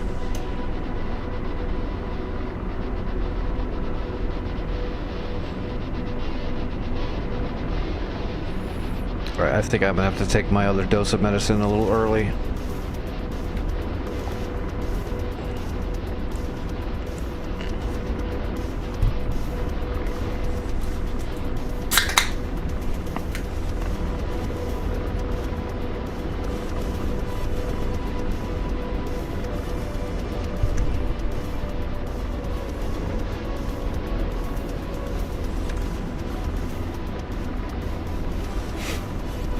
Alright, hopefully that'll help a little bit.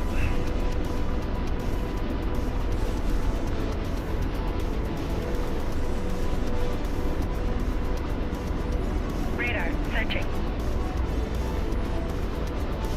Radar searching.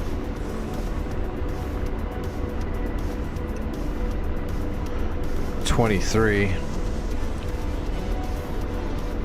Getting returns from a flogger to the northwest.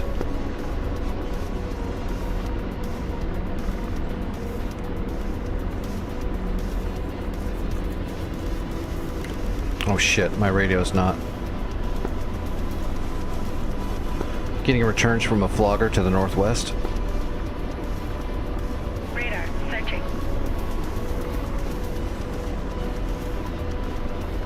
Alright, now we're on the right. Now we're on the right radio channel.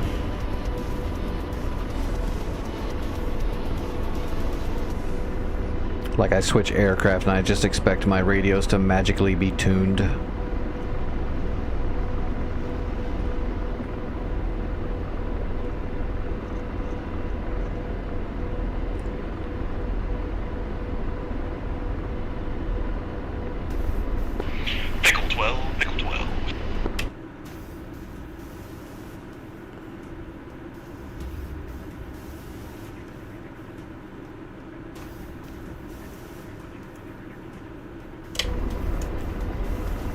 Floggers moving in on Glen from the north.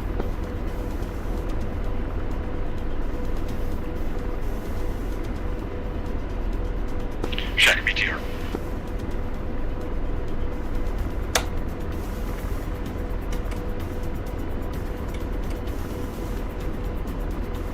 Radar searching.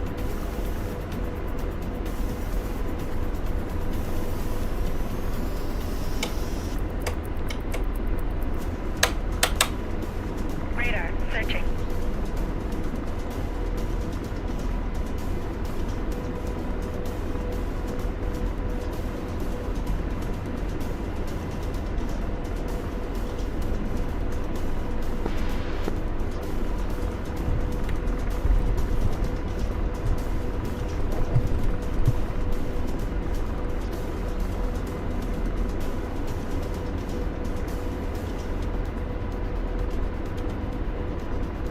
Radar searching forward. Ooh, it is getting sporty up here.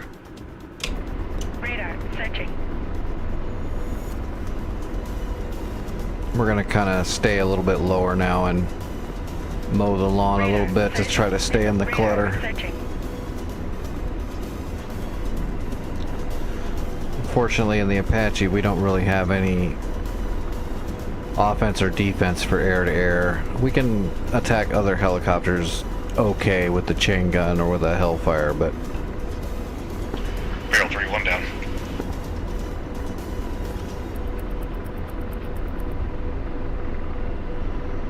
copy. Diesel got dunked. Radar searching. Was it the Floggers?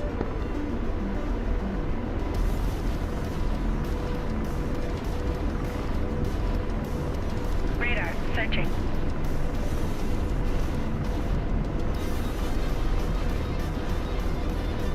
Radar searching.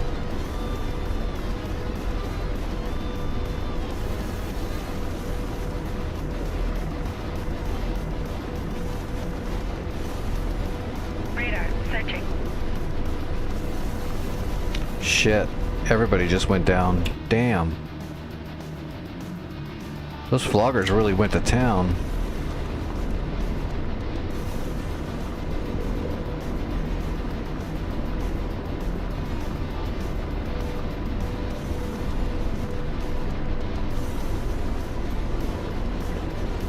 Hey, Salmon. This is North Pole rotating Cold War server. Right now we're on Caucasus Cold War. It's a dynamic war server. Jeesh. Uh-oh. And I'm lagging now when I'm flying low to the ground, which means I'm probably dead. Damn it.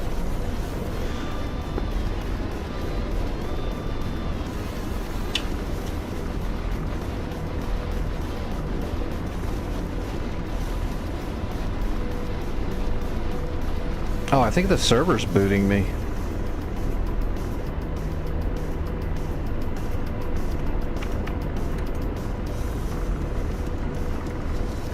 Yep, I do believe I'm getting booted.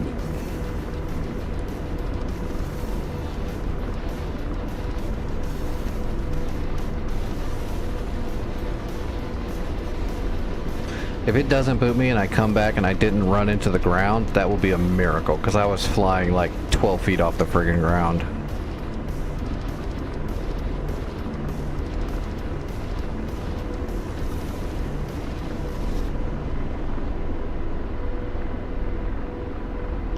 Oh, this sucks.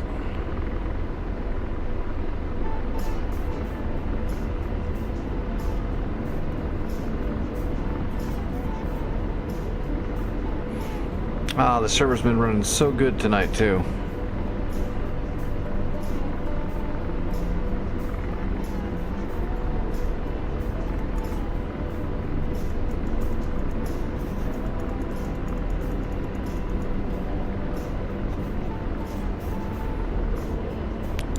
Is the SRS still connected? Nope. The SRS disconnected too, which means I'm definitely booted. means DCS is crashing. It's not just the server booting me, I think the whole thing's crashing.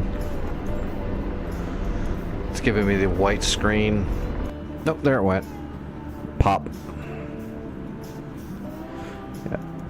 Yeah. Give me a second.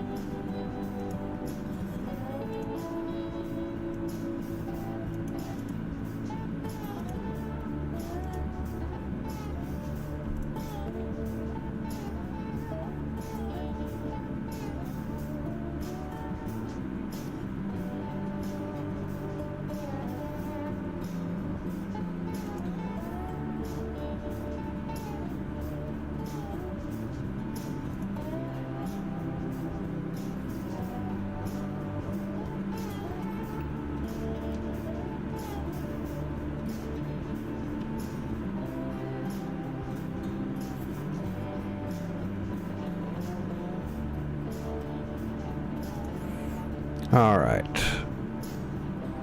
Make sure the stream feed is back up.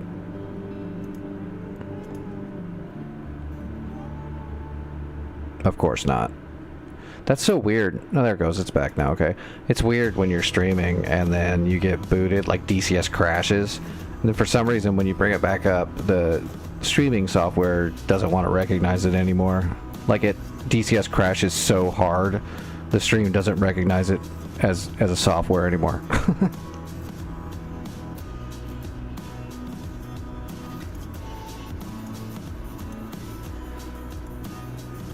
Alright, let's get back in there and at least get one more flight in.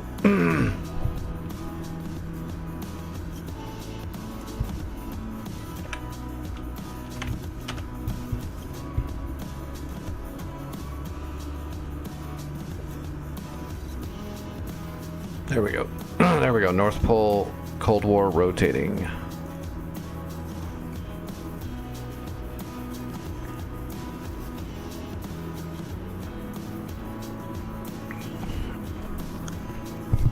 Hey Santa, didn't you say, yeah, the next one when we complete, after we complete Caucasus, it's going to rotate to Germany Cold War? Because that'll be great. I love that map.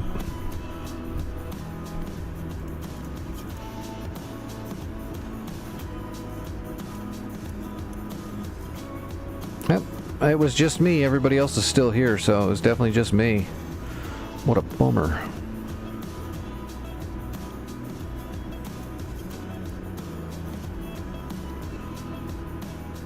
A-10s moving back in, F-16s.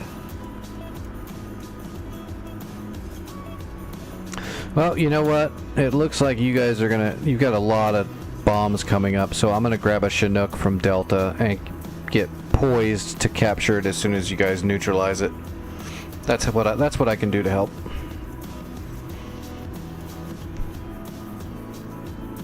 Seeing as how DCS smited me for bringing an Apache out.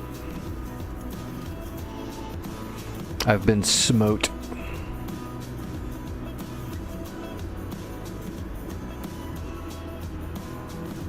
Alright, we don't need all that fuel.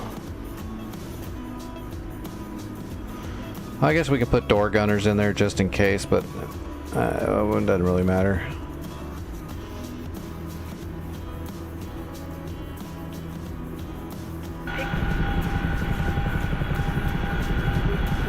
Another one, we're gonna have to wait a few minutes while it loads. The Chinook is so brand new, it's not even optimized yet, so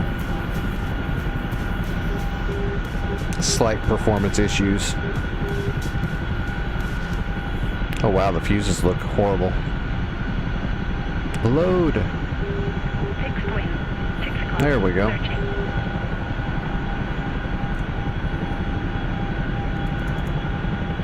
Alright, let's see. Flight plan. We're looking for Galen.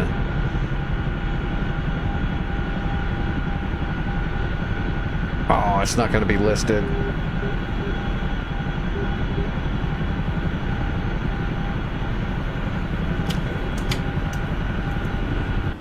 Oh my god, it's booting me again. No, that's North Pole. Rotating Cold War server.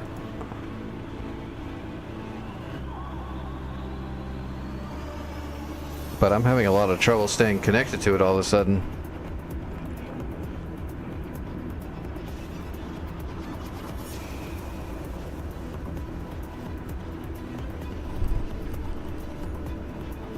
Huh. Interesting. Maybe Santa's rebooting it, or I don't know.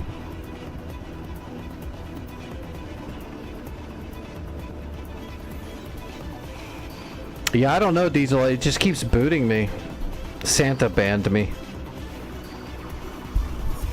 I don't know what's going on. It just keeps booting me every time I connect.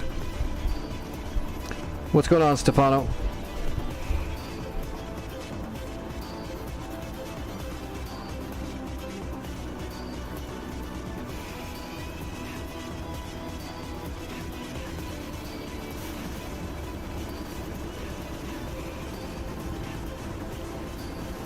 The resupply is only going to be like 1 or 2 units probably. I'll still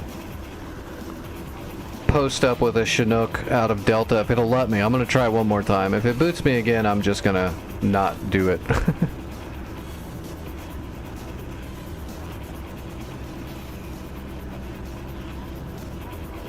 For all I know, it's my internet or something. I don't think so, but my internet's fine. I'm looking at my bitrate is maxed out.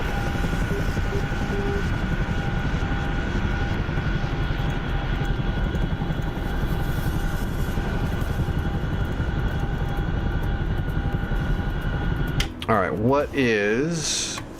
It's supposed to be 13, but that's not going to be correct. Let's see if we can find it. I'm thinking 14, 26 miles, that's probably it.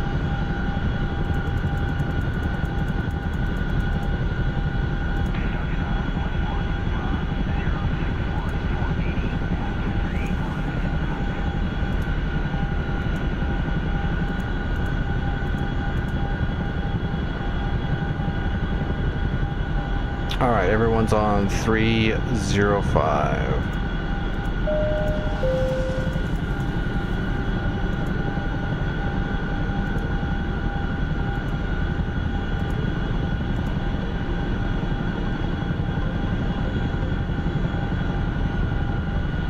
.287.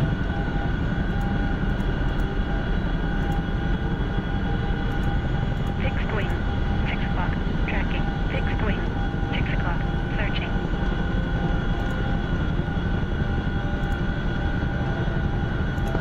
.29 south of Gillen. T29 south of Gillen. Alright, opening up the doors. I could play Good Kill. What's Good Kill? Is that a server?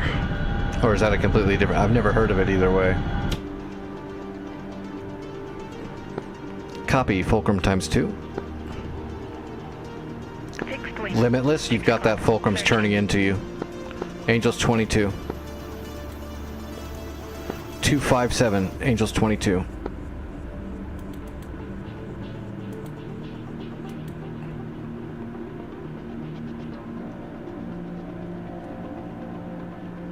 Fixed wing. 5 o'clock. Searching. Fixed wing. 6 o'clock. Nope, it got him.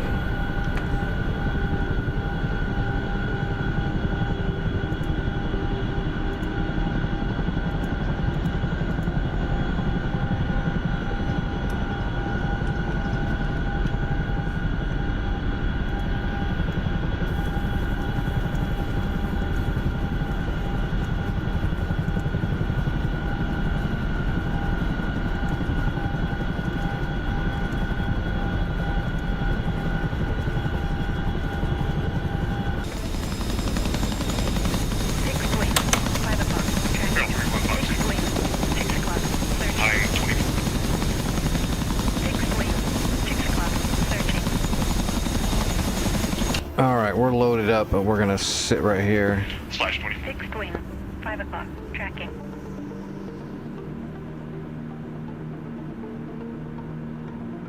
Fixed wing, 6 o'clock, searching. Fixed wing, 6 o'clock, searching. Do we have defense here?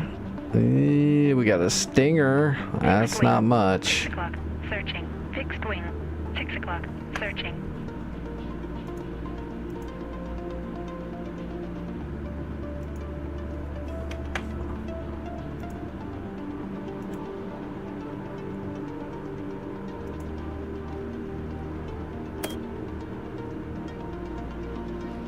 Fixed wing, 11 o'clock.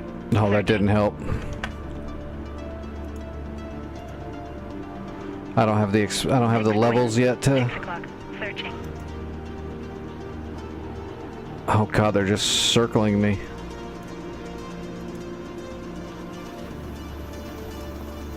What do we have left at Galen? A AAA gun, a scimitar, and a crap truck.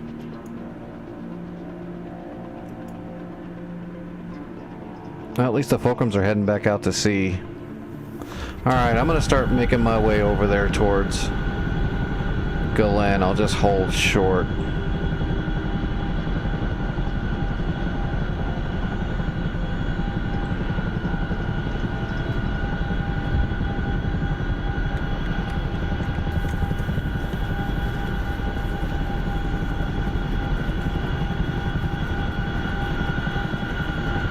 Alright, here we go. This will be a breeze after flying the Chinook in Afghanistan so much. Now that we're at MSL 0 instead of 8,000. This thing will fly like a champ.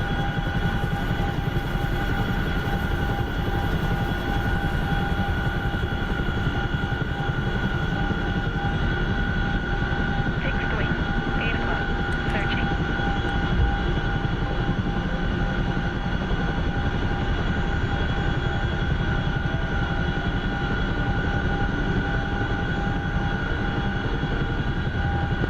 Both them fulcrums know I'm here. Let's see if I can get them. Copy. Shit in their Cheerios. Oh, I'm gonna try.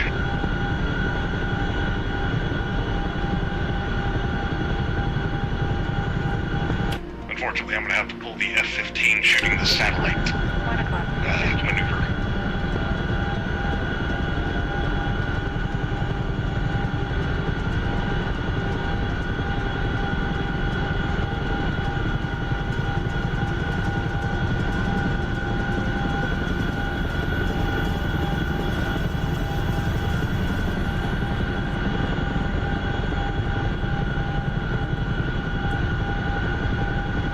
Fox 2.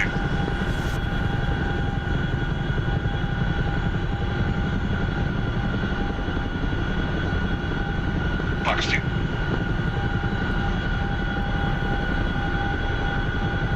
Splash 1.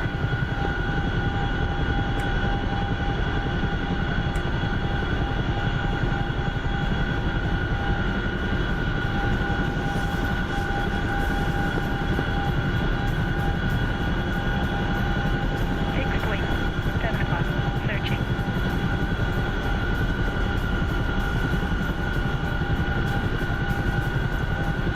We're just gonna cruise up the coast. Good splash. Fox 2.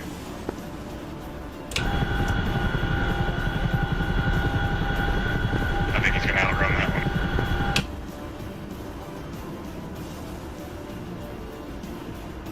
It might have the nuts, but yeah. Yeah, he burned it. But he's turning, and I still have guns.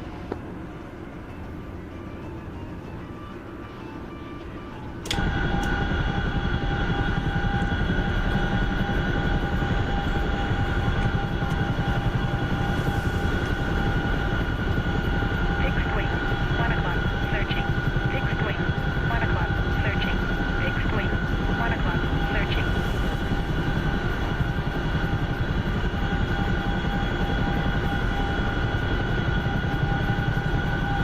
Fixed wing, 7 o'clock, searching. Oh, he figured out he's faster than you. Yeah, took him a second. Fixed wing. 6 o'clock. Searching.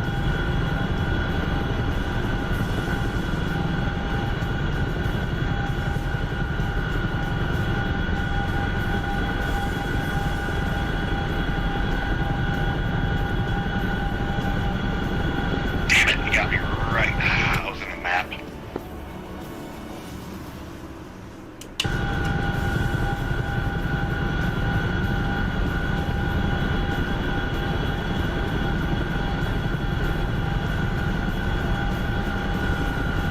Now, getting one of them in your hog is not bad.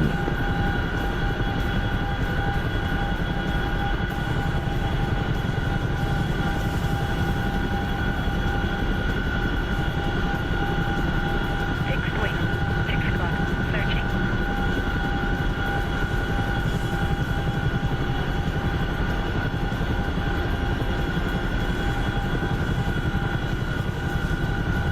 Alright, chaff flare test. Flare's good, chaff good. We might actually need him. Nope, he's not coming for us. Fixed wing. 1 o'clock. Searching. Get him, Mule, get him. Actually, does Mule even have munitions for air to ground? Yes, he does. Look at that. He's got Mavericks and bombs and all kinds of shit. He should kill him. He should be able to do that.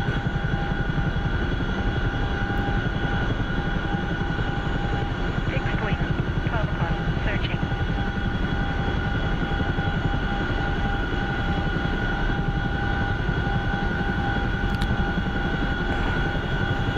Fixed wing. 6 We're o'clock. just cruising. Searching. Galen's right on the coast too, so I can just follow the coastline all the way to it. That way I don't gotta bob and weave over mountains.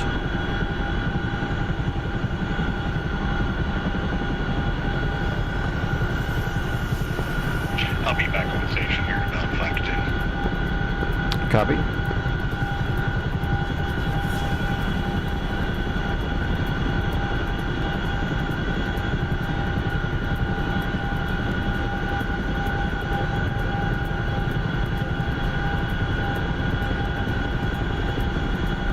And got the scimitar.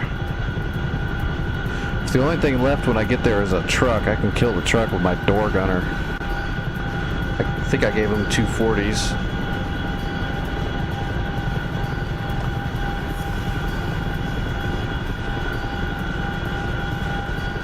Got it. 12 o'clock. Searching. 2 at 6. 12 o'clock. Searching.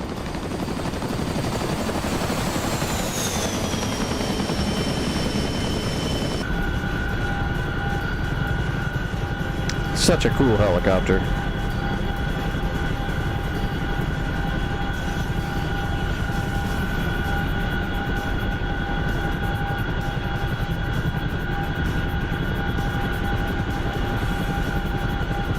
Fixed wing. 12 o'clock. Searching.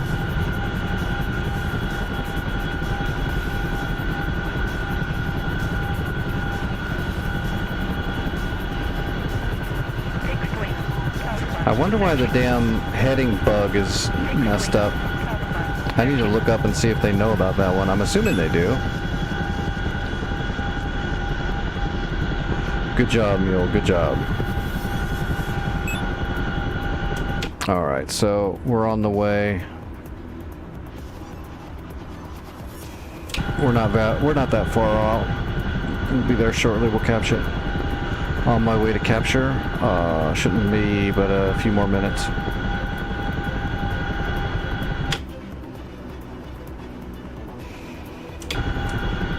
Is my door gunners all set up? Yep. Free fire. Short burst. Fixed wing. 1 o'clock. Searching.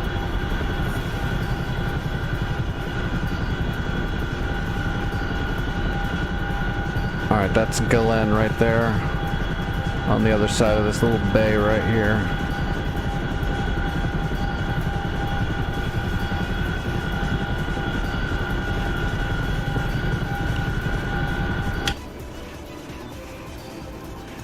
Fixed wing. 5 o'clock. Searching.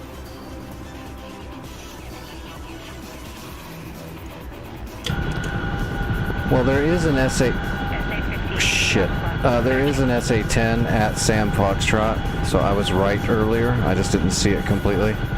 So, gonna have to take care of that before getting Nova, probably.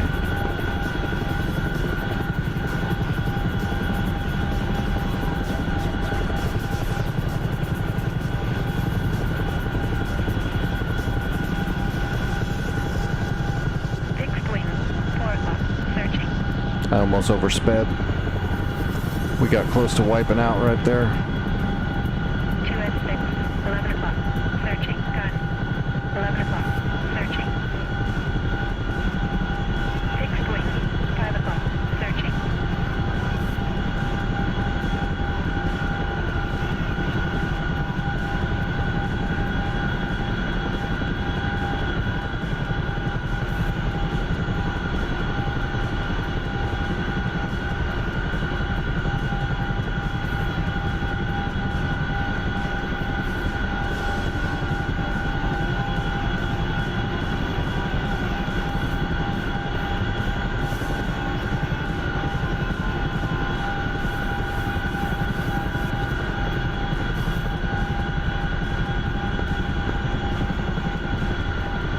There's that enemy helicopter right there.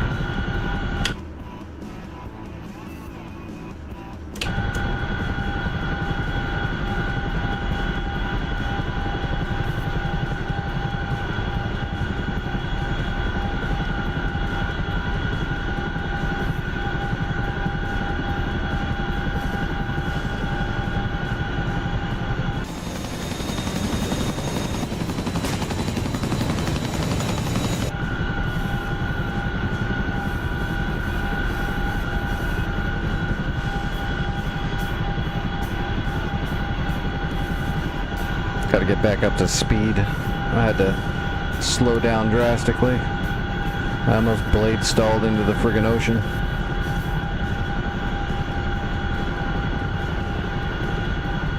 What is that? Oh, that's got to be a friendly. Yeah, that's Mule.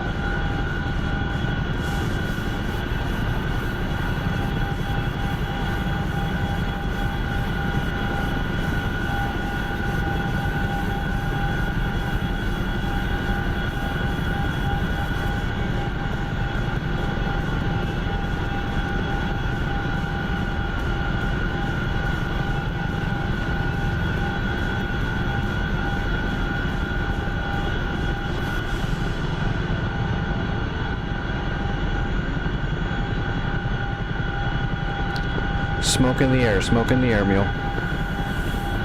Sam's coming out of Foxtrot. Yeah, I got it.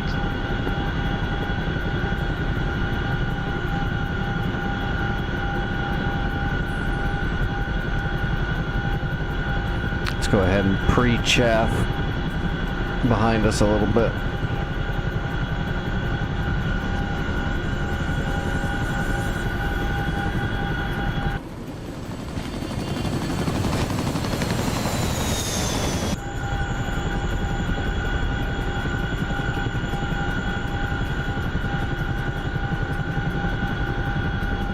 Well, we're up to speed again at least. Well, we got 140 knots, 138 knots.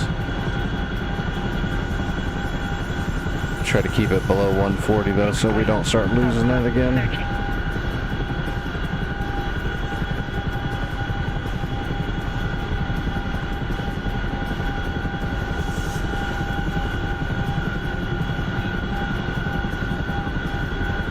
Oh, that SA-10 got him, I think. Oh, it was a Tunguska.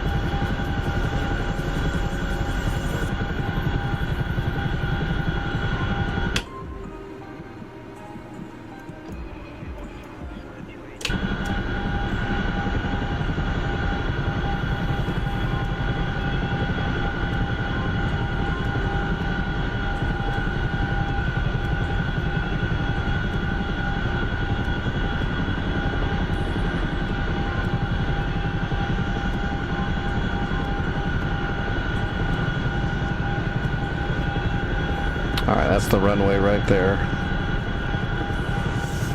Starting my approach to Glen.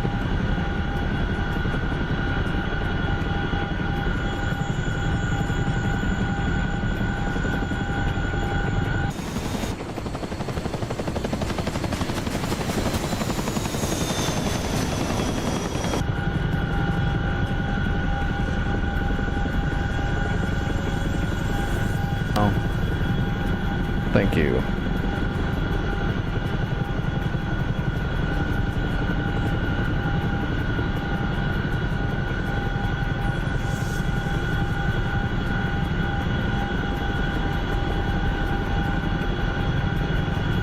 Alright, let's just land right over there. That'll be fine.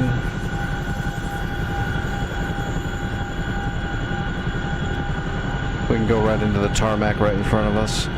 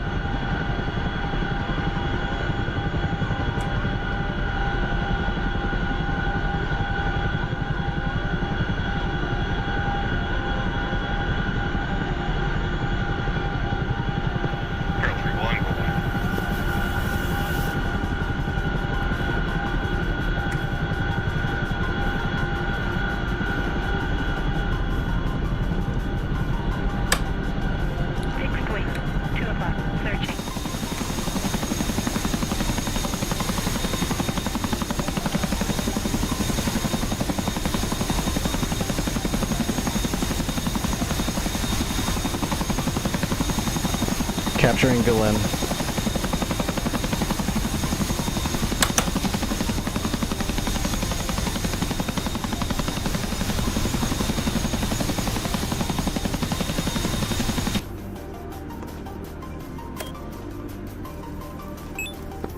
Finally got an airfield that's not Sochi now, at least.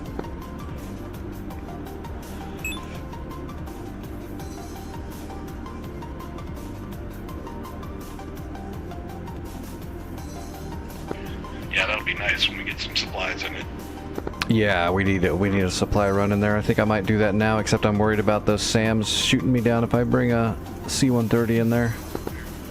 I'm gonna be going on sea run, so I'll have them done by the time you get over there. Copy. I will do a supply run right now. Affirm, search traffic. Arrow 301, depart 24, search traffic. Alright, we get to fly one of the big boys really quick. This is going to be the last flight for me tonight. We're going to do the supply run into Glen. Let's see, Sochi. C-130.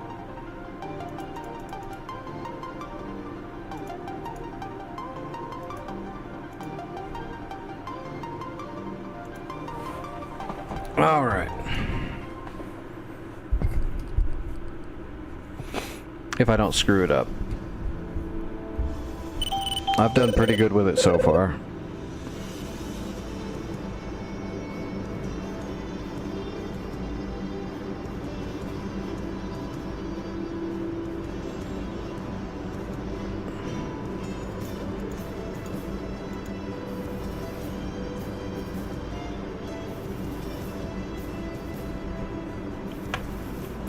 Alright, parent menu, other, logistics, warehouse, 50 of everything times 2, that's a full load.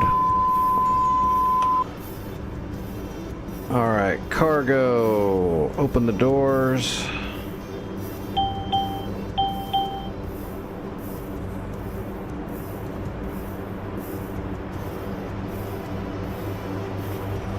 Open sesame. Alright, doors are open. Staged nearby are my 2 warehouse supplies. Load them both. Doors closing.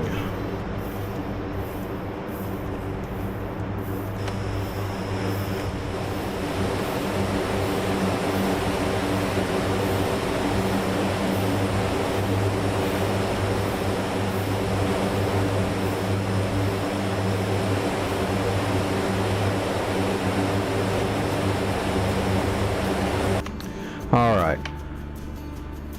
So this is URSS. Let's come down here and we want index route list 2. URSS. Destination is going to be Galen, which is ICAO code is URKG. URKG.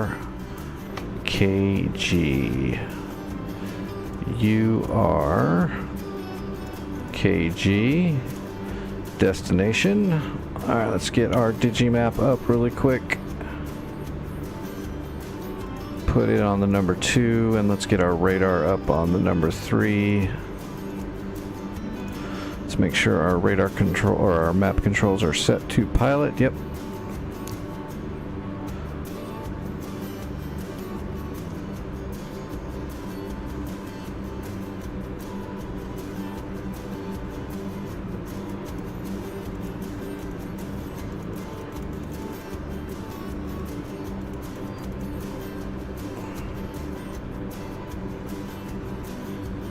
All right, there's Galen right there. So let's go legs. We're going to go to legs 2. We're going to pump a waypoint right there.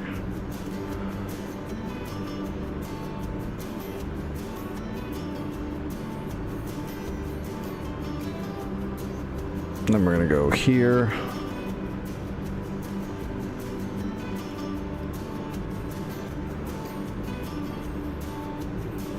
Here. And then the destination at the end is, what was it? It was URKG. That's right. URKG. Bam!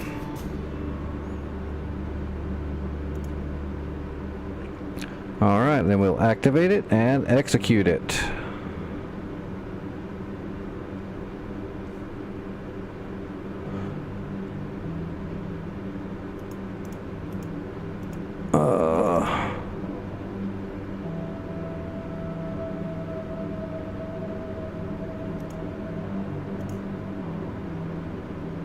URKG legs. Yep, we got it.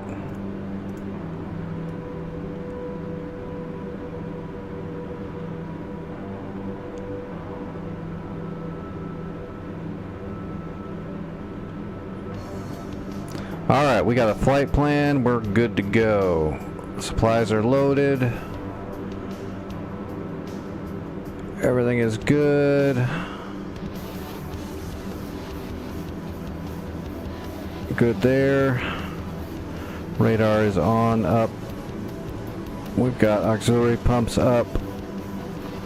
Countermeasures up. Flaps 50.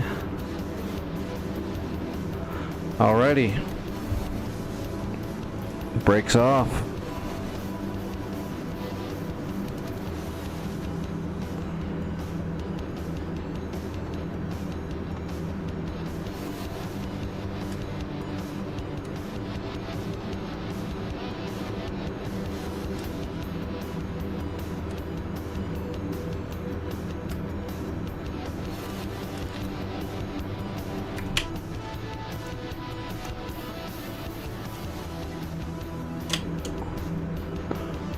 Sochi traffic taking off in the C-130 for a supply run to Glen.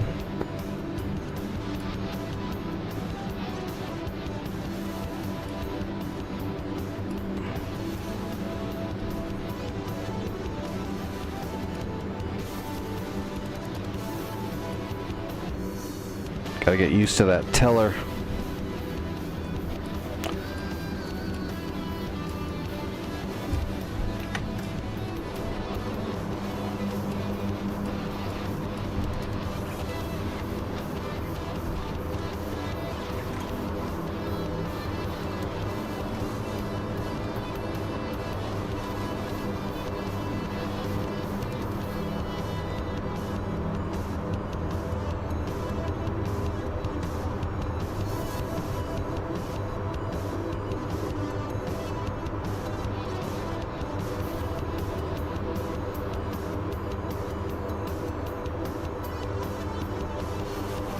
Alright, gear coming up.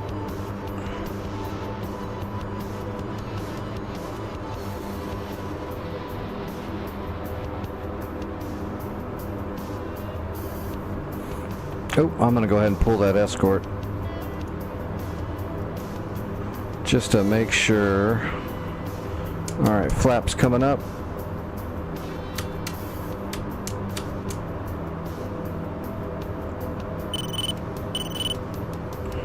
Awesome. I still haven't sat down to do all the hook stuff yet. I will. I'll get to it. But I haven't yet.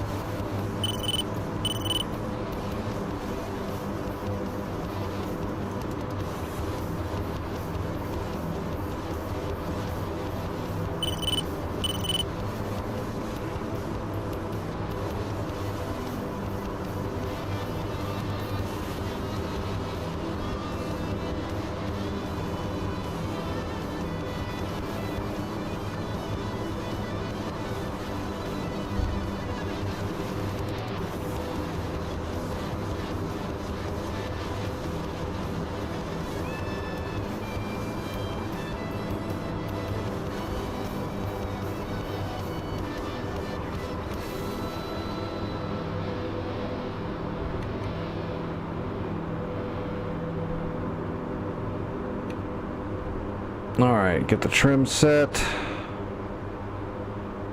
Sort of.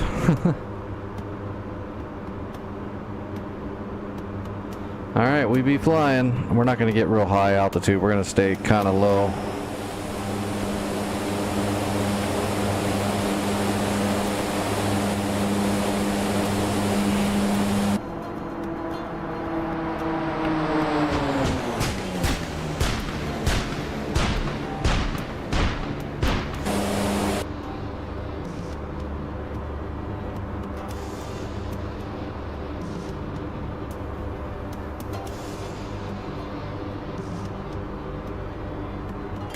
Alright.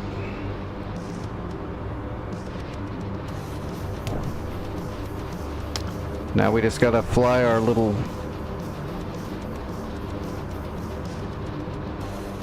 flight plan I created real quick. And that should end up putting us looking right down Galen's runway. And then we just have to not screw up the landing, which I'm sure I'll be fine. I have never wrecked the C-130. I have not wrecked much of anything landing. We should be alright. We are getting SAM threats, or threats.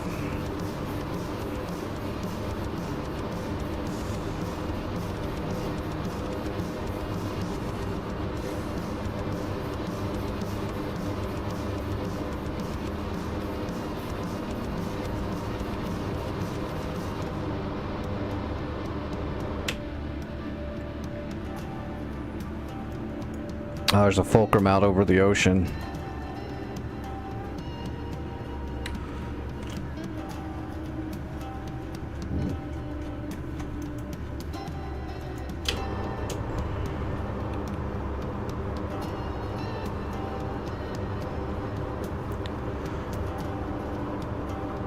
It's gonna be a little tight, but we'll be fine. If I can land it in a field, I can sure as hell land it on Galen's runway.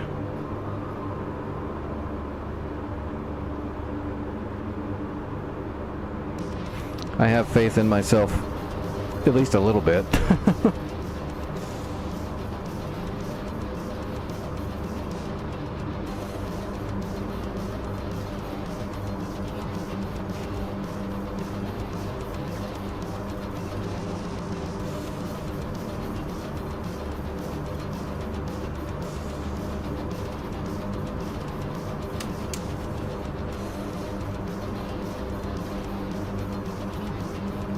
Alright, we're going kind of fast, but that's alright. We got a decent ways to fly, so... tempted to send my escorts over towards that fulcrum preemptively, but I think I'll hold off on that.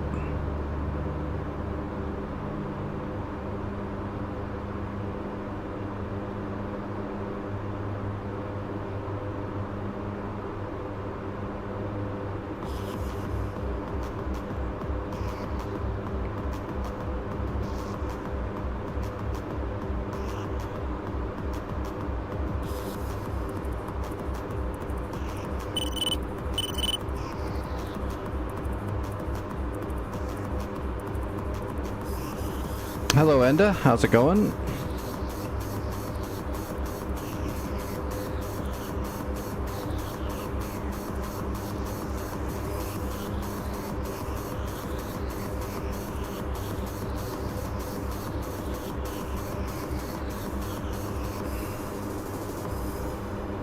All right, there's our first leg.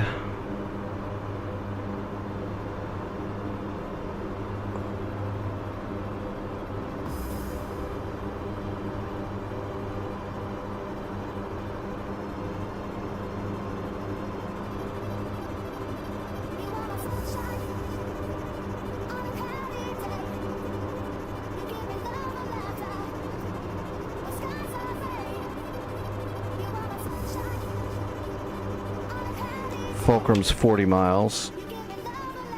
He's not turning into us, though. I think he's just patrolling over the boats. I think if I stay about where I am, he'll probably stay out there. We'll see.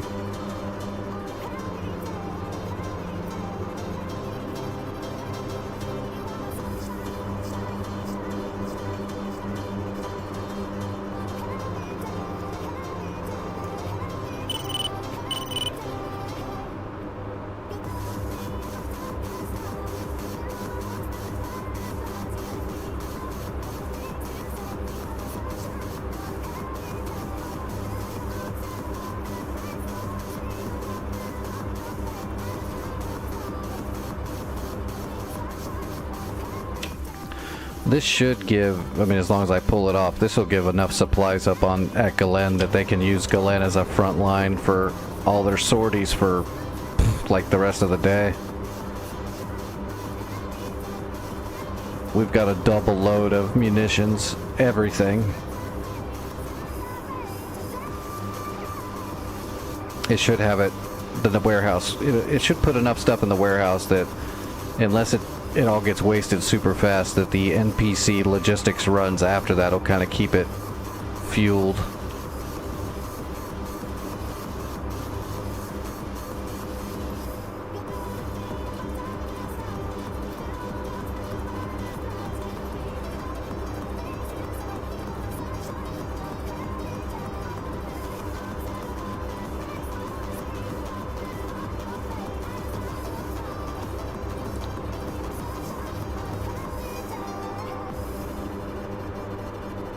Once we hit that first leg, too, the next legs are actually pretty short. You gonna hit Discord when you're done? I'm sorry, what? You gonna hit Discord when you're done, or are you going to sleep? I'll be in Discord for a few hours still. Alright, when you raid out, I'll pop in.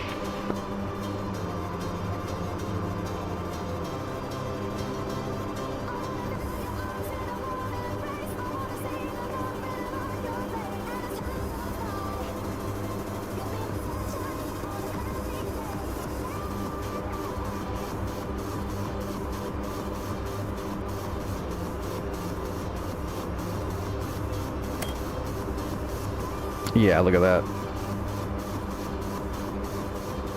9-6, yeah, it's pretty short. There's just one leg that's 48 miles in the middle that we gotta go. From leg 1 to leg 2 is 48 miles. After that, it's real short.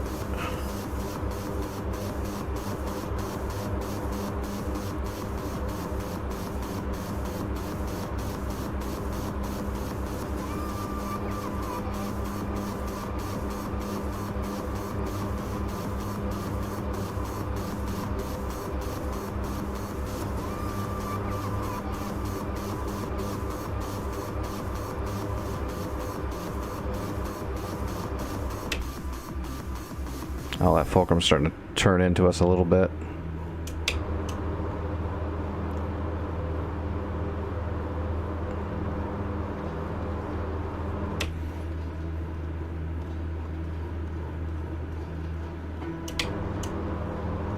It's got me a little worried. See if I can trim. Let's see, escort.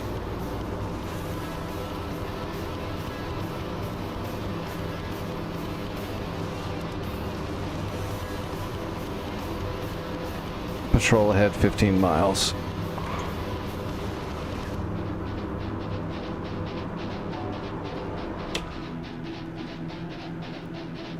That should put him up there to intercept that fulcrum if he comes in any closer.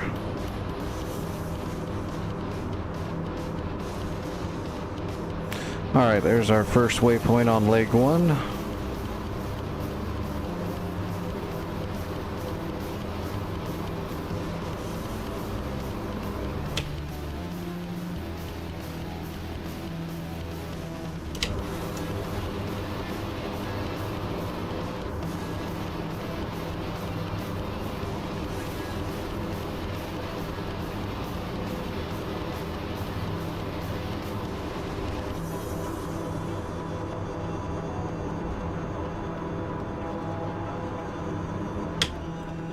Well, they're taking their sweet-ass time getting ahead of me.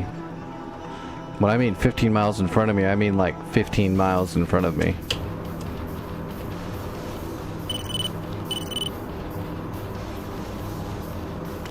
My slow-ass escort. 1,000 to go.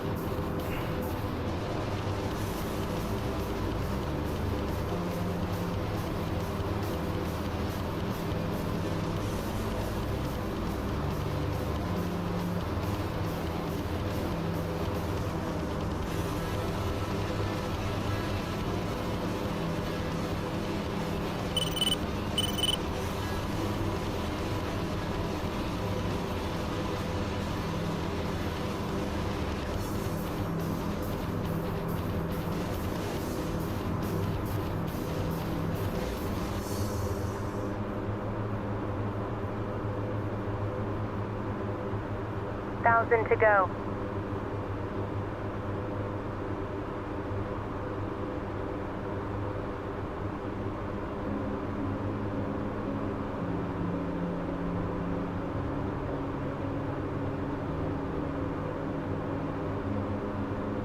All right, waypoint transitioning.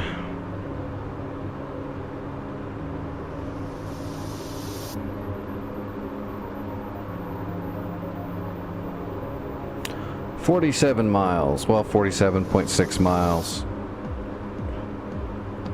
This is the long leg. Is my escort out in front of me yet? Yay! Get out there, boys. See that fulcrum? Put the pointy end of your missile right up his tailpipe, please. I heard the fulcrums like it like that.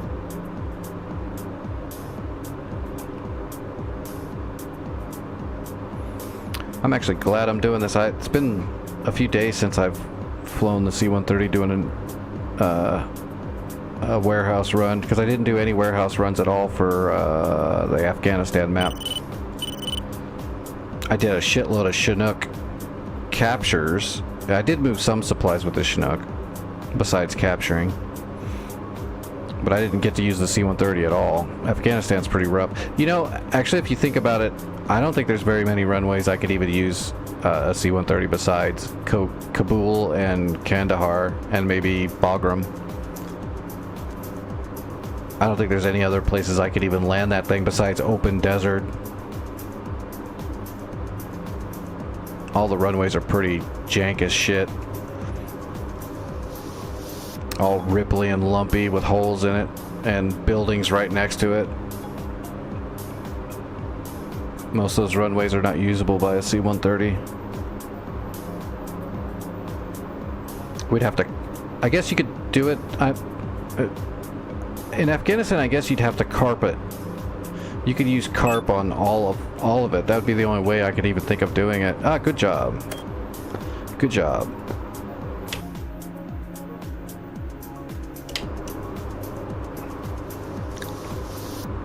I'm about 60 miles out.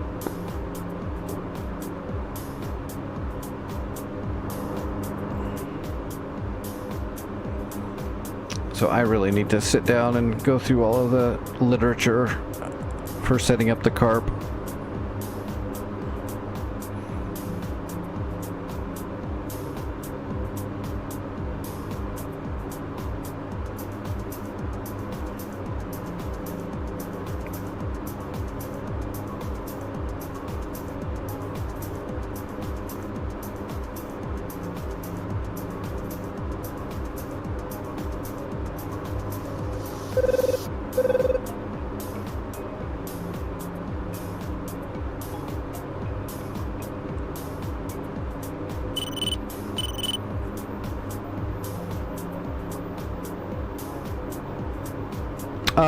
Number pad on my keyboard. I can move the camera left, right, up, down.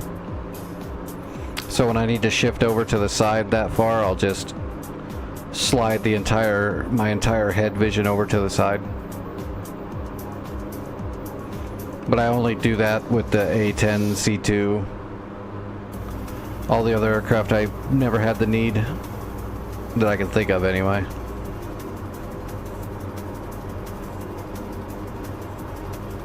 Plus on the A10 C2, I've got it, I don't actually use it for the APU because I've got the APU on my throttle body, my HOTAS throttle body right here.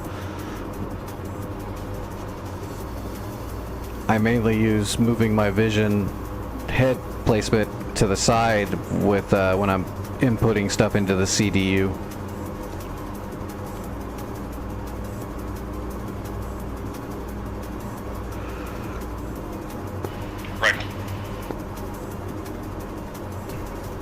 So I'm not looking down at the CDU at some weird, funky angle. I can look straight down at it.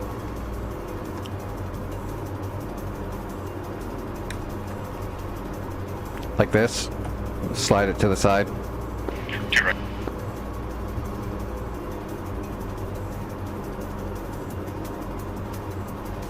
Like if I had to do a whole bunch of computing on the CNI, I could just hit my keyboard thing here to slide it to the side.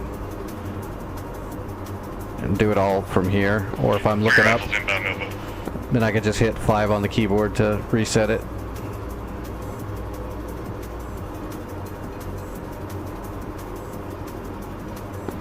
Box 2, May 29.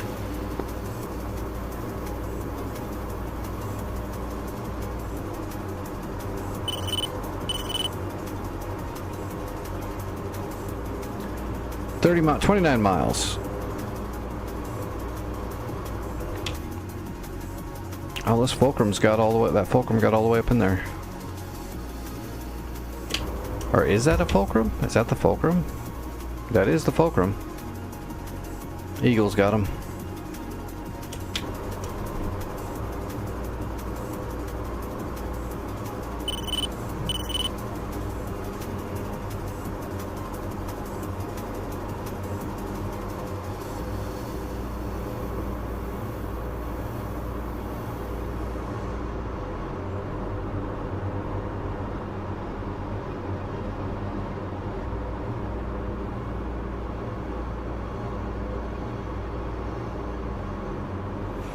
See, once we pass the second leg, we'll start easing off the throttle. Try to maintain like 240 knots.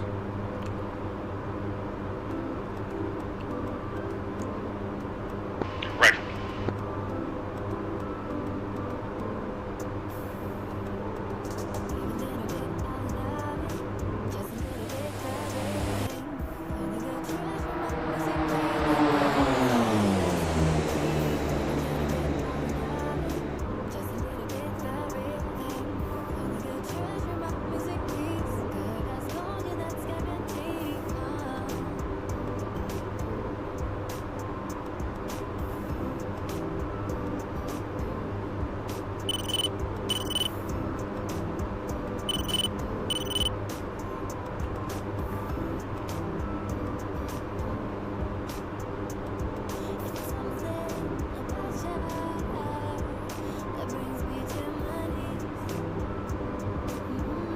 Making pretty good time.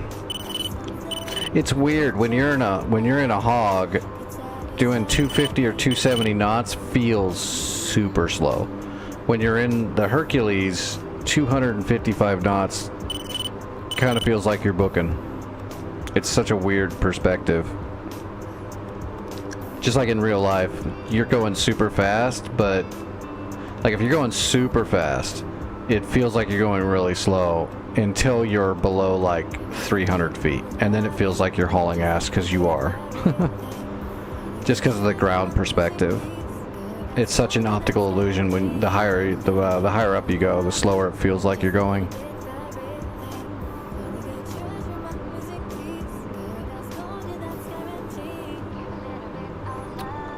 Just doing like fence hopping back in the day, you're not going that fast, you know, talking like 80, 90 knots, but it certainly feels like you're hauling all kinds of ass because you're so close to the ground.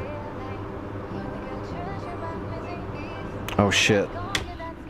2 jets scrambled for mule. That's going to give a lot of attention over. Oh no.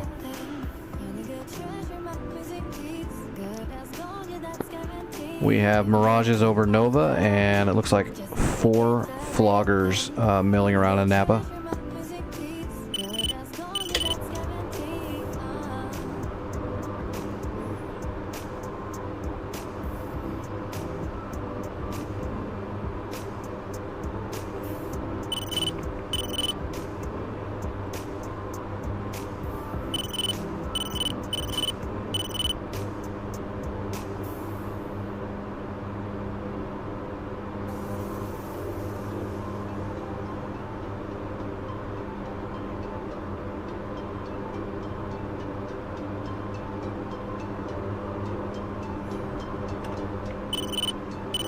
Oh, I forgot I lost my score because it booted me.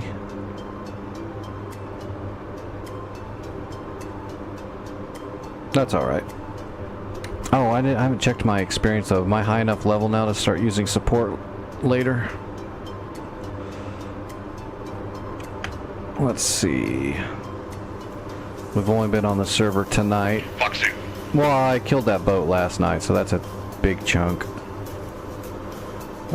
Stats. My stats. Good splash. Rank 4. Recruit. Aviator and 928 experience. I think I need to hit that aviator rank before I get more support options. We'll hit it. I don't know if we'll hit it tonight, but we'll hit it on the next stream. By the time we're pushing through a Napa.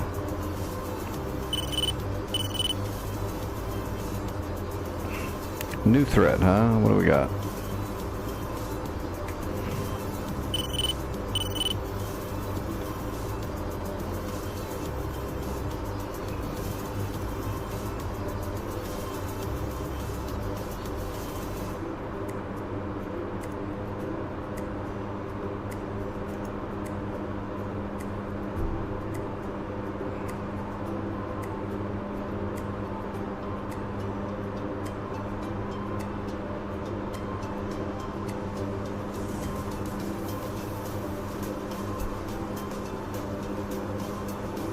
Alright, we're getting ready to start making our turns into Galen.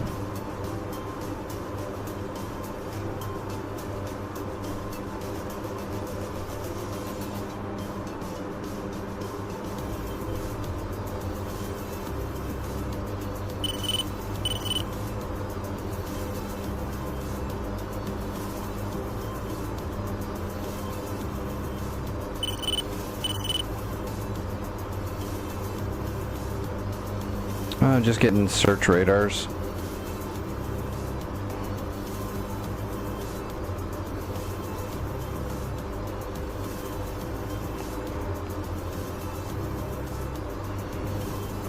Alright, next leg is under 10 miles, and after that it's under 7 miles.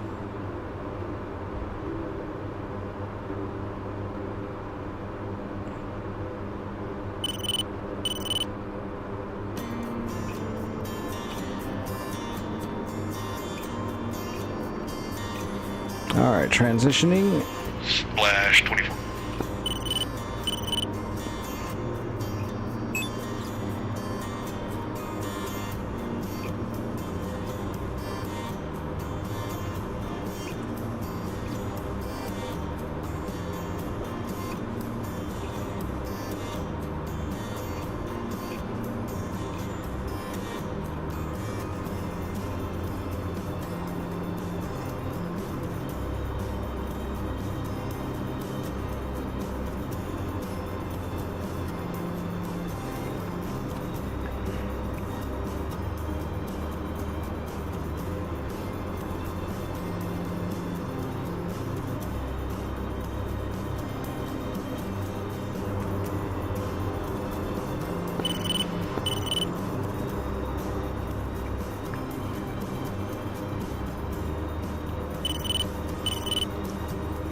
Alright, slowing up our forward momentum.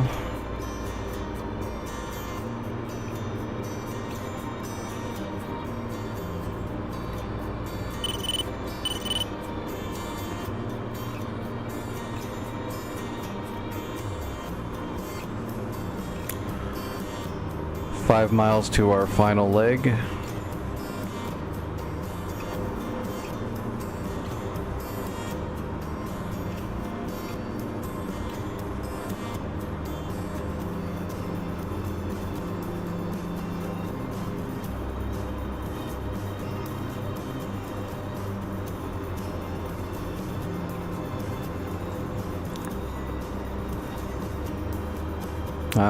Runway should be right over there. Sun looks like it's going down.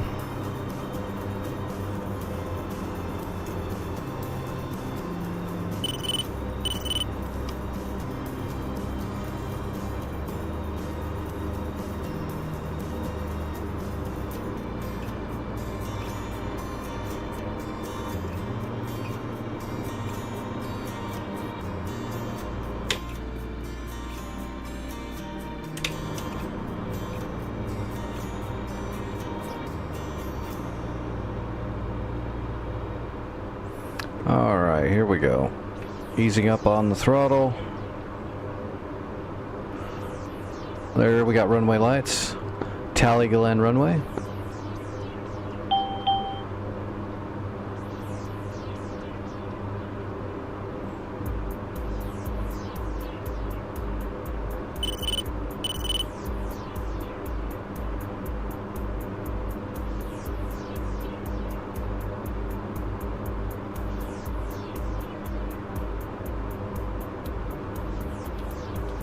Alright, it's going to give 2 units of flaps.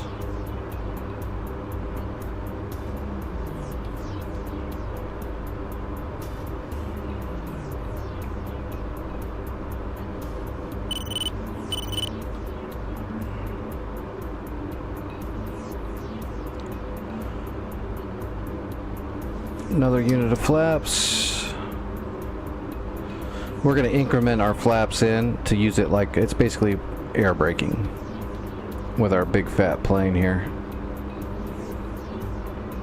It's easier to have boards out and so on and so forth and then push against it than it is to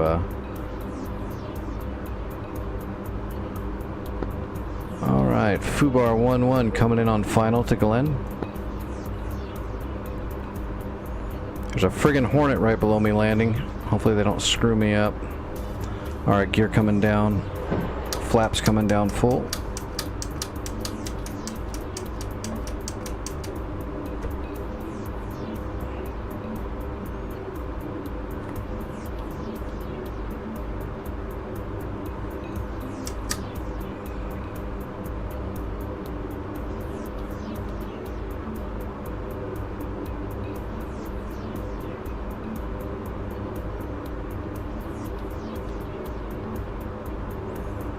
Coming in right behind these 2 Hornets that are coming in before me.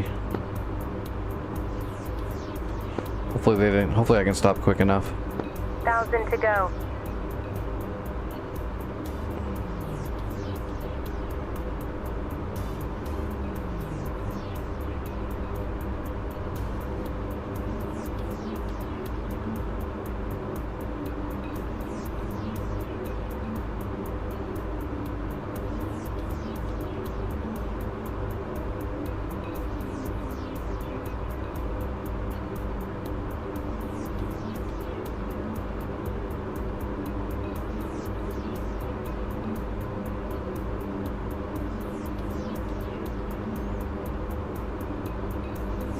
Boy, that stick's getting heavy.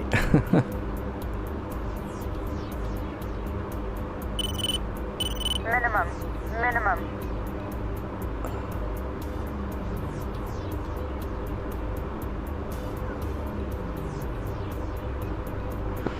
Yeah, them 2 Hornets are your escort.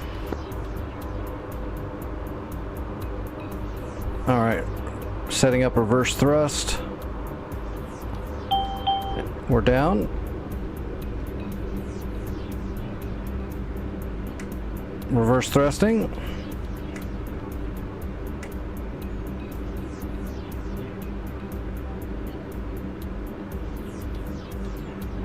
Look at that.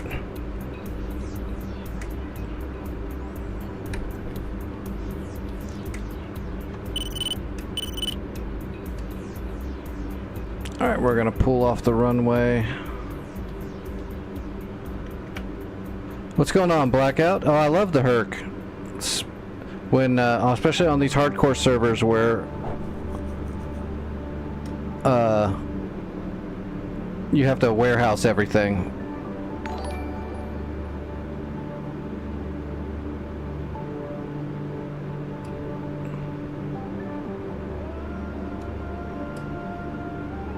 Really? There's stutter on Twitch? That shouldn't be the case. I'm running full max bit rate and it's not dropping frames or anything. I'll have to look at that later on the VOD.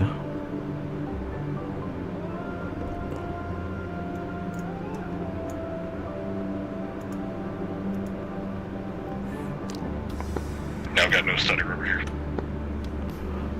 Alright, unloading supplies to Glenn.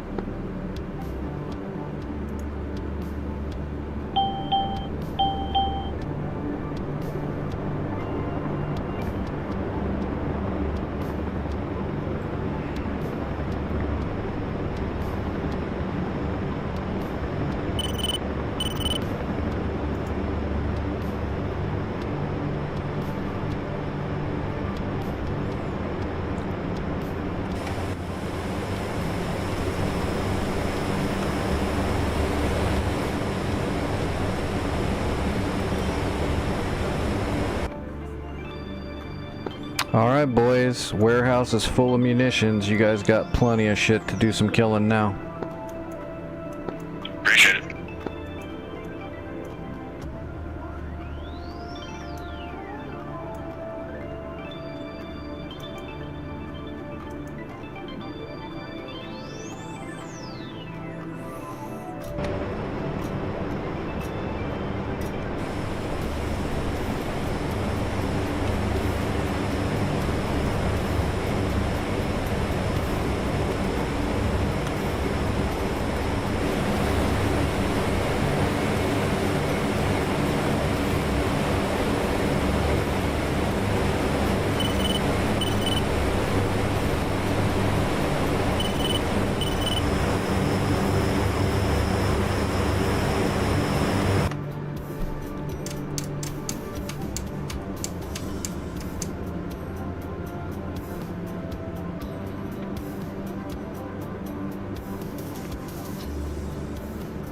Oh, really? Doing supply runs?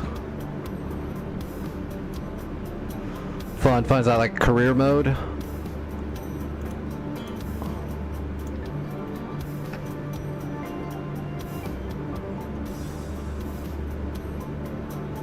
One of these days I'll have to pick up a copy of that. Maybe. We'll see. I'm still torn.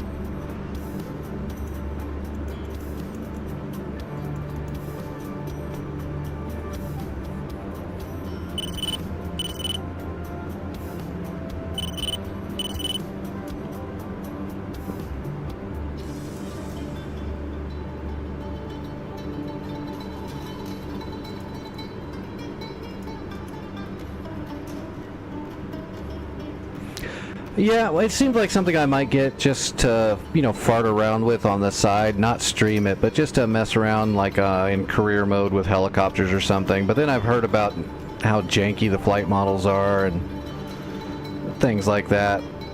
We'll see. I'm sure eventually I'll pick it up when it's on like super sale or something and mess with it a little bit.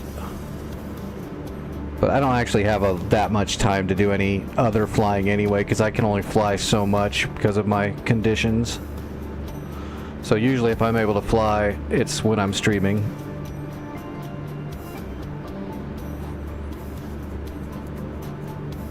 Me and my broken body. Alright everybody, I'm gonna call it a night there. I'm surprised, honestly surprised I made it this long. That's like a full stream. I figured I'd only be able to go for like an hour or two. But hey, we got a lot of shit done. Let's see, Sunday, there is a very strong possibility I'm not streaming tonight on Sunday, so.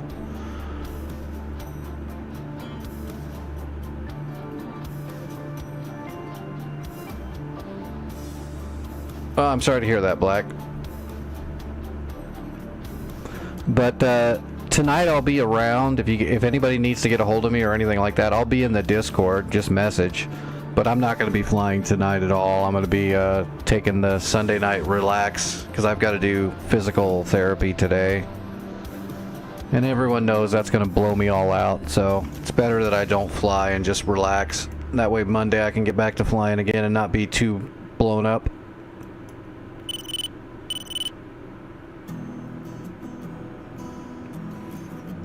Oh, you guys almost got Nova ready to go too. Nice. We'll see what all you guys get done. Whoa. Who fired all of those? Somebody throwing a lot of harpoons out there. Oh, it was a flight of 2. I got them. Yeah, they fired 4 and 4. Hopefully they get around that stupid missile boat over there. Well, they might have already got the missile boat. I don't see any intercepts coming up at all. Good.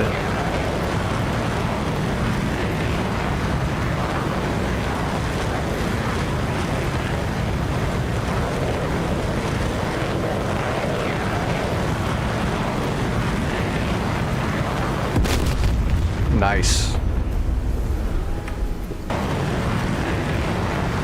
All right. Let me see who's flying over on Twitch, and I'll raid you guys over somewhere. Launch graphic Eagle 1-1. Bit rate of 5,000. My bit rate, let's see, where did I put it at? 7,600, which is the max that Twitch will let me do it at. I had it much higher, but they got mad at me. My internet's insanely good.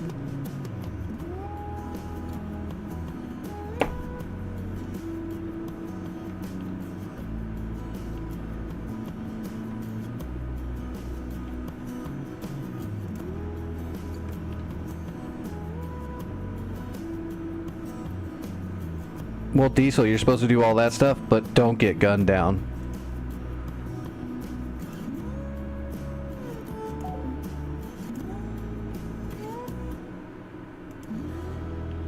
Alright, who's flying?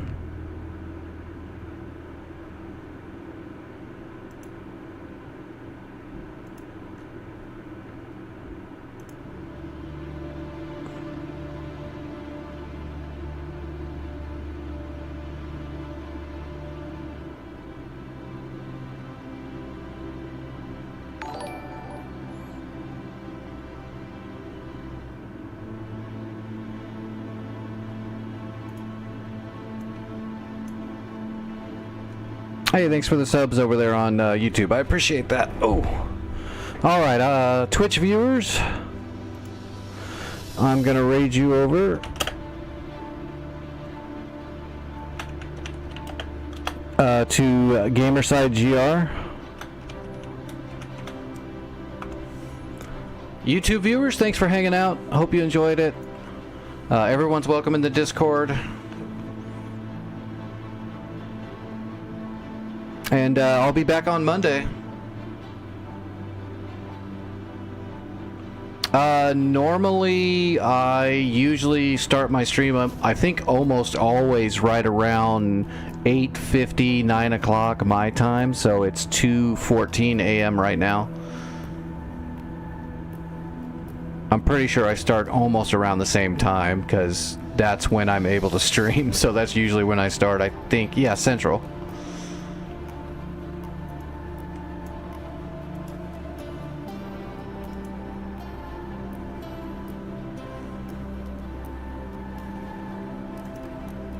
Alright, here goes the raid. Tell Gamerside hi for me. I will see everybody later, and I'll be in the Discord if you need me.